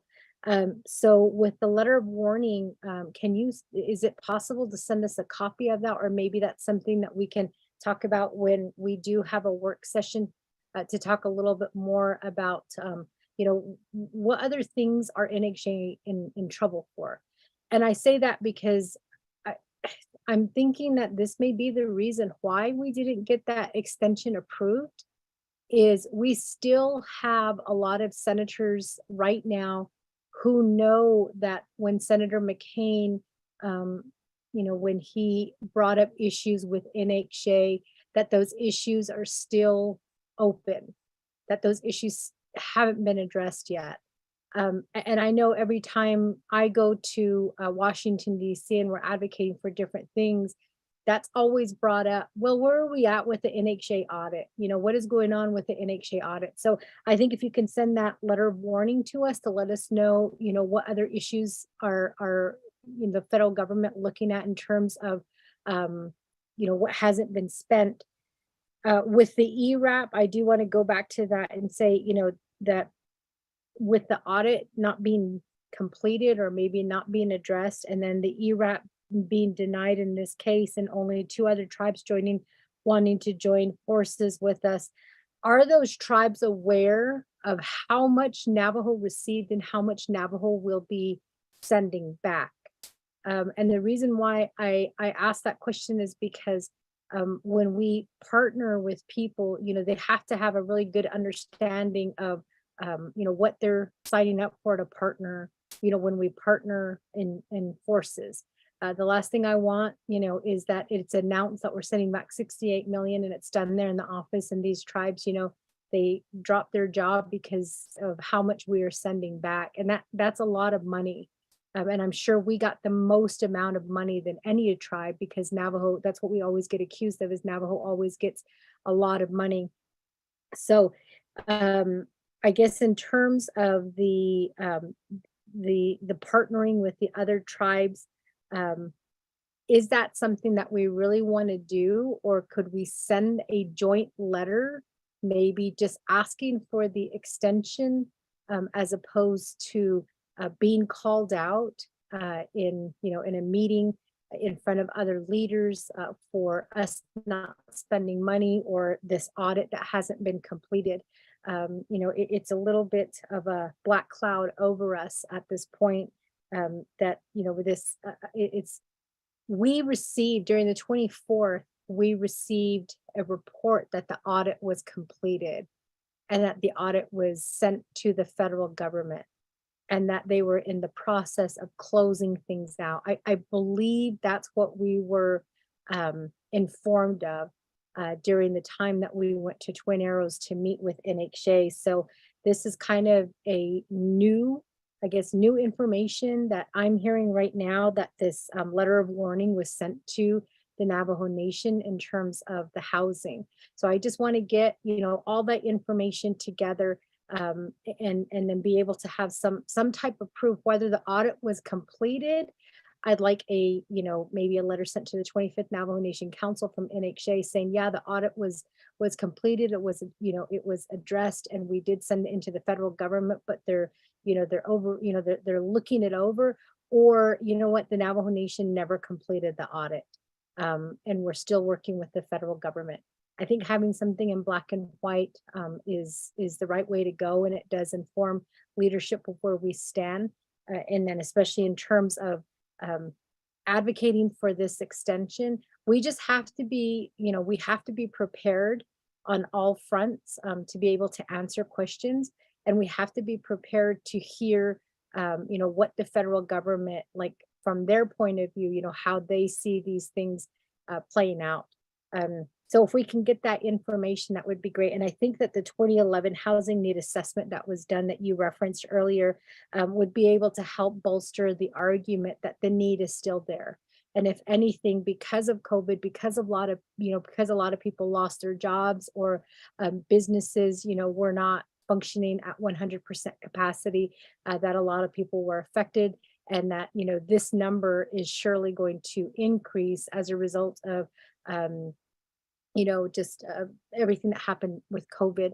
My last concern, I will say, is the federal government. I think is aware that the Navajo Nation has lifted their their mask mandate, and that I want to say, like, mostly everybody's kind of going back to normal at this point. So the states, they did it first, and then Navajo Nation just recently did that. The federal government has stated on the record that we're coming out of COVID. So how much longer do you think these funds will be available that are COVID related? And I ask that because if we are recognizing that we're coming out of COVID and all these funds are related to COVID, I just wonder, with this extension, if we fight for it and they only give us one more month, are we going to be ready to help as many Navajo people in that 1 month? Or, if they give it to us, for 6 more months and they say, okay, that's it, we're done, we're coming out of COVID, those funds are no longer available, then what do we do then? Because we know that the federal government is going to eventually stop that COVID emergency, the emergency response. And with that, we know that, the emergency assistance that are associated with that emergency response is going to end. So how are we preparing for that? And can we continue to use federal funds outside of ERAP to help assist our Navajo people, especially since, again, we may see an increase in homelessness.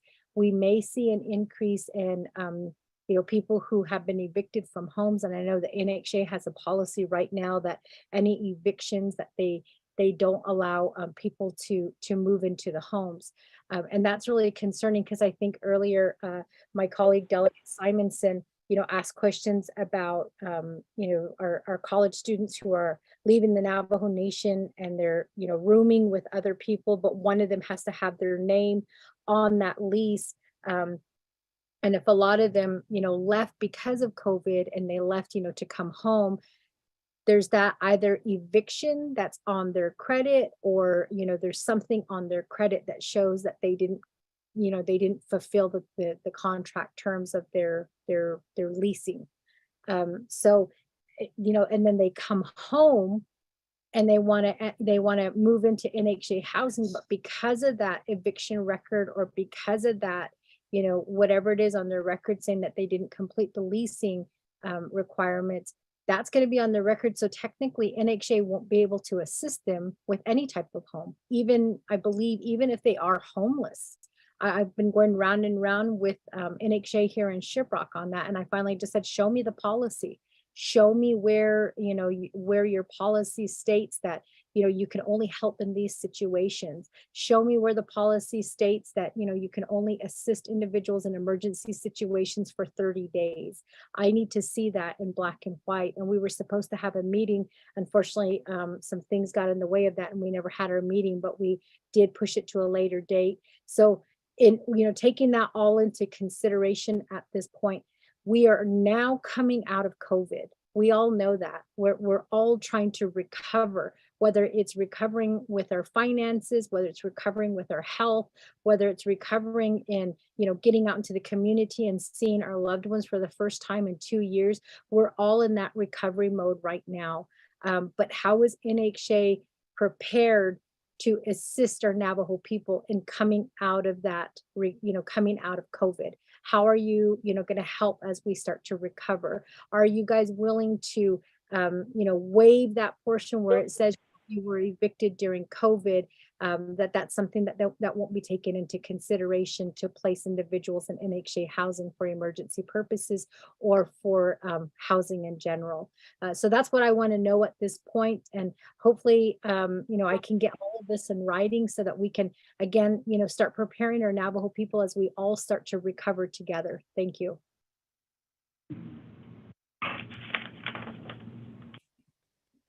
Madam Chair Charles Newton.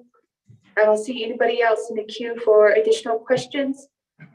We'll turn the floor back to NHA, Ms. Yazzie.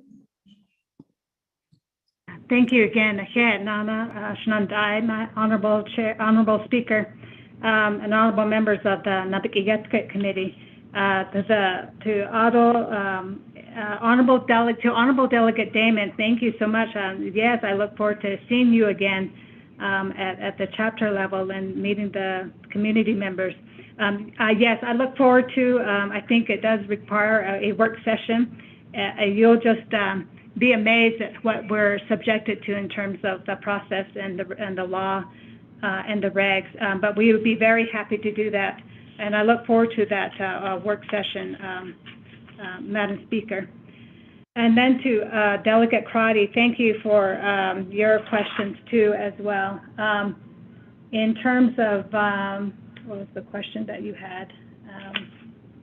I would agree that it's becoming a bigger issue with regard to this, the level of parity, right, that state agencies are being offered. And so we stand by to provide any other information as it pertains to how we became a nation under the Treaty of 1868, and so we stand by with you. I was not aware of Ms. Benali as the advocate on that Tribal Advisory Council. It'll be very interesting to hear her input too, and what she's observed at the national level with respect to this particular program under Treasury. And so we look forward to a report out too when she does provide that. That would be very interesting. We'd also like to interact with her with any, and we'd be willing to provide any information that she would need as well in relaying and conveying information as it pertains to our experience with ERAP. And then Honorable Delegate Charles Newton, thank you for your questions. Yes, that housing needs study is available on the NHA website, but we can provide a copy to the delegates, and we can send that directly to Office of Legislative Services for distribution. There was no plans to update at this point in time, but we do need an update. But I want to share too, after that housing assessment was done, we then engaged how to deliver the 34,000 homes. What does that mean for each of our communities over our reservation? We then engaged developing a sustainable community master plan. And we created that in direct consultation with the community members and the local chapter officials at that point in time. And when we worked with them, we worked with the Club C too. So every community land use plan committee, we work with them. And so what came out as an outcome is a master land use plan for every community. And that was completed in 2012, almost a year later, for every community over 110 chapters.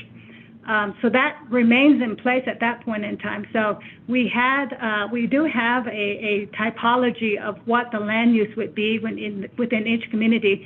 And then we also had used to have topo maps at 100-foot contour levels. And what we've done is use aerial photometric technology to run tighter contour lines at 10 feet apart, so that we kind of know the terrain of the area, so that we can kind of look at and we can digitize that data too back when. And so we had that digital data for the entire Navajo Nation, so that we can do solid terrain mapping at that point in time, so that we're really looking at the features of the land and where areas we could possibly build homes. That was the first step. In doing that, we determined that the need is not 34,000. The need is more 50,000 of homes in 2012, because now we gained insight at the community level, and we work with the master planner to help us with that. So those exist right now. Land features have not changed since then. So what we like to do is take off from that planning typology and update that with each chapter, if we could do that, to gain an even more updated needs with regard to the community's housing needs. But then we need to equate that number with the number of one-bedroom homes, two-bedroom homes, three-bedroom homes, four-bedroom homes. Some of them talked about room extensions. We can certainly do that too. So we can also quantify the existing homes that may just need expansions. So all of that is, I think, available at this point. It's just getting back out to the community to do this. That was the next step we were looking at before I left NHA. But it's something we want to resume because that's necessary. They also identify areas where they wanted economic development as well as community building development. And so I think it's going back to the community to look at what was done by the Club Cs and the community members. They actually took these plans and started drawing upon that. So we use that information. Certainly can include that in the work session and show that. And that's the Sustainable Community Master Plans. We have all the digital information on that. And so we can certainly present that to each chapter and start from there for planning. So we're not reinventing the wheel in total, but starting off with that information. That was a lot of work and energy taken into account. With regard to the letter of warning, I want to make a distinction. This letter of warning was issued by the HUD office, the Housing and Urban Development office out here in Phoenix. So every year they come out in August or September and evaluate and review NHA's management compliance. And so that's done every year. We're the largest recipient, and so they've been doing that since the beginning of NAHASDA. Not every tribe gets reviewed, but we do, just given the size of the dollars allocated. So based on that year in 2019, they found some non-compliance. So these are just programmatic reviews that they do every year. Now that's separate, I believe, from what you referenced in terms of the Navajo Nation audit of its TDHE. And so I know that that was an audit offered by the Navajo Nation General Auditor at that point in time. So there was an audit done. And there were no violations cited there, but there were some recommendations that were made in that report. We certainly want to provide that report and update the 25th Navajo Nation Council so that there's clarity and understanding as to what that was about and how that was then handled. And we do, I will have a work session. We'll provide an update with regard to all the corrective actions that have taken place by NHA since that Auditor General report was issued, including an independent audit that they also secured. And so we'll provide those distinctions of the various monitoring reviews and special audits that were done on NHA. So I believe we have about 5 of those remaining in terms of the reviews. We also have annual single independent audits, fiscal audits, that also happens on NHA. So we're just, I think, over audited. But we'll provide that information as well. And as I stated, we started out with about 72 program violations that included all these audits collectively. To date, we have 9 remaining to clean up. And so we'd be happy to share the efforts that have been taken since last year to present day. And our goal is to close them all out by the end of this quarter. So that was most of my tasks when I came on with NHA. So in coordinating with the team in that regard. So all of that we can certainly provide in detail at the work session. And this is public information, so we can certainly provide an advanced copy of that 2019 letter of warning that was issued by HUD. And then the expenditures. So when your question was the audit possibly a consideration, the ERAP funds being returned? No, I believe they're 2 separate, because the audit was under the Housing and Urban Development's jurisdiction, and ERAP's under the jurisdiction of the U.S. Treasury Department, 2 separate federal agencies, and so I don't think one is related to the other. And so that's that question. Your 4th question was on the impacts. What did I have here? In emergency session. Let's see. I'm sorry, I can't even read my handwriting. Impacts. I forget what the first question was. Oh yes.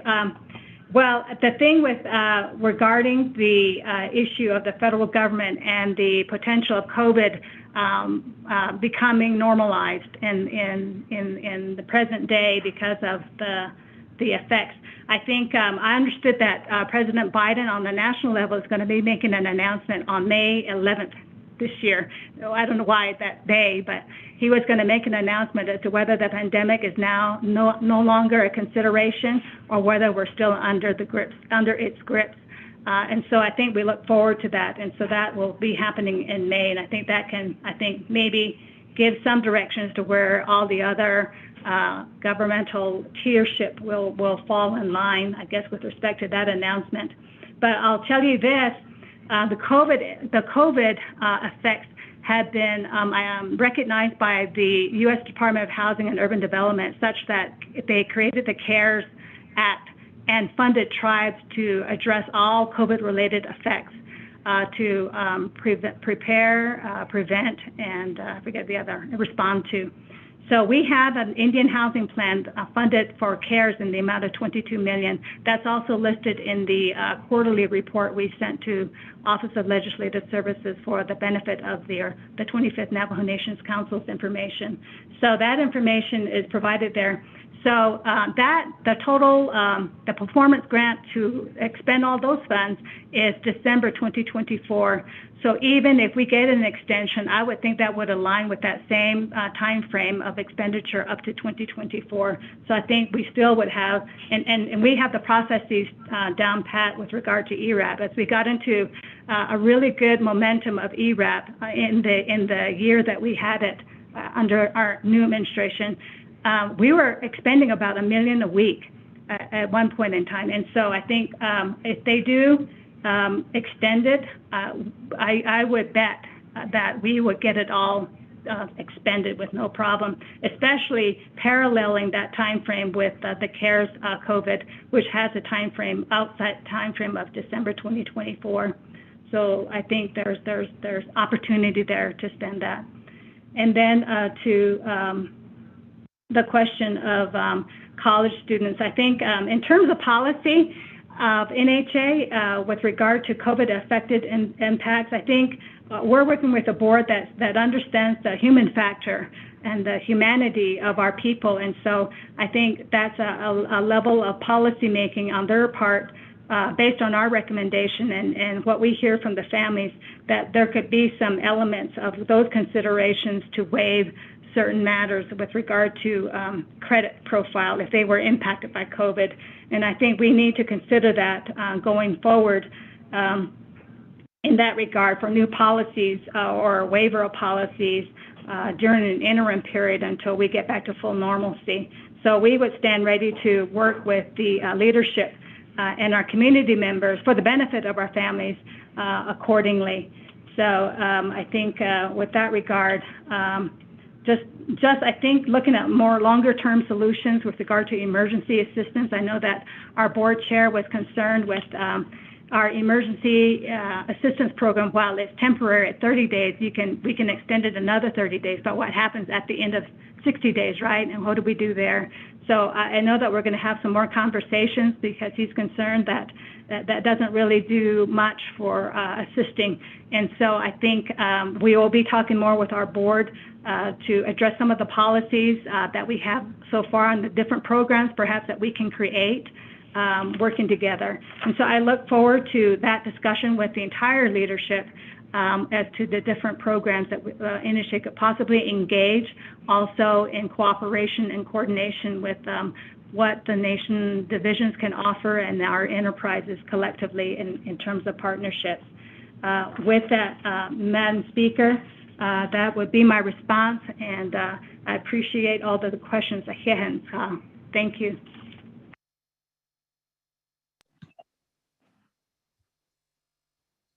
Ms. Yelsey, for your responses. Colleagues, are there any further questions or concerns regarding the report?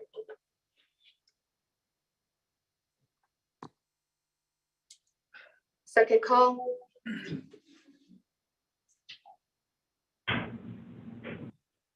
Third call. No more. No one's in the queue. No more responses or questions.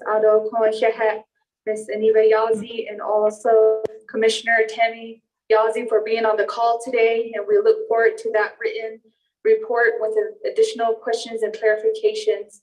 And then we'll send that out to the 25th Navajo Nation Council. Colleagues, we're gonna call for a vote on the report from NHA administration and commission. If you are on Zoom or on call, feel free to text in your vote.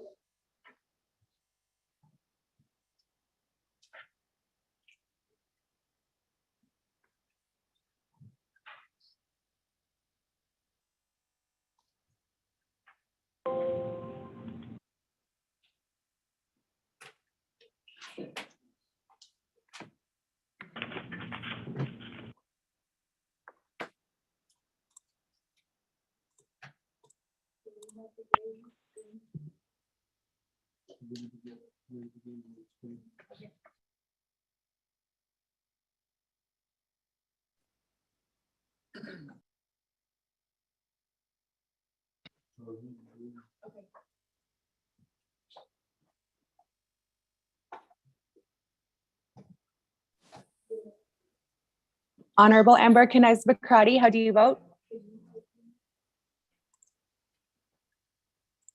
Honorable Amber Knez-Bakrati.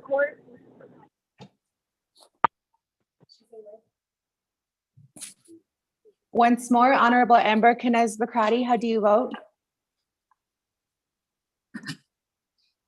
Honorable Amber Knez-Bakrati did not vote. Honorable Vince James, how do you vote? Honorable Vince James.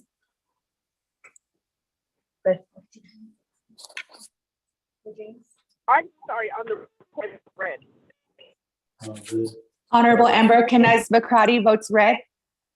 Once more, Honorable Vince James, how do you vote? Honorable Vince James votes red. Honorable Jermaine Simonson, how do you vote? Honorable Jermaine Simonson is excused. Honorable Otto So, how do you vote?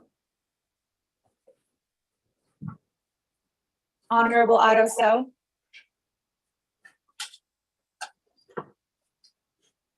Once more, Honorable Otto So, how do you vote? Honorable Otto So did not vote. With that, Madam Speaker, you have 15 delegates who voted in favor, 2 delegates who oppose, with Madam Speaker not voting. Colleagues, we have a vote of 15 in favor, 2 opposed, and speaker not voting.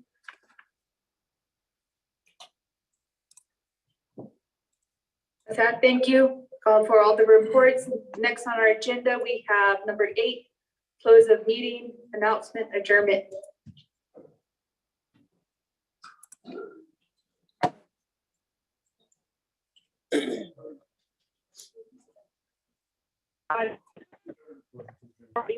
Motion to adjourn by Honorable Norman Begay, second by Honorable Stephen Arvizo.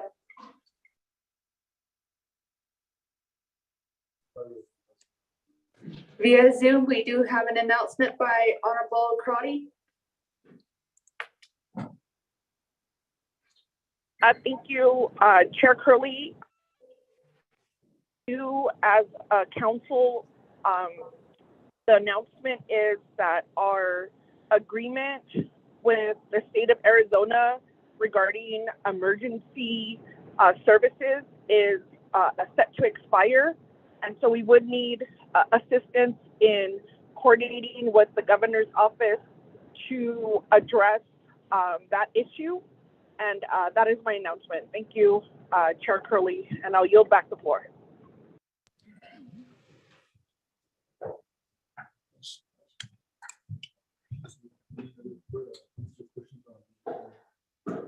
Are there any other further concerns or questions on the adjournment? Honorable colleagues? If not, we're going to vote for adjournment. Going to the drawing board. If you're via Zoom, feel free to text in your vote.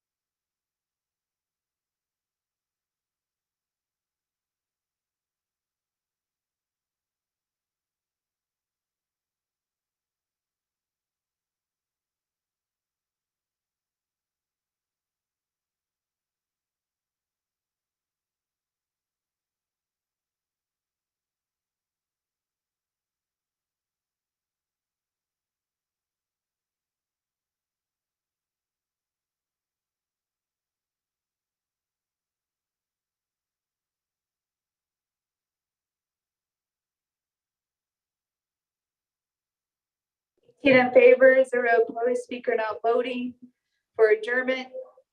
Honorable colleagues, thank you again for coming to the chambers and joining us via Zoom for our Naa'bik'iyati committee meeting. We adjourned at 2:54 p.m.